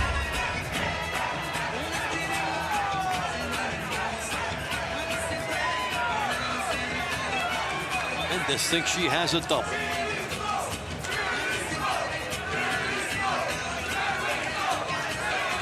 Philly Ladies says, no, and you don't. gentlemen, the winner of round 9, the winner by split decision, from NYC, Angelis Lopez Mendez. Our next round is brought to you by Climax Moonshine, fire number 32, known to bring the heat. At lightweight, NYC features Sherbeck Rakhmutalov. Philly counters with Nahir Albright. I was not expecting Sherame Patricio to go 0-2 tonight. 2 split decision losses. 2 tough losses. She fought really well in that last one. And a lot of credit to Lopez Mendez. She put on a show for New York City, going 1-1 tonight. And you have to credit her for, shaking off the loss to Ellis and coming right back in the next set and putting a point on the board for her team. Undefeated this season here, Albright in purple, 9-0. Coming off a victory over Kelvin Davis, a highly touted prospect back in June. Sherbeck's 8-7 in TCL this year, but he has a lot of experience. He's beat some of the best in the lightweight division. And he had a huge knockout of Yoel Ochoa in the semis. And Rakhmutalov has been a streaky fighter. Losses, then the wins mount up, and he's coming off a huge performance last time. And for Albright, Pipes Albright, he's a good singer. He sung the national anthem a few times for Philly. But for the playoffs, they said, rest the voice, go out and fight. So he's not in the lineup all the time. He said that the 9 fights, he's maybe showcased 3/4 of the time for this team. And the last time these two hooked up, Albright got a split decision. Mouthpiece goes down, puts it right back in, does the referee. See with this matchup, it's all tailor-made for Albright against the lefty to try for that right-hand lead, try to set that up.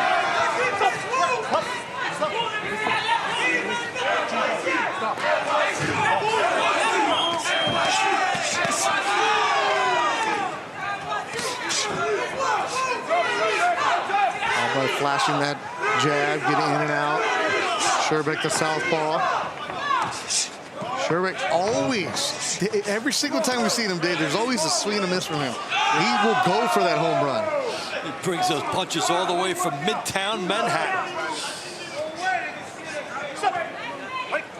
And then when he gets it in, watch out. Yeah, he's really come up with some big performances for his team. And there was Albright taking advantage of what that style offered him. Albright went from Midtown Manhattan. He's landed his zone. Yeah, he's got the right-hand lead. He landed it perfectly. You see with the back and forth, you can see why they had that split decision last time. They take their time trying to set up the ideal shot. They're only going once tonight. 24 rounds. Team Combat League. Final seconds of round number 10. I have a feeling we're going to see another split decision. It's been the norm tonight. Well, these guys have a lot of respect for each other, and they tried to set up the perfect shots. So the dominance effect wasn't there. They both missed a lot. They were trying to set up punches. But even the misses looked good.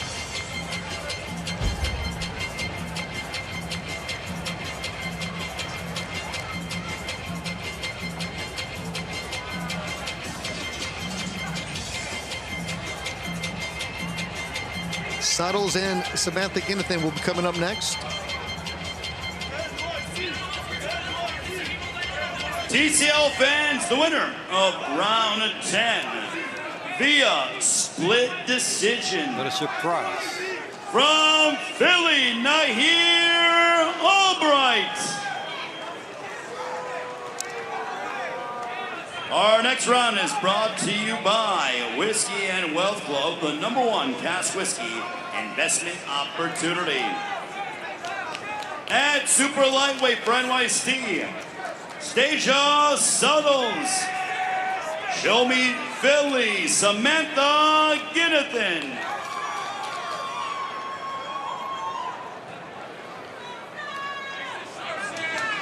Ginnathan coming in late for Philly, but she's always game, and it's a tough ask against Stacia Suttles. Amelia Moore, why is Stacia so talented?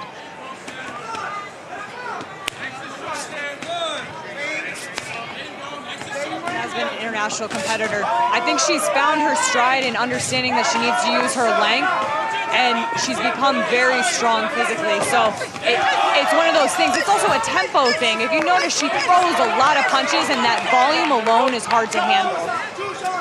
How did you beat her twice? Also a lot of experience, talent, volume, tenacity. And I like to fight. Nobody can back me down, man. I'll tell you what, like the more we see her, the more we get impressed by what you did as a fighter, because Freight Train Suttles has been unstoppable since that opening night. Absolutely, but I think a big key in this is you cannot stand in front of Stacia. She has great long punches. She's got that international, you can see it right now, the bouncy style. She likes to be able to throw right in front of her, so you got to get off the line.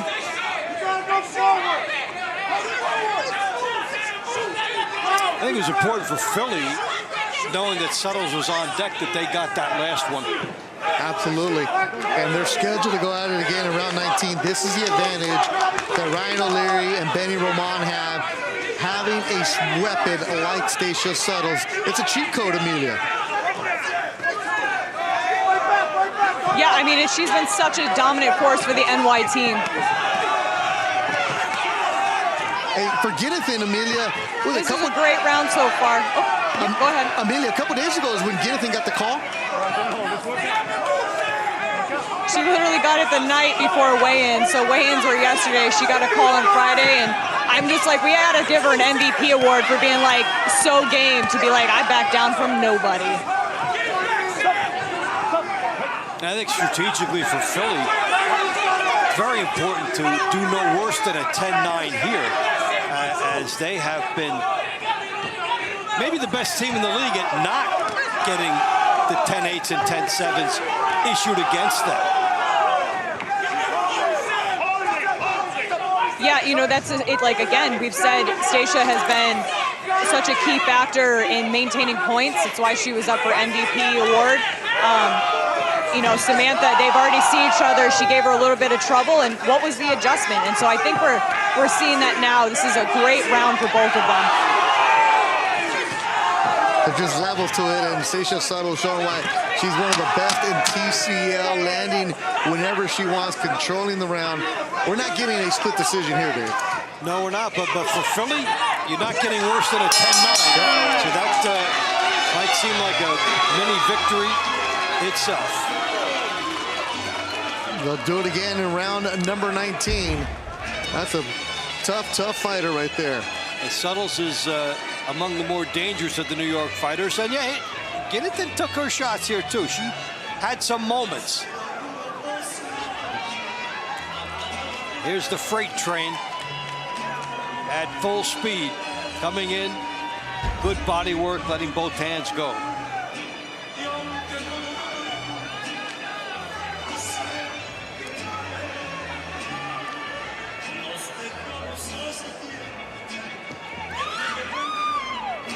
Ginnington letting out the grito. TCL, the winner of round 11 by unanimous decision. From NYC, Stasia Suttles. Our next round is brought to you by Balance of Nature, proud health supplement partner of TCL. Round 12 at welterweight for NYC, Darius Jackson. Philly will counter with Hendry Cedeno. Now, if there was ever a 50-50 fight, this is it right here. Hendry Cedeno from Philly against that man, the Hawk, Darius Jackson. Yeah, there's one of those 4 fights that both coaches were looking at as key. Pino getting one for New York, except with the Cottle against Rodriguez. And this is one of them too. Jackson versus Cedeno. Hawk is 2-0 against Cedeno. But in the semifinals, he lost both of his matchups against Darian Costa and Dizan Gainza, the Cubans. Oh! Big knockdown by Cedeno. Jackson gets caught and hits the canvas. Well, a swing fight and a big swing and a connect. Boy, mark that one down if Philly wins. Cedeno locked in purple. Jackson going down hard. Well, that was a picturesque right hand. It was a beauty. A lot of time left in the round.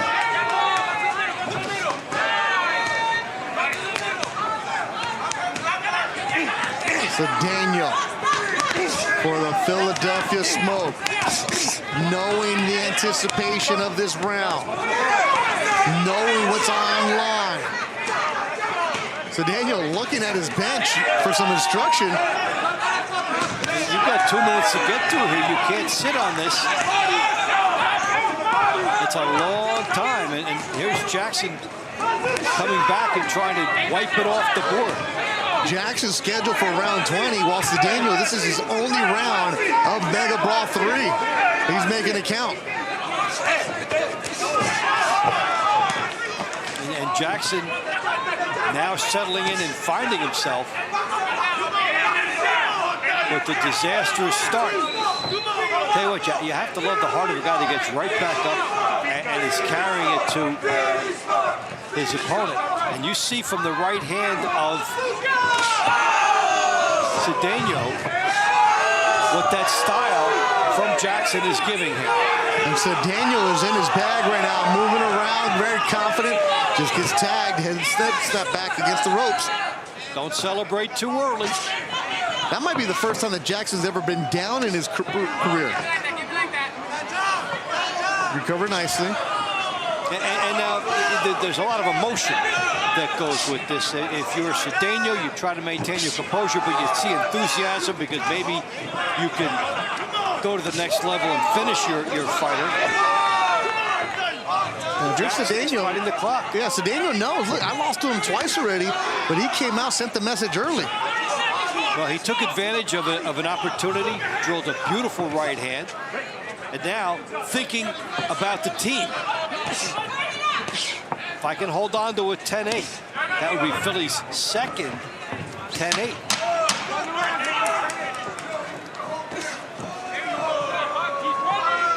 Now you can try to play the clock a little bit, and he is with the final seconds, but you still have to move.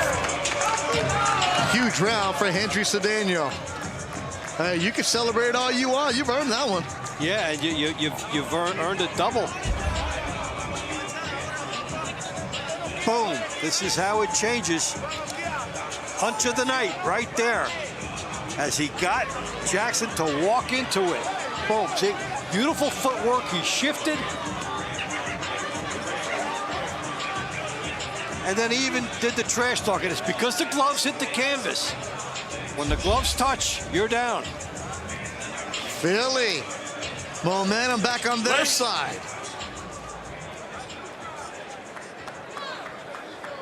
The winner of round 12 by unanimous decision, 10-8 for Philly, Hendry Cedeno. Round 13 at super middleweight for NYC, William Langston. He'll meet Philly's Paul Kroll. Still jawing at each other. That's the one I told you was personal, and it is, between Jackson and Cedeno, who got the better of them in that round. They'll see each other later on in their careers. That's a good monkey to get off your back. You know, you lost to the guy twice, and then basically you get a 2-point win for your team. All right, here we go. William Langston, Paul Kroll.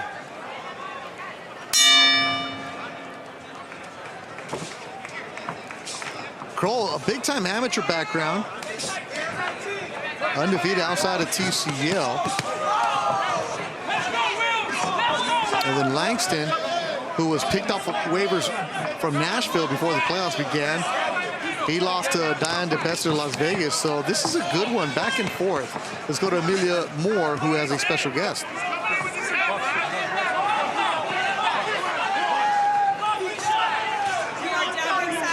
Girl, Miss Christina Tina Cruz, the Hell's Kitchen Kid. So tonight you are not fighting, you're ringside with your team.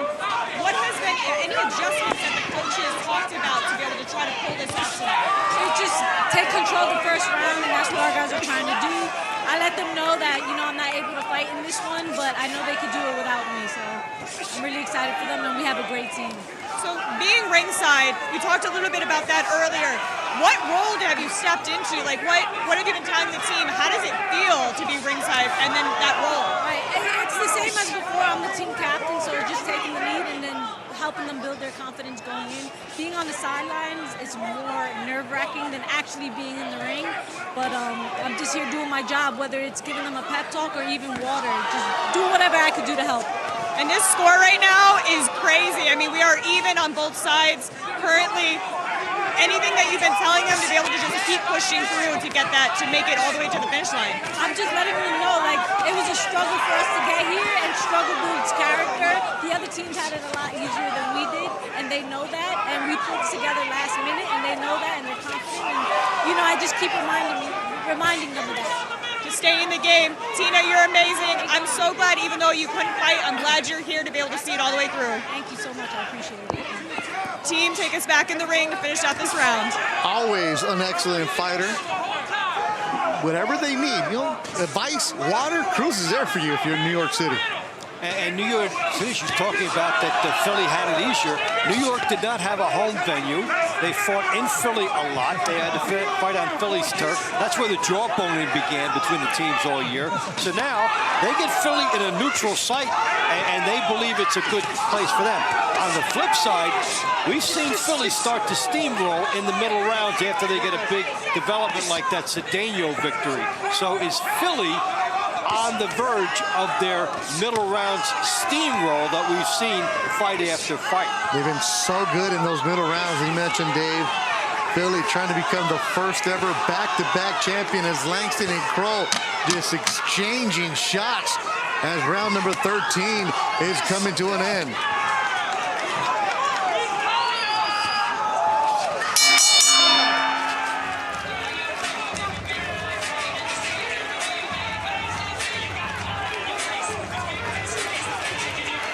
Good friend, 2Ant in the YouTube chat.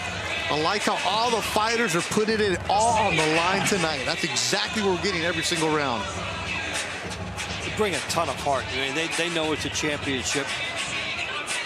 And their level of execution has also stepped up. So here's an important one on the scorecards. Kroll and Langston. Philly trying to get its first 3-point lead. Kroll landed some good shots, clear shots. Langston thinks he did more.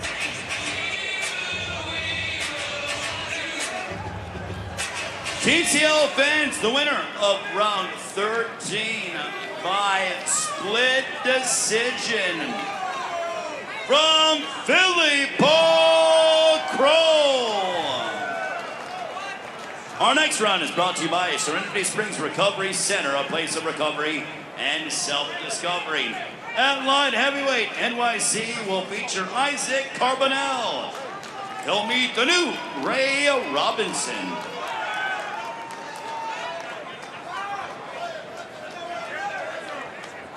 All right, so the veteran is the new Ray Robinson. He perfect fighter for Philly.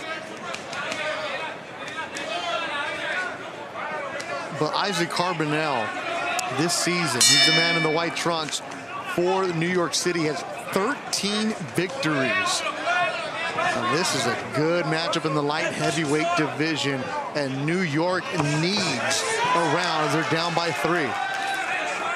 So for Philly, this could be a chance to really steal one and get some separation. For Carbonell, a chance to put his team right back there. We said at the top, there'd be some things that would happen that you can't lay out. And Patricio losing 2 split decisions is one of them. And Cedeno dropping Jackson is another one. Who knows how many more surprises we have left in the second half of this championship. And we'll see what happens in the next round as Steve Cunningham Sr. takes on Tessia Tali, and then the heavyweight Stanley Wright and Joseph DeVeco. And there you see Carbonell, overhand shot landing, get in and out. Carbonell's been such a fun fighter to watch for New York City this season. Gives you an example why right there, bringing it to the new Ray. And we're seeing a pleasing fight, even though it's 2 lefties, which sometimes we've seen a lot of caution come out of those type of matchups. And what's happening here? The referee calling time.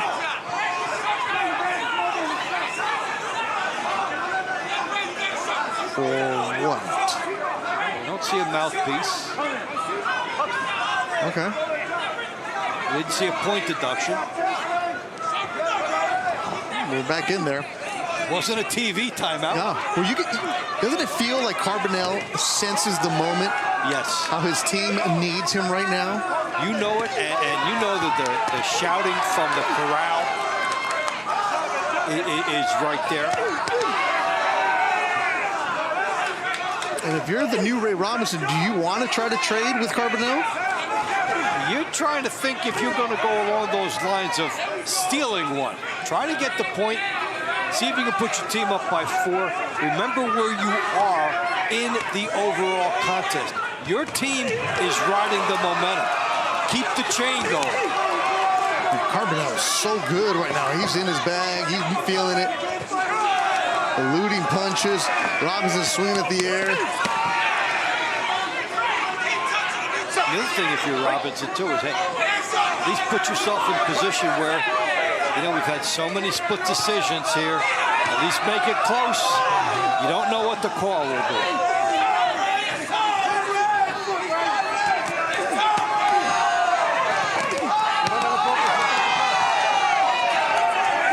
Excellent round for Isaac Carbonell. We'll see him in round 23. As these two will go at it again.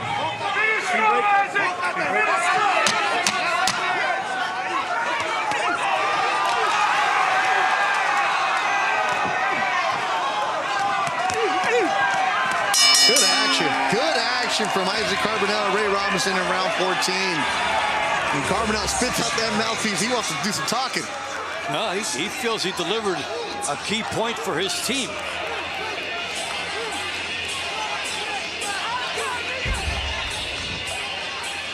Take a look, low blow comes in right there by Robinson. He was dragged into it. Starts with the glove of your opponent behind your head, and if it's unintentional, which it was, nothing gets called. And then they just continue to go back and forth with Carbonell landing some big shots, and Robinson jabbing over the top. A lot of emotion coming from both of these guys. Fight fans, the winner of round 14 by unanimous decision from NYC, Isaac Carbonell. Round 15 at Cruiserweight for NYC, Tessia Talley. For Philly, Steve Cunningham Sr. New York needed that one. Yeah, 4 points would seem like a lot with the way these teams have gone back and forth.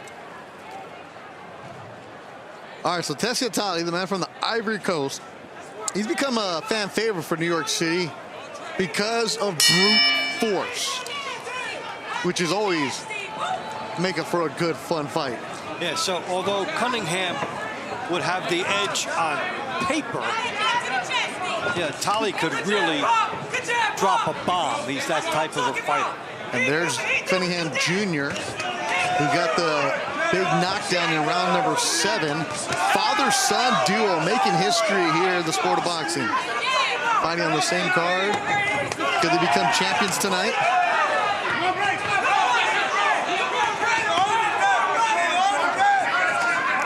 Cunningham Jr. came up big for Philadelphia. Senior, 48 years old, does not look like it, does not act like it.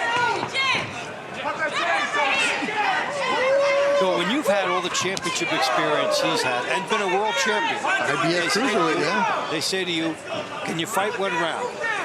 You can always fight one round. If it's, and then you find a way to turn it into a team concept like this. So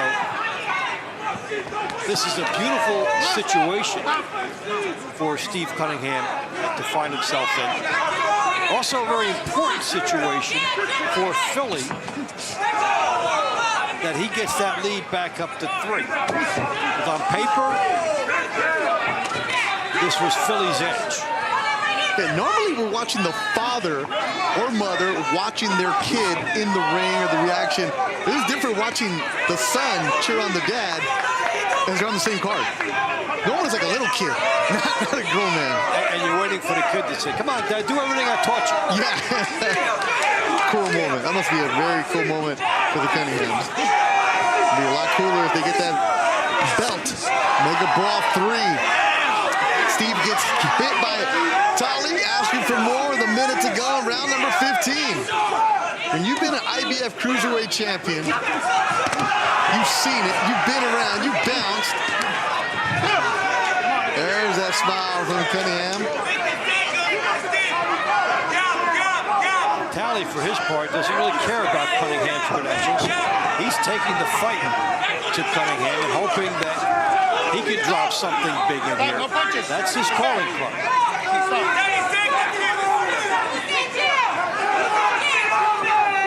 Up next, the heavyweights to close out the middle round, Wright and DeVaco.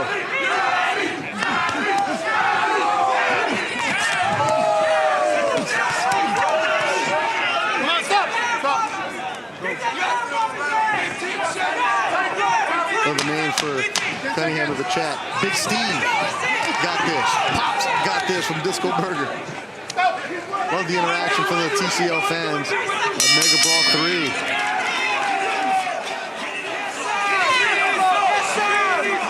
TCL providing those moments right there. Special.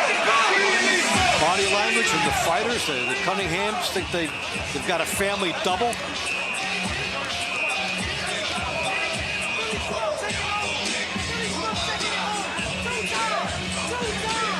.48-year-old body, huh? Chiseled. Takes a shot here. Fights off the ropes a little bit. Talley really tried to bring it to Cunningham. Absolutely. That was a good fun round.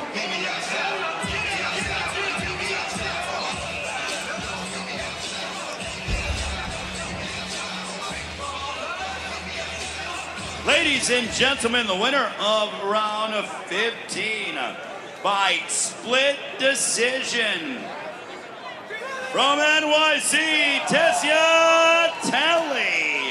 Well, we said he brought it to him. Our and final middle he round brought it is home. brought to you by Event Ticket Center.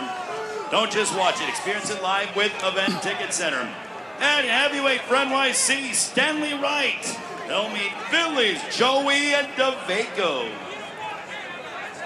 A split decision in favor of New York. So the man from the Ivory Coast, Tessia Tali, gets the nod over Stephen Cunningham Sr., who was not happy as he exited the ring.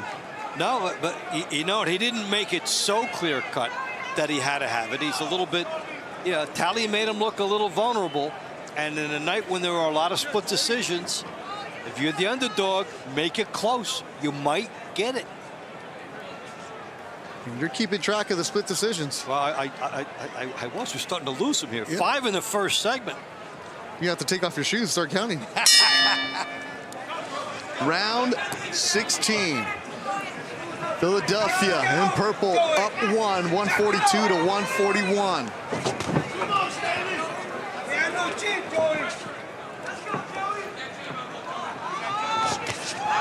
With DeVaco, you can expect the unexpected, right? He can knock you out, he can get knocked out. They're always entertaining. He's the like can't miss fight on the card. Anytime you're going to go to a Philly smoke, but you have to see Joey DeVaco. He's like the personality of the team in a way. He's always somehow finds a way in an entertaining matchup. If you go to the TCL Instagram account, there's a reel of DeVaco and Nashville's Fernando Cuza. It's pinned. Has over 5 million views. This is an even matchup right here with Stanley Wright. Wright trying to push DeVaco back. You know, we don't see DeVaco backing up that much. So we see him plotting and trying to land the shot. Wright wobbled. DeVaco landing one in the temple, now going to the body. Overhand right for DeVaco. Wright trying to hold on. He was staggered. Wright is not right. Body shot from DeVaco. But how long will that window be open for DeVaco? He did hurt him, but he could not find the immediate follow. They've met once before. Wright got the split decision.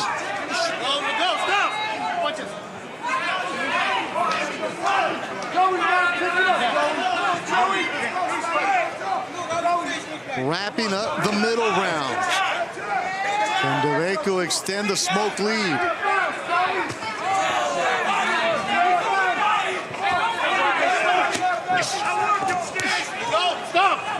DeVaco will close out the show in round 24.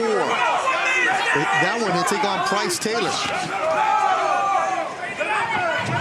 The tank, Joey DeVaco. Well, he's had to fight a more disciplined type of a fight here. His best moment was a small window. He did not walk through this bigger man. He had to fight a different way. So if DeVaco does get this call, it's really kind of a salute to his versatility. Right bloody from the nose.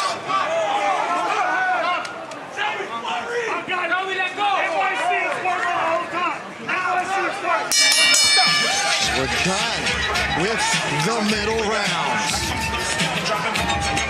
Right, wiping away the blood from the nose. DeVaco getting the crowd on his side. Here's where it began to turn for him, that big left hook to the body. He's taking it here. These are big shots by Wright early on. DeVaco needs an answer, and he gets one with that left hook to the temple. The equilibrium shot almost was able to put Wright down, but could not right there. So now it's open to interpretation.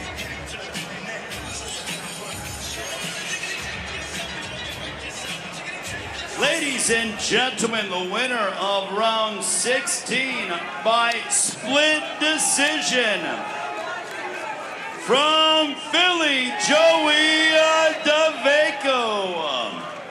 At the end of the middle rounds, Philly leads NYC 152 to 150.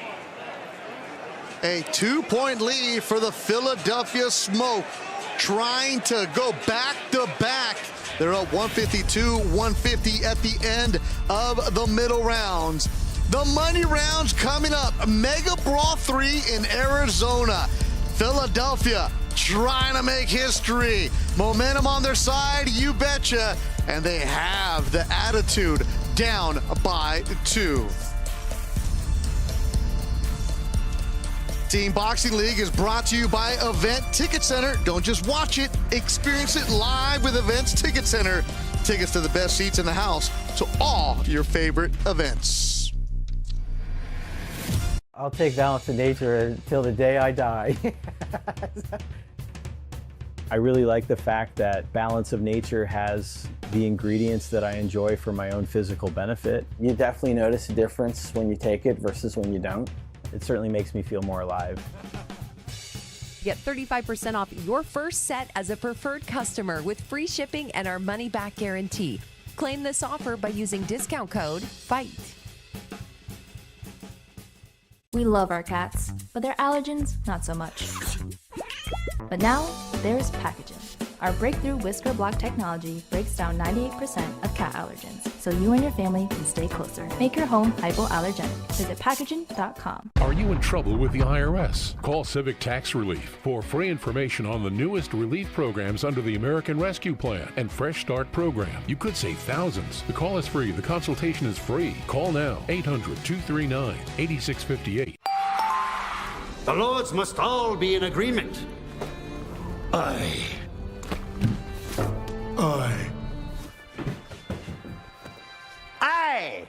We ride at dawn.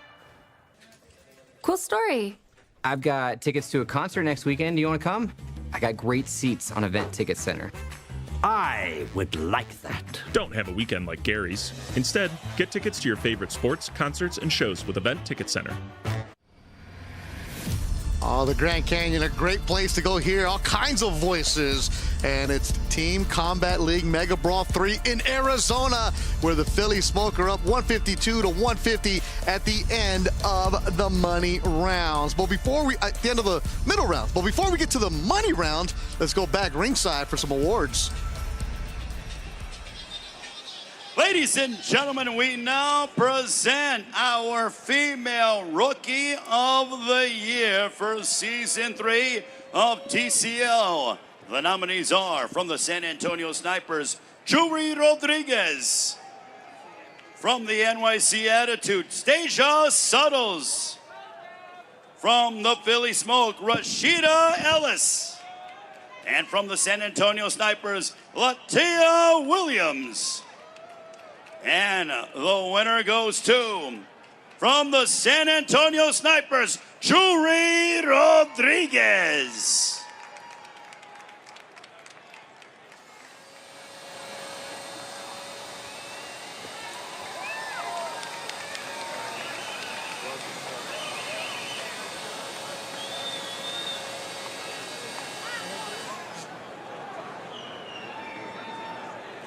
Miss Rodriguez, congratulations on an amazing opening season for your pro debut.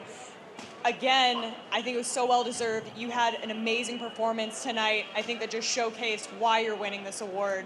Any plans in the near future in the traditional pro ranks? Well, first and foremost, I just want to thank my Lord and Savior, Jesus Christ. I would not be here without him. I want to thank my coaches, Paul Rodriguez, my dad, and Roscoe Hill. They played a huge role in me being here and just being as sharp as I am. Thank you to all the fans who filled the seats tonight, made this show just as amazing. Thank you to TCL for putting these amazing athletes on display and allowing us to show our talent. Thank you so much. But plans for the future, we're gonna go back, reassess, rest, and we'll be coming out with some news soon, but we will definitely be trying to have our pro debut by the end of this year. Oh, I cannot wait. I can't wait to see you grow even more. So proud of you. Congratulations, ma'am. Thank you, Amelia. Thank you, everybody. Shout out to everybody in this room, every fighter. We're all winners. Class act. And now, the most entertaining fighter. The nominees are from the Dallas Enforcers, Patrick Maliotta. From the Boston Butchers, Rashidi Ellis. From the Phoenix Fury, Joseph Rivas. From the Houston Hitmen, Melissa Parker.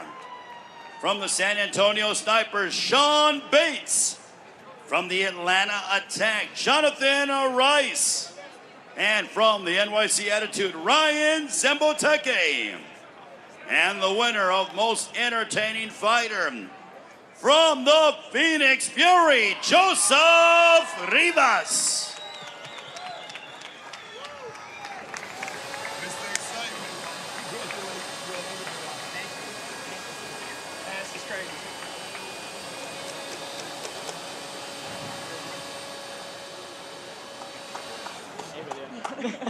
Hello, Mr. Rivas, yet again.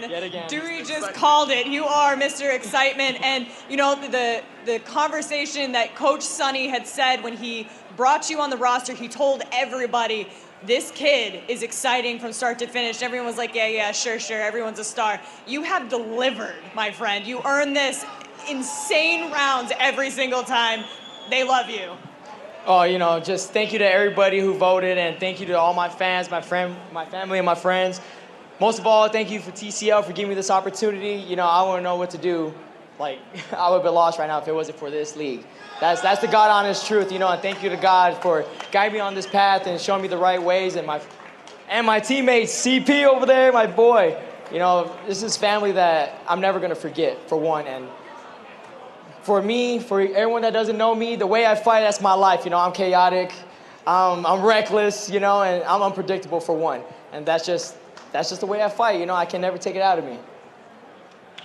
Amazing work. We love watching you fight. Can't wait to see what you do next. And if you come back next year, we always know there's going to be just fireworks coming through yet again. Awesome job, Rivas. Just because my coach Joe said I had to shout out Eloy, so shout out to Eloy. You know, that's my hometown. And I owe you 7 Slurpees. Unfortunately, because I got 7 Fight of the Nights and I have to owe him some Slurpees. I had to say that to you. I'm sorry.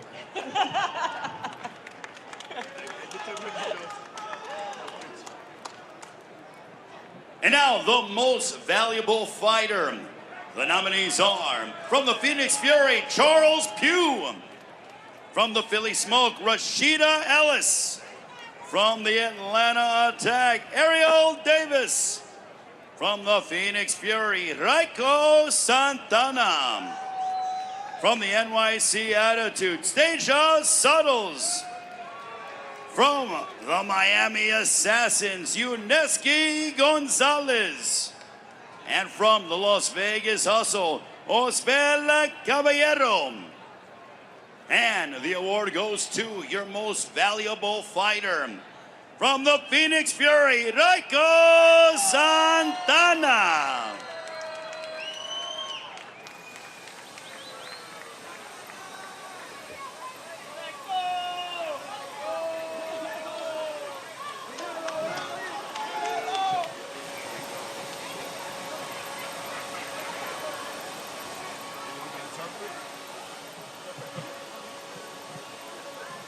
Congratulations, Raiko, on a phenomenal season. You just performing so well and representing your team as well as you did. How does it feel out of 300 athletes to be recognized as the most valuable athlete throughout TCL? Felicidades, Raiko. Has representado tu equipo de maravilla. ¿Cómo se siente ser el boxeador más valioso entre 300 peleadores?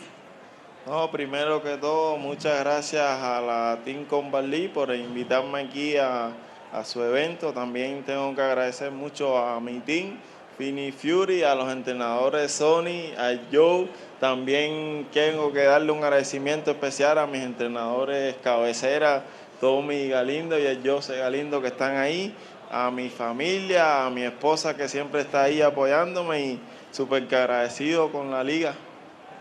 He would first off want to thank Team Combat League for the opportunity. He wants to thank Phoenix Fury, Joe, and Sonny, as well as his coaches from El Paso, Tommy and Joseph Galindo.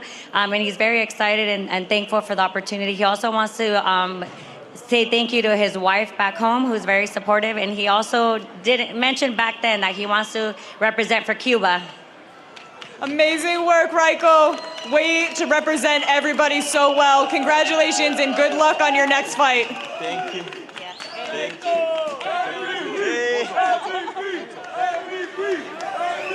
And the fight of the year. The nominees are April 4th, round 20, Boston versus New York. Amelia Moore versus Stasia Suttles. May 3rd, round 15, Miami versus Atlanta. Yuneski Gonzalez versus Jonathan Rice. May 10th, round 25, Phoenix versus Las Vegas. Joseph Rivas versus Osvel Caballero. June 6th, round 11, Houston versus San Antonio. Israel Fernandez versus Javier Rodriguez. June 7th, round 23, LA versus Las Vegas. Raul Solomon versus Diane DePestre. And June 29th, round 4, New York versus Philly. Darius Jackson versus Hendry Cedeno. And the winner of Fight of the Year goes to round 25, Phoenix versus Las Vegas. Joseph Rivas versus Osvel Caballero. Osvel Caballero not here to receive his award, accepting on oath is Joseph Rivas. Hi, Amelia. Hello again. So Osvev Caballero was unable to come. You're accepting the award for the both of you. If everybody remembers, this was the double knockdown round. You went down, 30 seconds remaining in the round, got back up, to his surprise, dropped in yet again, obviously, Mr. Excitement. Congratulations on just a blowout season and what an incredible round, fighting all the way to the end to let the people know you're not out until the bells, until it's over. That's 100%. I'm never done until, you know, the bell is rung, and that's just, oh my God, I'm so excited. I'm sorry. But, you know, shout out to Osvel. He's not here, and that guy, he's just an incredible fighter. You know, after that fight right there, I did go to a little dark place because that was the first time I ever been knocked down. And I didn't know what to think, and I just knew I had to step up my game. And from there, I had a couple obstacles I had to overcome. But overall, you know, here I am. This is exciting. I love you, Noni. Congratulations again, yet again, making this team, this league, this sport as exciting as it is, and you know these two athletes just pushing it all the way until the wheels fall off. Congratulations to you both, even though he's not here and accepting that round and accepting the award. No, thank you guys. Thank you yet again, Dewey, TCL. Thank you everybody that showed up today. I wouldn't be here without you guys. This is all you guys. Thank you. Amazing work. Take us back into the studio and let's get this kicked off. Excellent work, Amelia. As always, congratulations to all the winners, and thank you to everybody that voted on the awards this season. Beth Duran, Dave Bontempo back inside the studio. And Dave, you see the emotions. You can hear in their voices how excited they are to get their name called. I've always loved in this league the humility of the fighters, their appreciation for anybody making a fuss over them, understanding that, you know, before this league, I was known in certain circles, but then it became bigger because of this league. So they've got their community, they've got everything going for them, and you love seeing people who a fuss is being made over them at this level for the first time, and it's in their eyes. At the end of the middle rounds, Philadelphia is on top, 152 to 150. Let's look at the highlights from the middle rounds. The middle round recap, Dave Bontempo. Yes, indeed, where Philly stretched its lead ever so slightly. Stasia Suttles. Well, they thought that she might get 2 points, and she went all the way that she tried to get it. And she'll get the 10-9 win in a good, gritty scrap. But for the Philly perspective, we held the freight train down to 10-9. So both sides come away feeling a little bit good about that. And then in round 12, the bomb. The punch of the night, maybe the punch of the year for Philadelphia, which doesn't get a lot of power shots. There it was, Cedeno over Jackson. And then the mocking afterwards. The mocking afterwards. Oh, man. That will be worse than the result for Jackson. Well, Jackson's got to stay locked in because we're going to see him again as you're going to see here in the money rounds coming your way. Bryce Taylor and Joey Dueco will close it out. The heavyweights to finish it up. Also, you're going to see Abril Anguiano, Rashida Ellis. But which one for you, Dave, is going to be the round to watch? Because it's close right now. Yeah, it is. I'm always curious about Stasia Suttles because can she turn in the 10-8? They've been waiting for her. They've kind of put pressure on her to get a 10-8. And then with the switch in matchups, there's the expectations for her. So that's one thing. And then, of course, I can't wait to see the Nathan and Taylor fight again. And that's round of the night brought to you by Whiskey Wealth Club. One thing about this, though, Dave, is you have to stay with us. You have to lock in because it's the final edition of the money rounds of season 3. Mega Brawl 3. Philadelphia on top, 152-150. Ray Flores, take us home. Ladies and gentlemen, the money rounds for Mega Brawl 3 starts now. At featherweight for NYC, Abril Anguiano. For Philly, Rashida Ellis. All right, so Abril Anguiano opened up the night with a victory for New York City. That was against Sheramae Patricio. Now she has Rashida Ellis, who got the victory in round number 3. Rashida is so good, Dave Bontempo. Yeah, she really is. And credit to Anguiano for already putting a point up for New York in the first fight against Patricio. And how about the fact they tell her, okay, you've got Patricio and Ellis. Have a nice night. This is an opportunity for Philadelphia to extend their lead. You have a favorite in Ellis. Then after this, you have Rasheem Brown. It's going to be very, very tough for New York City. Well, and what that points to is now that you have must rounds and must gets for the teams. So for Philly, this is a must get. You're up 2. You can project yourself to be up 4 after 2 fights from now, but this is a must get. You've got a heavy favorite against maybe somebody overachieving a little bit tonight, so would have a double on her mind. Philadelphia Smoke, right now you just want to stack rounds, and hopefully you don't need a knockout at the end. Right. You're up 2, so Philly's great strength has been not getting the 10-8s and 10-7s assessed against them. So in that thinking, they could say, we win 4 money round fights, it's ours.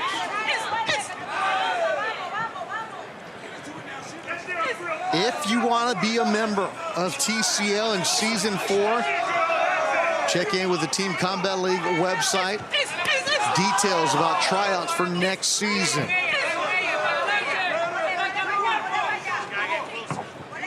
Of course, follow the TCL social media accounts for all the behind-the-scenes action. And also highlights. We have all the highlights from tonight so far. We also have the winners. The awards, end of season awards. Great job. I'm not ready to stop. Oh, I'm not. We need a fall league. Started in April. Did not know what we would get from Nashville or Phoenix, the expansion teams. And all we got every single week was action-packed shows. Yeah, and Phoenix made a huge statement with the awards and with their team advancing deep into the playoffs and coming up just short against Philadelphia. Rashida is so much fun to watch. Yeah, well, flawless, undefeated, and this is boxing fundamentals. Talked about Rasheem Brown being emblematic of Philly's slip, and so is Rashida, because this is now more than just an excellent fighter. This is an important fight for Philadelphia and an important point if she gets it for them.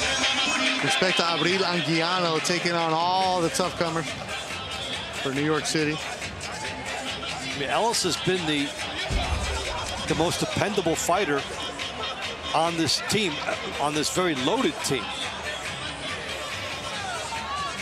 And the slick elusiveness, dodging 4 bombs and then tying up. That was a veteran move. TCL improves every single season, having been involved since the first one. You see the growth in and outside of the ring. Great leadership, great matchmaking, the logistics to get it all done. Then the popularity grows, and then more people want to be in it. Well, so it has a snowball effect.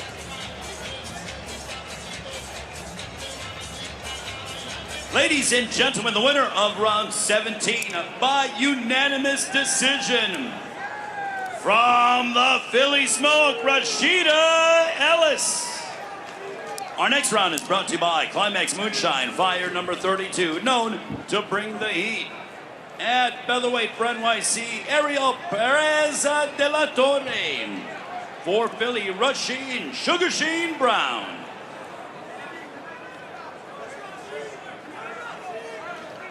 Round 18 coming your way, Rasheen Brown. That man has just been so fantastic for the Philly Smoke. And let's hear from more members of the Philly Smoke. How about senior and junior? The Cunninghams are with Amelia.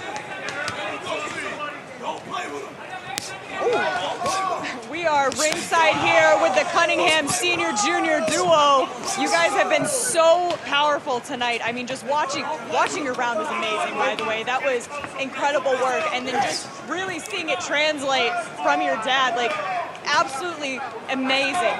What is that like watching him fight? Because I saw you screaming from the sideline. It's a dream come true, you know, because we worked hard. We put in the work for years since he was like 7 years old. You know, he won the bronze medal and the national golden gloves and nationally ranked all the time. And it's like, I know what he can do, and to be able to see it and on this platform too, and to be on it together, man, I'm smiling, man. I know you had told me before in an interview that you actually joined the team because he had done it. So to be able to have you both here now in the same season is incredible. Yeah, that was motivation for me, you know, seeing him get in and work and seeing the model of the whole situation. It's beautiful. I love it. It's very interesting, and when the world catches, it's going to catch on fire. Absolutely. So this is Junior's first bout of the season. Welcome. Way to come into the finals and with such a beautiful performance. Yes, I've been itching to get here. You know, I was in basic training, you know what I'm saying, combat engineering, looking at the videos every week, waiting to get here, and I'm finally here, and I got to show out. Oh my goodness, I did not realize that you're now in the military. So, National Guard, Army National Guard, yes ma'am. Amazing, just absolutely amazing. And you've been training to be able to be at the level to come right into the finals. That is incredible work. How does it feel to watch your dad? You've been, like you said, you've been in basic, watching your dad fight. It's so inspiring, you know, seeing him in the gym, seeing all the work he puts in, and you see the output in the ring. It's amazing. It inspires, like fire inside of me. I got to do the same thing. It's amazing. This is incredible. I mean, to be able to see a father-son duo, I'm so inspired by the both of you. Congratulations on doing amazing work and being a great dad. Like, this is, you know, you see what you've helped raise, and it's just so impressive. Amazing, guys. Thank you so much for taking the time. I'm glad to have you both here. Thank you. And a big knockdown by Rasheen Brown. De La Torre hits the deck. Oh my goodness, Philadelphia is pulling away. We said how good Brown has been all season long, and when you need him, he steps up big. Or he can turn a 3-point team lead into a 5 just before the end of this fight. And now put pressure on every other New York fighter to go for broke. That is the third knockdown for the Philly Smoke tonight. And so now they would be up 5 with 6 fights to go. The margin of error for New York is practically gone. And somebody needs to drop a bomb against a team that doesn't have it dropped on them. Here it was. Just a quick hook. Downtown Brown. Looking at the opportunity. Boom. Set it up. Right on the ear, Dave. Got him. Well, you know, a veteran move. Rhythmic. And there you see the Cunningham family. Now we know why Junior did not fight this season. Thank you for your service, young man. And the Army National Guard. I feel a little safer. Cunningham protecting us. Yeah, what a great duo right there. TCL fans, the winner of round 18 by unanimous decision, 10-8. From Philly, Rasheen Sugar Sheen Brown. Our next round is brought to you by Whiskey and Wealth Club, the #1 cask whiskey investment opportunity. At super lightweight for NYC, it'll be Stacia Suttles. She'll meet Philly Samantha Ginnethan. Well, if anybody can get you the knockdown that you need, it could be a standout fighter like Stacia Suttles. New York needs it. Yeah, this that knockdown changes so much. The Philly train is on the verge of leaving the station. And Suttles bring it back. If you're Ginnethan, you think Bob Kane just told her, hey, not that we're going to concede the round, but don't do anything to get knocked down. You know that is a team culture, because this match in particular, we mentioned it the last time that they met, that a 10-9 loss for Philly is good enough, and even more so now. This Philly team, if you fall behind them this much, it's a bigger mountain than normal, because this team has not allowed many other opponents to punch their way back in with the 10-8 and 10-7. Hawk Jackson coming up next, and he has some knockout power. Right now, Stacia Suttles trying to keep it close for the New York City Attitude, who are running out of time.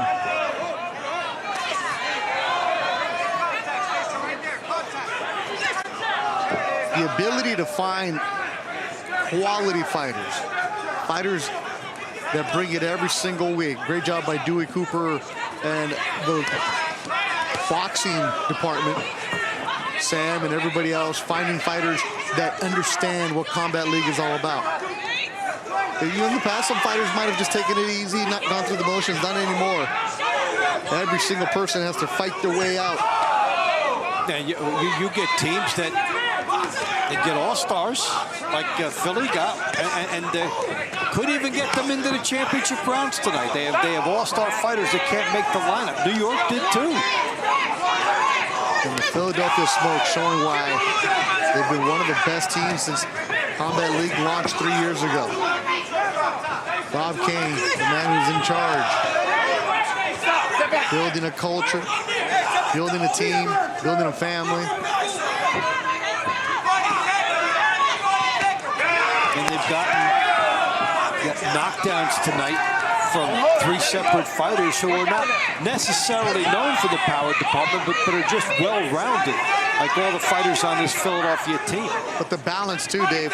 One in the launch round, one in the money round, and one in the middle round. Yeah, so every stanza has been covered, and a couple of fights before this, Conja Nathan in the heavyweight division coming up big with critical knockdowns to stop momentum against the Philly team. Ant-Man says, tell Bontempo the train is gone. Train is gone. The train is gone.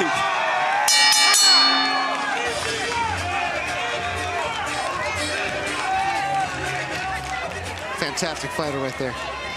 Can't wait to see what she does as her career progresses as Stacia Suttles. Stacia Suttles at least answers one part, because New York has to sweep the card, and that's going to be difficult from this point on. But at least Suttles able to assert herself here. And for Philly, you know, to only lose 10-9 to one of New York's top fighters, not bad. And respect to Samantha Ginnethan. 2 days notice, got here, made weight.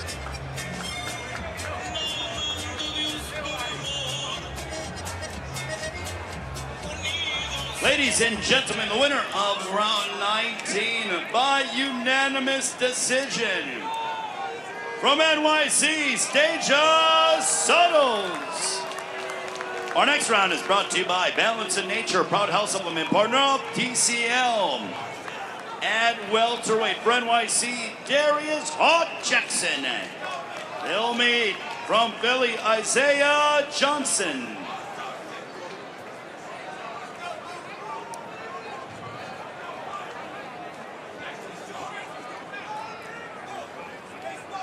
This is an even matchup right here. Isaiah Johnson from Philly is an excellent fighter in the 147-pound division of TCL. But this is an opportunity for Darius Jackson, who went down in round number 12, to close the gap for the attitude. Down by 4. You're going to have to go for it if you're Darius Jackson. Well, that fits into his style anyway. We've seen him scoring knockdowns. So you leave yourself open for the counter, as they both land some pretty good shots there.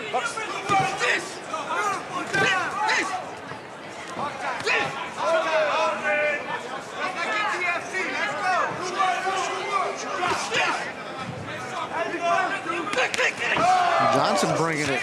Johnson's not going to run around. No, well, you know, when you are facing an opponent who's going to step up the pace of the fight because he's desperate for a knockout for his team, that is going to make you fight at an elevated level too, most likely, unless you can stand and move laterally and deflect and distract. Good shot from Hawk Jackson in green. Man who has Haitian roots, was a member of the Haitian Olympic team. Didn't go to Paris, but he qualified. Brought to the sport by his father. Living in Florida. Careful with that elbow. Dave, you've been all over the world commentating boxing. You used to travel with the Colonel. Yes. The TCL is a new concept, but it's a fun concept. I love the concept, and I've always thought that, and a lot of people who have followed boxing for many years have come to like it. I've always loved the one-round idea, and that boxing should have something that resembled the skills competition at all-star games with the NBA and the NHL, and all types of things where there can be a showcase of talent, where fighters can come in and fight one round and make that their specialty. So when I was first given a call about this, I was excited even coming in, and it's even been better than I thought it would be.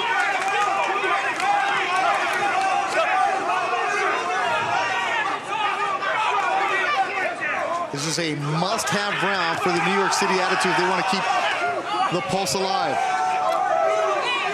And to add to the other comment, the personality of the fighters on the teams, very appreciative of this exposure they're getting, and they're all helping the league grow. It's like everybody in the league seems to be on the same page. And we saw it from Jesse Hart earlier. Gets a big opportunity to fight October 11th on DAZN, and Jackson back and forth. Respect to the two. Good round. Smile. Acknowledge the respect between the fighters. All right, so the battling southpaws open it up, and there's a good shot by Jackson. Billy lunging at him. Johnson trying for his big shot. Hey, you can tell the intensity of the situation has gotten both fighters at the top of their game. Really understanding the stakes now.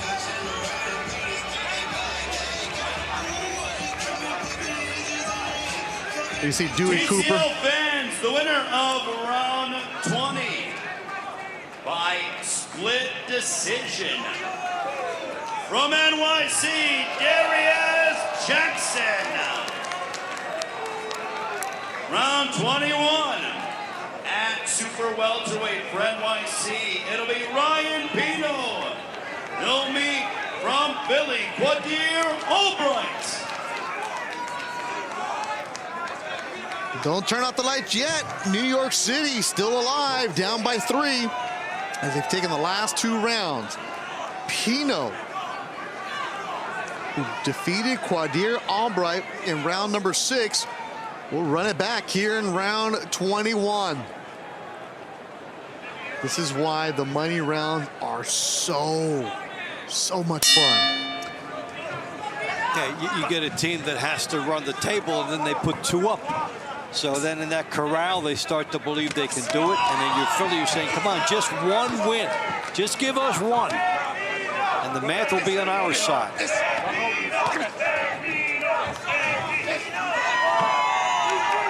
Pino's been very confident the last couple of weeks. Puerto Rican roots for Ryan Pino. And if he can take this round, cut the lead to 2.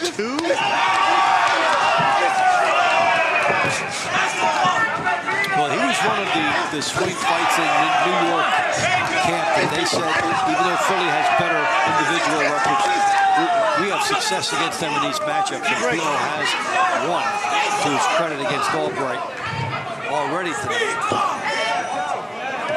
This is why New York City was that wild card coming into the playoffs. You knew they had some talent.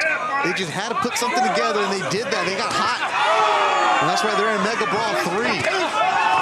Hook from Pino.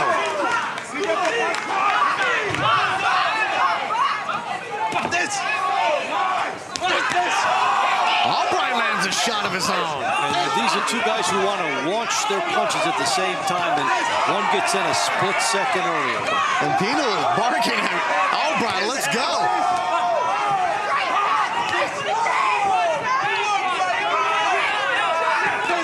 Albright just needs to stay calm, control. But this is where a fighter really has to balance his emotions. With the screaming crowd, the screaming teammates, you want to feed off intense energy if it's there for you, and yet you need to maintain your fundamentals and composure. Not easy to do all of that. Less than a minute to go in round 21. All night long, split decisions have been important. It's tight. A 3-point lead for Philadelphia. The confidence that Ryan Pino has had in season 3 has grown every single time he steps into the ring. There's a presence about him. That he always feels like he's winning and tries to exude that image that he's winning, and it elevates his confidence. He's been bringing some good offense. Always throwing more than 1 punch.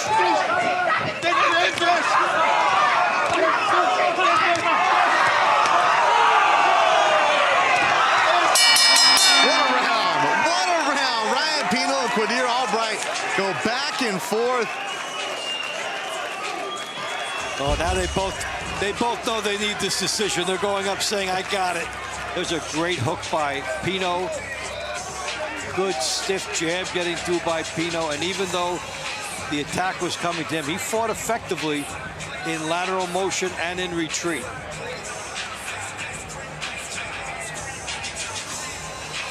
Albright caught him as Pino shifted. Had the hands down, went from one side to the other in perfect timing by Albright. TCL fans, the winner of round 21 via split decision. From New York City, Ryan Pino. Our next round is brought to you by Serenity Springs Recovery Center, a place of recovery and self-discovery. And super middleweight, round 22 will feature from NYC, William Langston. For Philly, Paul Kroll. New York City hanging around. Now it's up to William Langston, who came up short against Paul Kroll in round 13. Can he turn it around in round 22 when his New York City squad needs him the most? Well, when you've been a team of destiny, if it carries all the way out, that is what happens. So we'll see if he's able to do that, or if Kroll can right the ship for Philadelphia. Up next will be Isaac Carbonell against Ray Robinson in round 23. Carbonell took the earlier round. But right now it's William Langston. The New York City Attitude down by 2, but they've won the last 3 rounds. It will really come down to Taylor and DeVaco.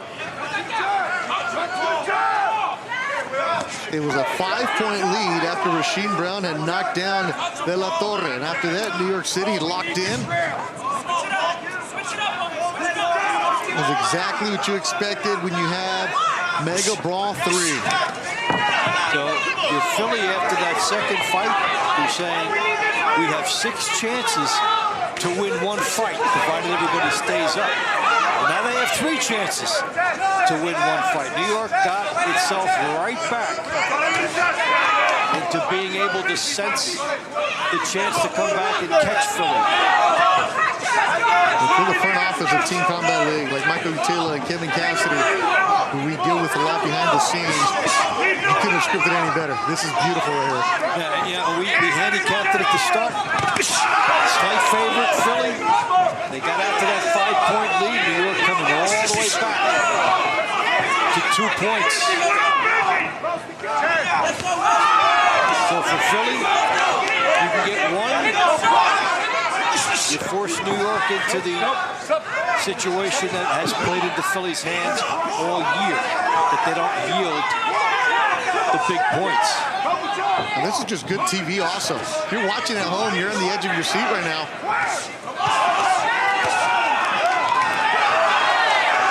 That's going to be ruled a push. Kroll looking over at the coaching staff. It's been Langston bringing it to Kroll. He should. He's down by 2. But he's been effective that way. Kroll, this is a guy, you've already got a point for Philly. You only need 1 point. You should be bringing it 2. Different look from Langston here in round 22. Well, you can protect the 5-point lead, but a 2-point lead, you have to go out and try to make it 3. That's Kroll holding onto the rope. Yeah, he's in a spot where it looks like he wants to buy time, or that he thinks he's got this, but the aggressor has been Langston. Did Langston doing up in round 22? Did he cut the lead to 1? He thinks so. And Kroll's grabbing his arm. He might have hurt himself.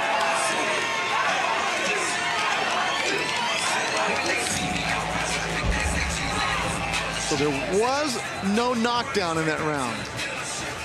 Here's Langston putting the pressure on. And the thing is, yes, the gloves touch, but you're pushed down. So did land on his elbow. So they make it to the distance. Could very well be in 1-point territory. Well, Langston feeling good about himself. Well, the body language of the fighters. Just enough, right? Let's see what the judges say. Another big call.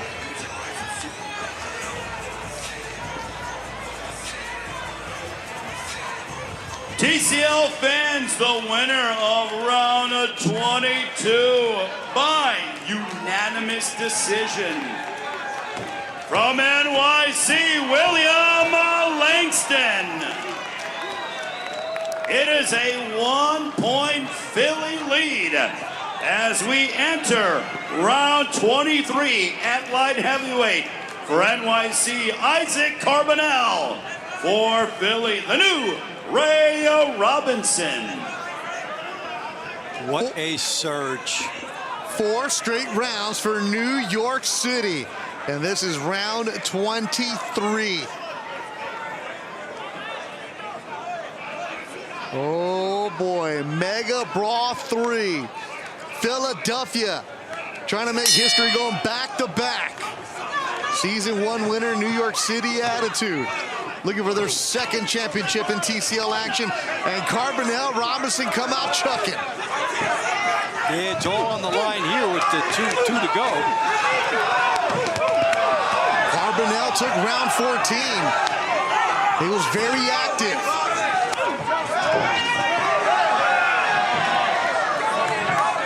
No first down. No. But Carbonell is swinging for the downs. But does he need to do that?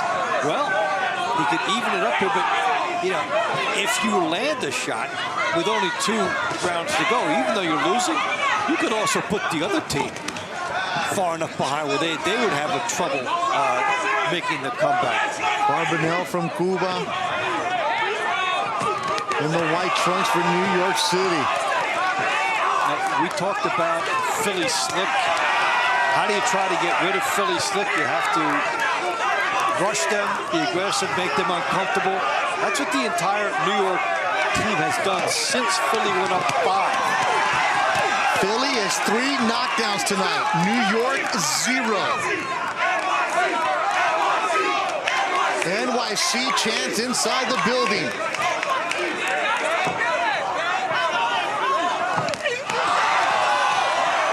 And by the way, this is really stunning to see Philly lose 4 rounds in a row. I don't think we've seen that all season. They had a 5-point lead at the end of the 18th round. New York digging deep, all heart, and they're back in it down by 1. In the championship round, strange things are bound to happen. So we're seeing New York win 4 in a row, get itself right back in. So you're Philly, you need either Ray Robinson or Joey DeVeco.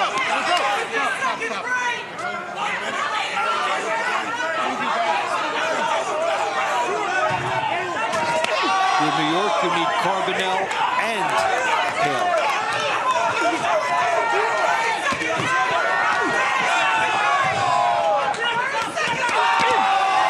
Hear the thudding punches from Carbonell. Carbonell emptying the tank. Robinson chucking with him. Digging deep is the new Ray Robinson. All heart from the Philadelphia Smoke in New York City attitude in round 23. 10 seconds to go.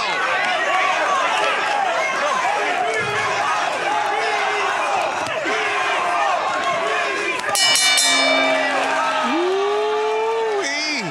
Did Carbonell take it? He took it to Ray Robinson. Did he take the fight? He had the bigger punches. Good work inside here by Carbonell, trying to rough up these Philly fighters. Just letting everything go, hoping enough lands that you get the call. There's a good right hook that got in from the new Ray Robinson. Well, they just lowered their heads, and it was a sidewinder matchup.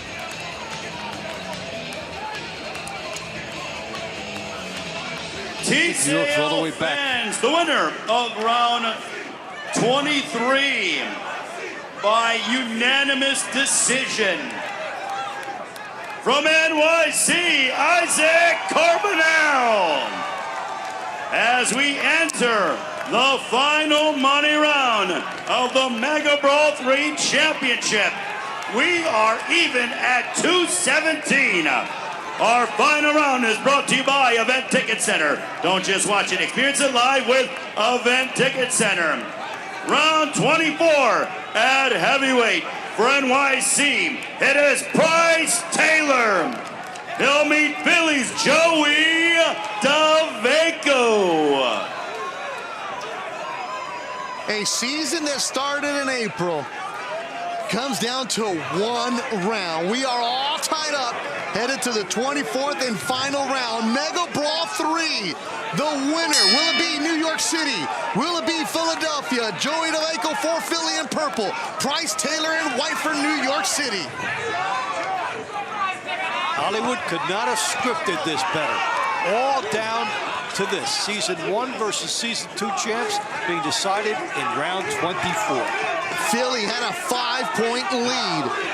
New York has won the last 5 rounds, and it comes down to the heavyweights. DeVaco took care of business in round 16. Taylor lost to Contra Nathan in round 8.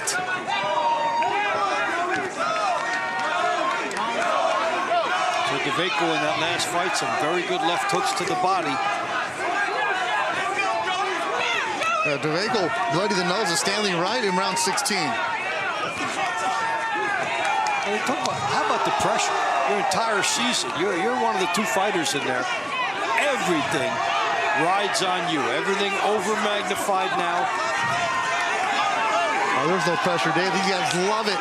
They live for this. Yeah, they live for this, but they've been thinking about it for about an hour and a half. What if it comes down to me? They start doing the matchups, and it could come down to me. I better be ready. There's a reason the coaches put him in the 24th spot. Good left hook from DeVaco, lands flush.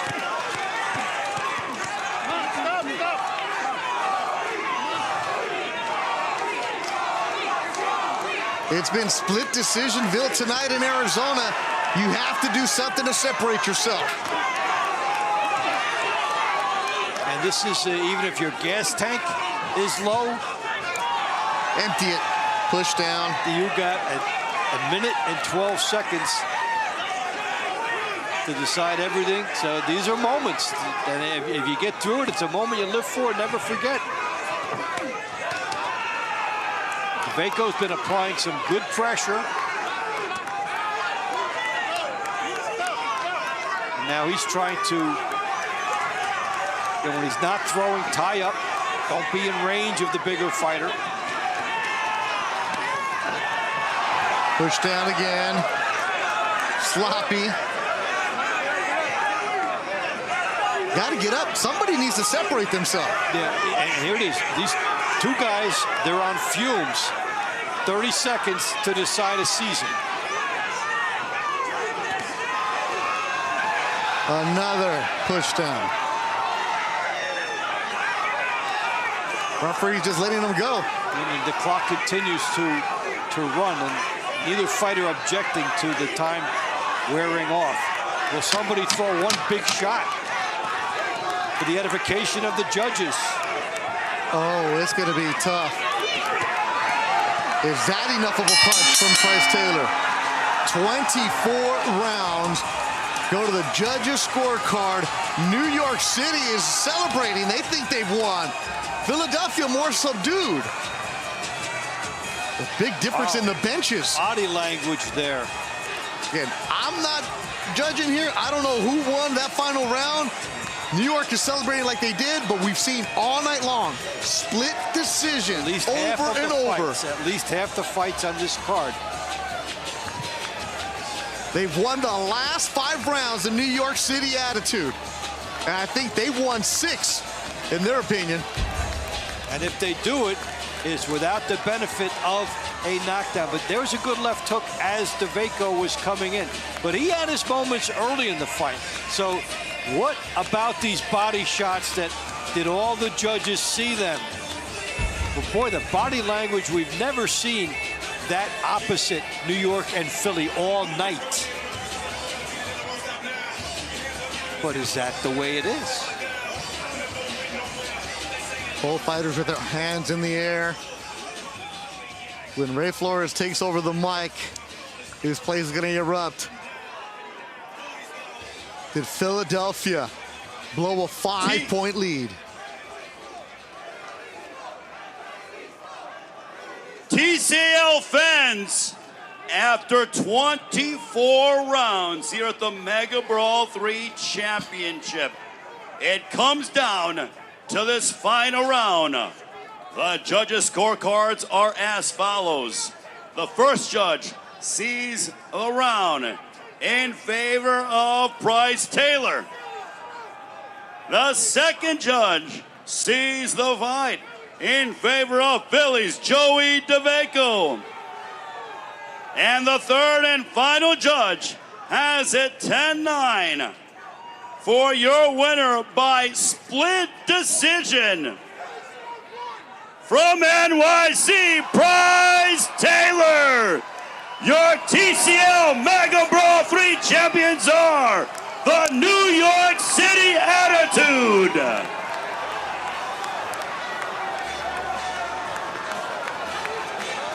The emotion from the New York City Attitude.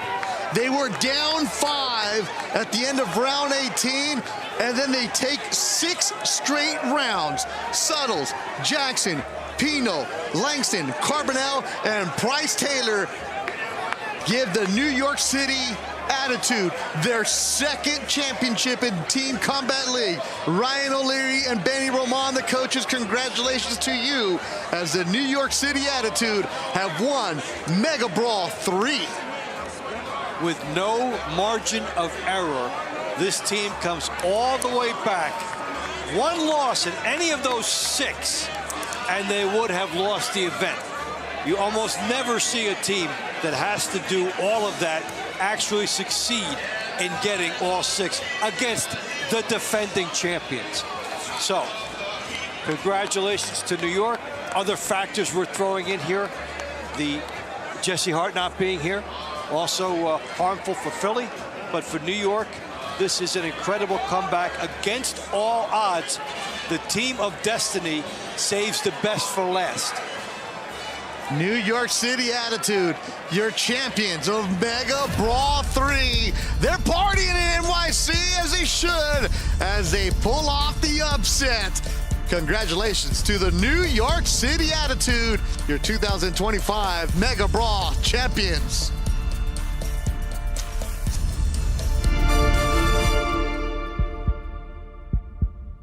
I was drinking every day. I was hooked on oxys. My husband turned into someone I didn't recognize. The addiction crisis. Worse than a pandemic, we have a growing epidemic. There are approximately 20 alcohol and drug-related deaths per hour every single day. Addiction is a disease. Like any other disease, it may have serious harmful effects and may lead to death if left untreated. Introducing Serenity Springs Recovery Center, a place of recovery and rediscovery. We understand the unique challenges men face in their journey to recovery. Set on 38 private acres, our state-of-the-art facility offers a safe, supportive environment for healing and growth. Our team of dedicated professionals specializes in evidence-based treatment, providing our patients with the tools to overcome addiction and achieve long-term sobriety. If you or a loved one needs to make a change, call us today at 386-423-4540 or visit us online at serenityspringsrecovery.com and reclaim your life.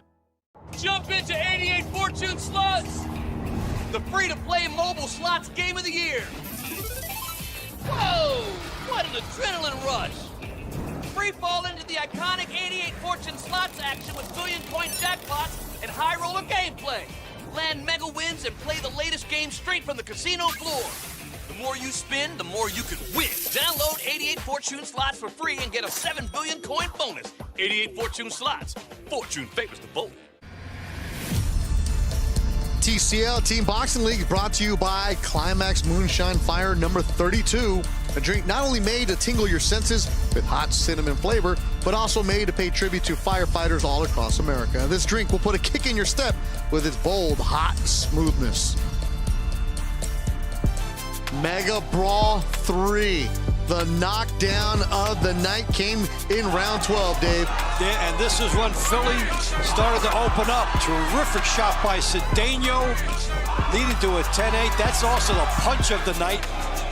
And then the mimicking and stepping in after, well, that's going to come back and burn them now that New York has won. And that's the knockdown. That was a knockdown in the middle round. Let's go back inside ringside to hear from the winners. TCL fans, your Mega Brawl 3 Championship Awards are as follows. The round of the night is round number 9 between Angelis Lopez Mendez and Jeremy Patricio. Your number 3 star of the night, Philly Smoke Featherweight Rasheen Brown. Your number 2 star of the night, NYC Attitude Super Welterweight Ryan Pino. and your #1 star of the Mega Brawl 3 Championship, the man who clinched the championship for his team, NYC Heavyweight, Bryce Taylor.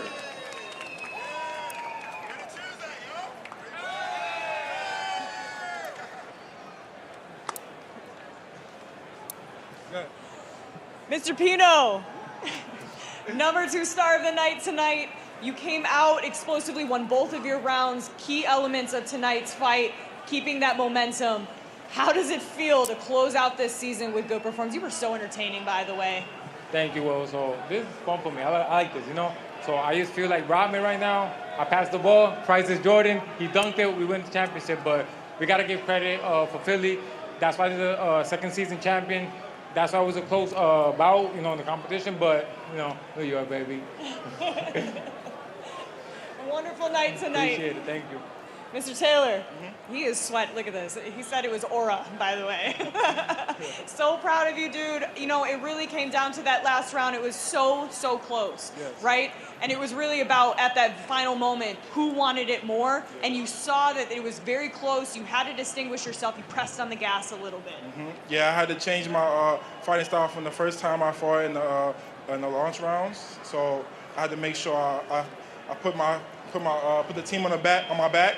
And I had to put on the show and win. You know, that's all. That's all it was? The price is right. It was great work. Way to press on the gas when they needed you. You knew that was that last moment.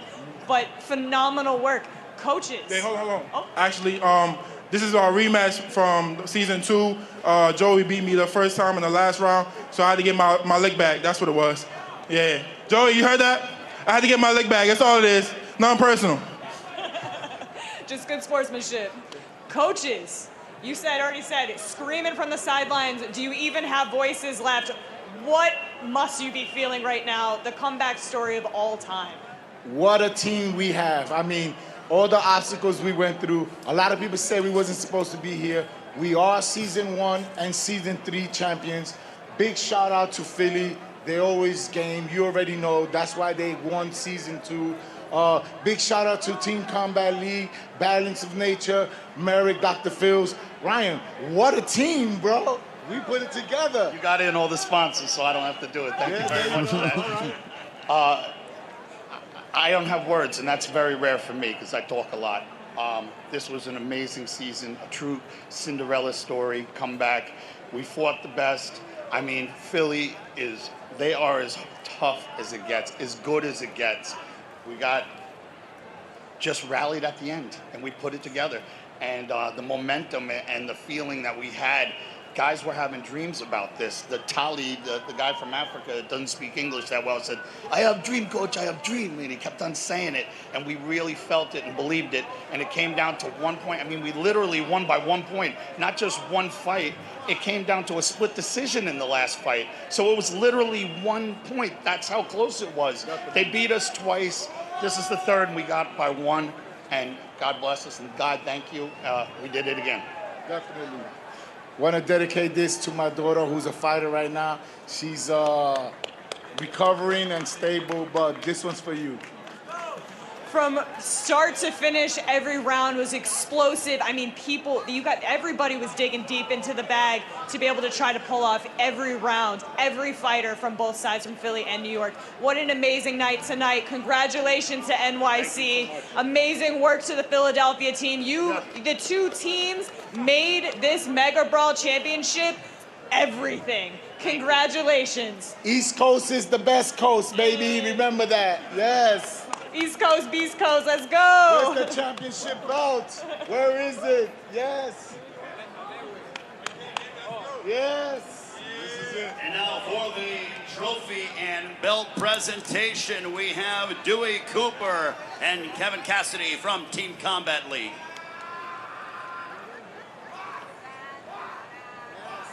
Ladies and gentlemen, we present to you your Season 3 TCL Mega Brawl champions. They are the NYC Attitude.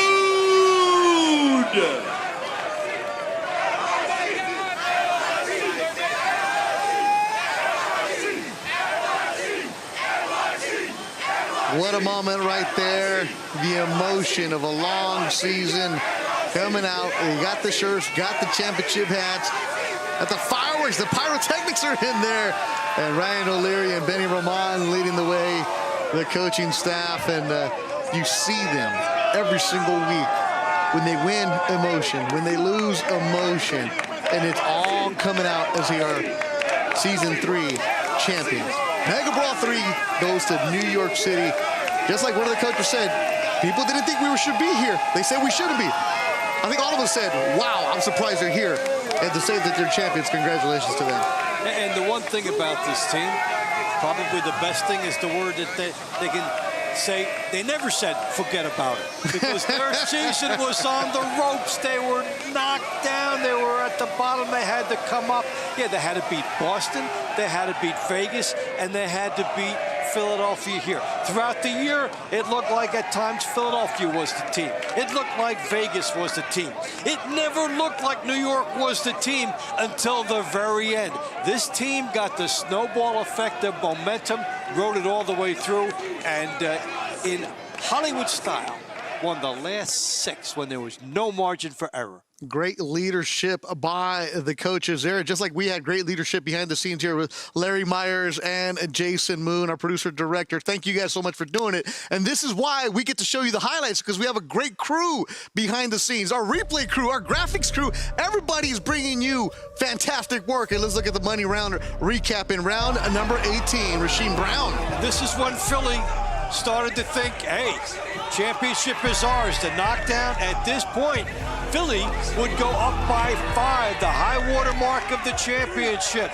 You don't lose 5 points from here when you're the defending champions, do you? Well, New York said, yes, you do. We even thought the train had left, Dave. Well, yeah. Somebody pulled that cord. Yes, well, we said it was on the verge, but New York brought it back. And God bless them for anything that they did here. 6 in a row. This is a Pino with the emotion. We saw that all night long from New York. We saw that all season from him. But from New York, how about the split decision? But the bench knew it.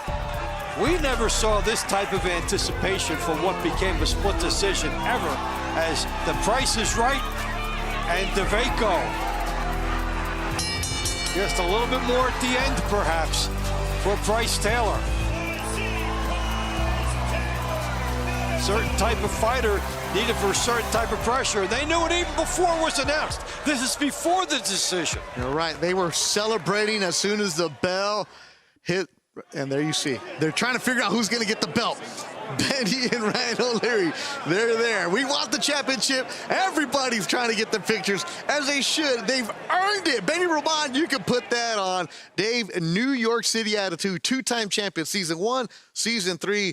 What a show that they put on. And what a wonderful season, because we had a lot of teams make runs in the middle of the season. A lot of teams did, and so a lot of teams can come out of this thinking, you know what, maybe it could be us next year. Look what New York did. But this just became storybook. It became us against the world, a team that caught fire at the right time and then caught magic tonight at the end. Let's go back ringside. I think they're going to give MVP of the night, but everybody's got to take a picture, as you should. You've earned that belt. Megabrawl 3. You put on the belt, you put on the championship T-shirt, you got the hat. You got to celebrate these moments, Dave. And Ray Flores, who's our MVP of the night?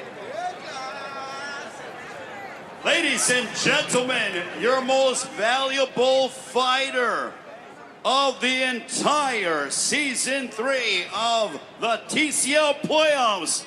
It goes to NYC Super Lightweight, Stasia Suttles. MVP of the season. What a run. What a run from her. Yeah, she's going to be making a lot of noise, and you can see the smile on Stasia's face. The emotion from them, and well-deserved by Stasia Suttles. So you get the MVP of the season, you win season 3, everything going New York's way, And the season 3 has just been fantastic here at Team Combat League. The expansion teams of Nashville and Phoenix, they brought it. Philadelphia got to the championship, came up short defending their belt. Las Vegas had a perfect regular season, came up short in the playoffs. Every single week was fun, Dave. It really was, and there was a new hero every week. Yep. We saw fighters that were 0-5 come in there and become fighter of the night, and this is just an unbelievable way for this season to end, and what great fun we've had together. And if you want to be involved with Season 4, make sure you go to the Team Combat League website. Great job by everybody all season long. Also, Justin Shackle, Ray Flores on the broadcast. Tony Trejo's helped out. My good friend Dave Bontempo, has been a pleasure working with you. Great job, Amelia Moore and Bubba, for everybody behind the scenes. Welcome to Dr. Phil's Merit TV. Tonight.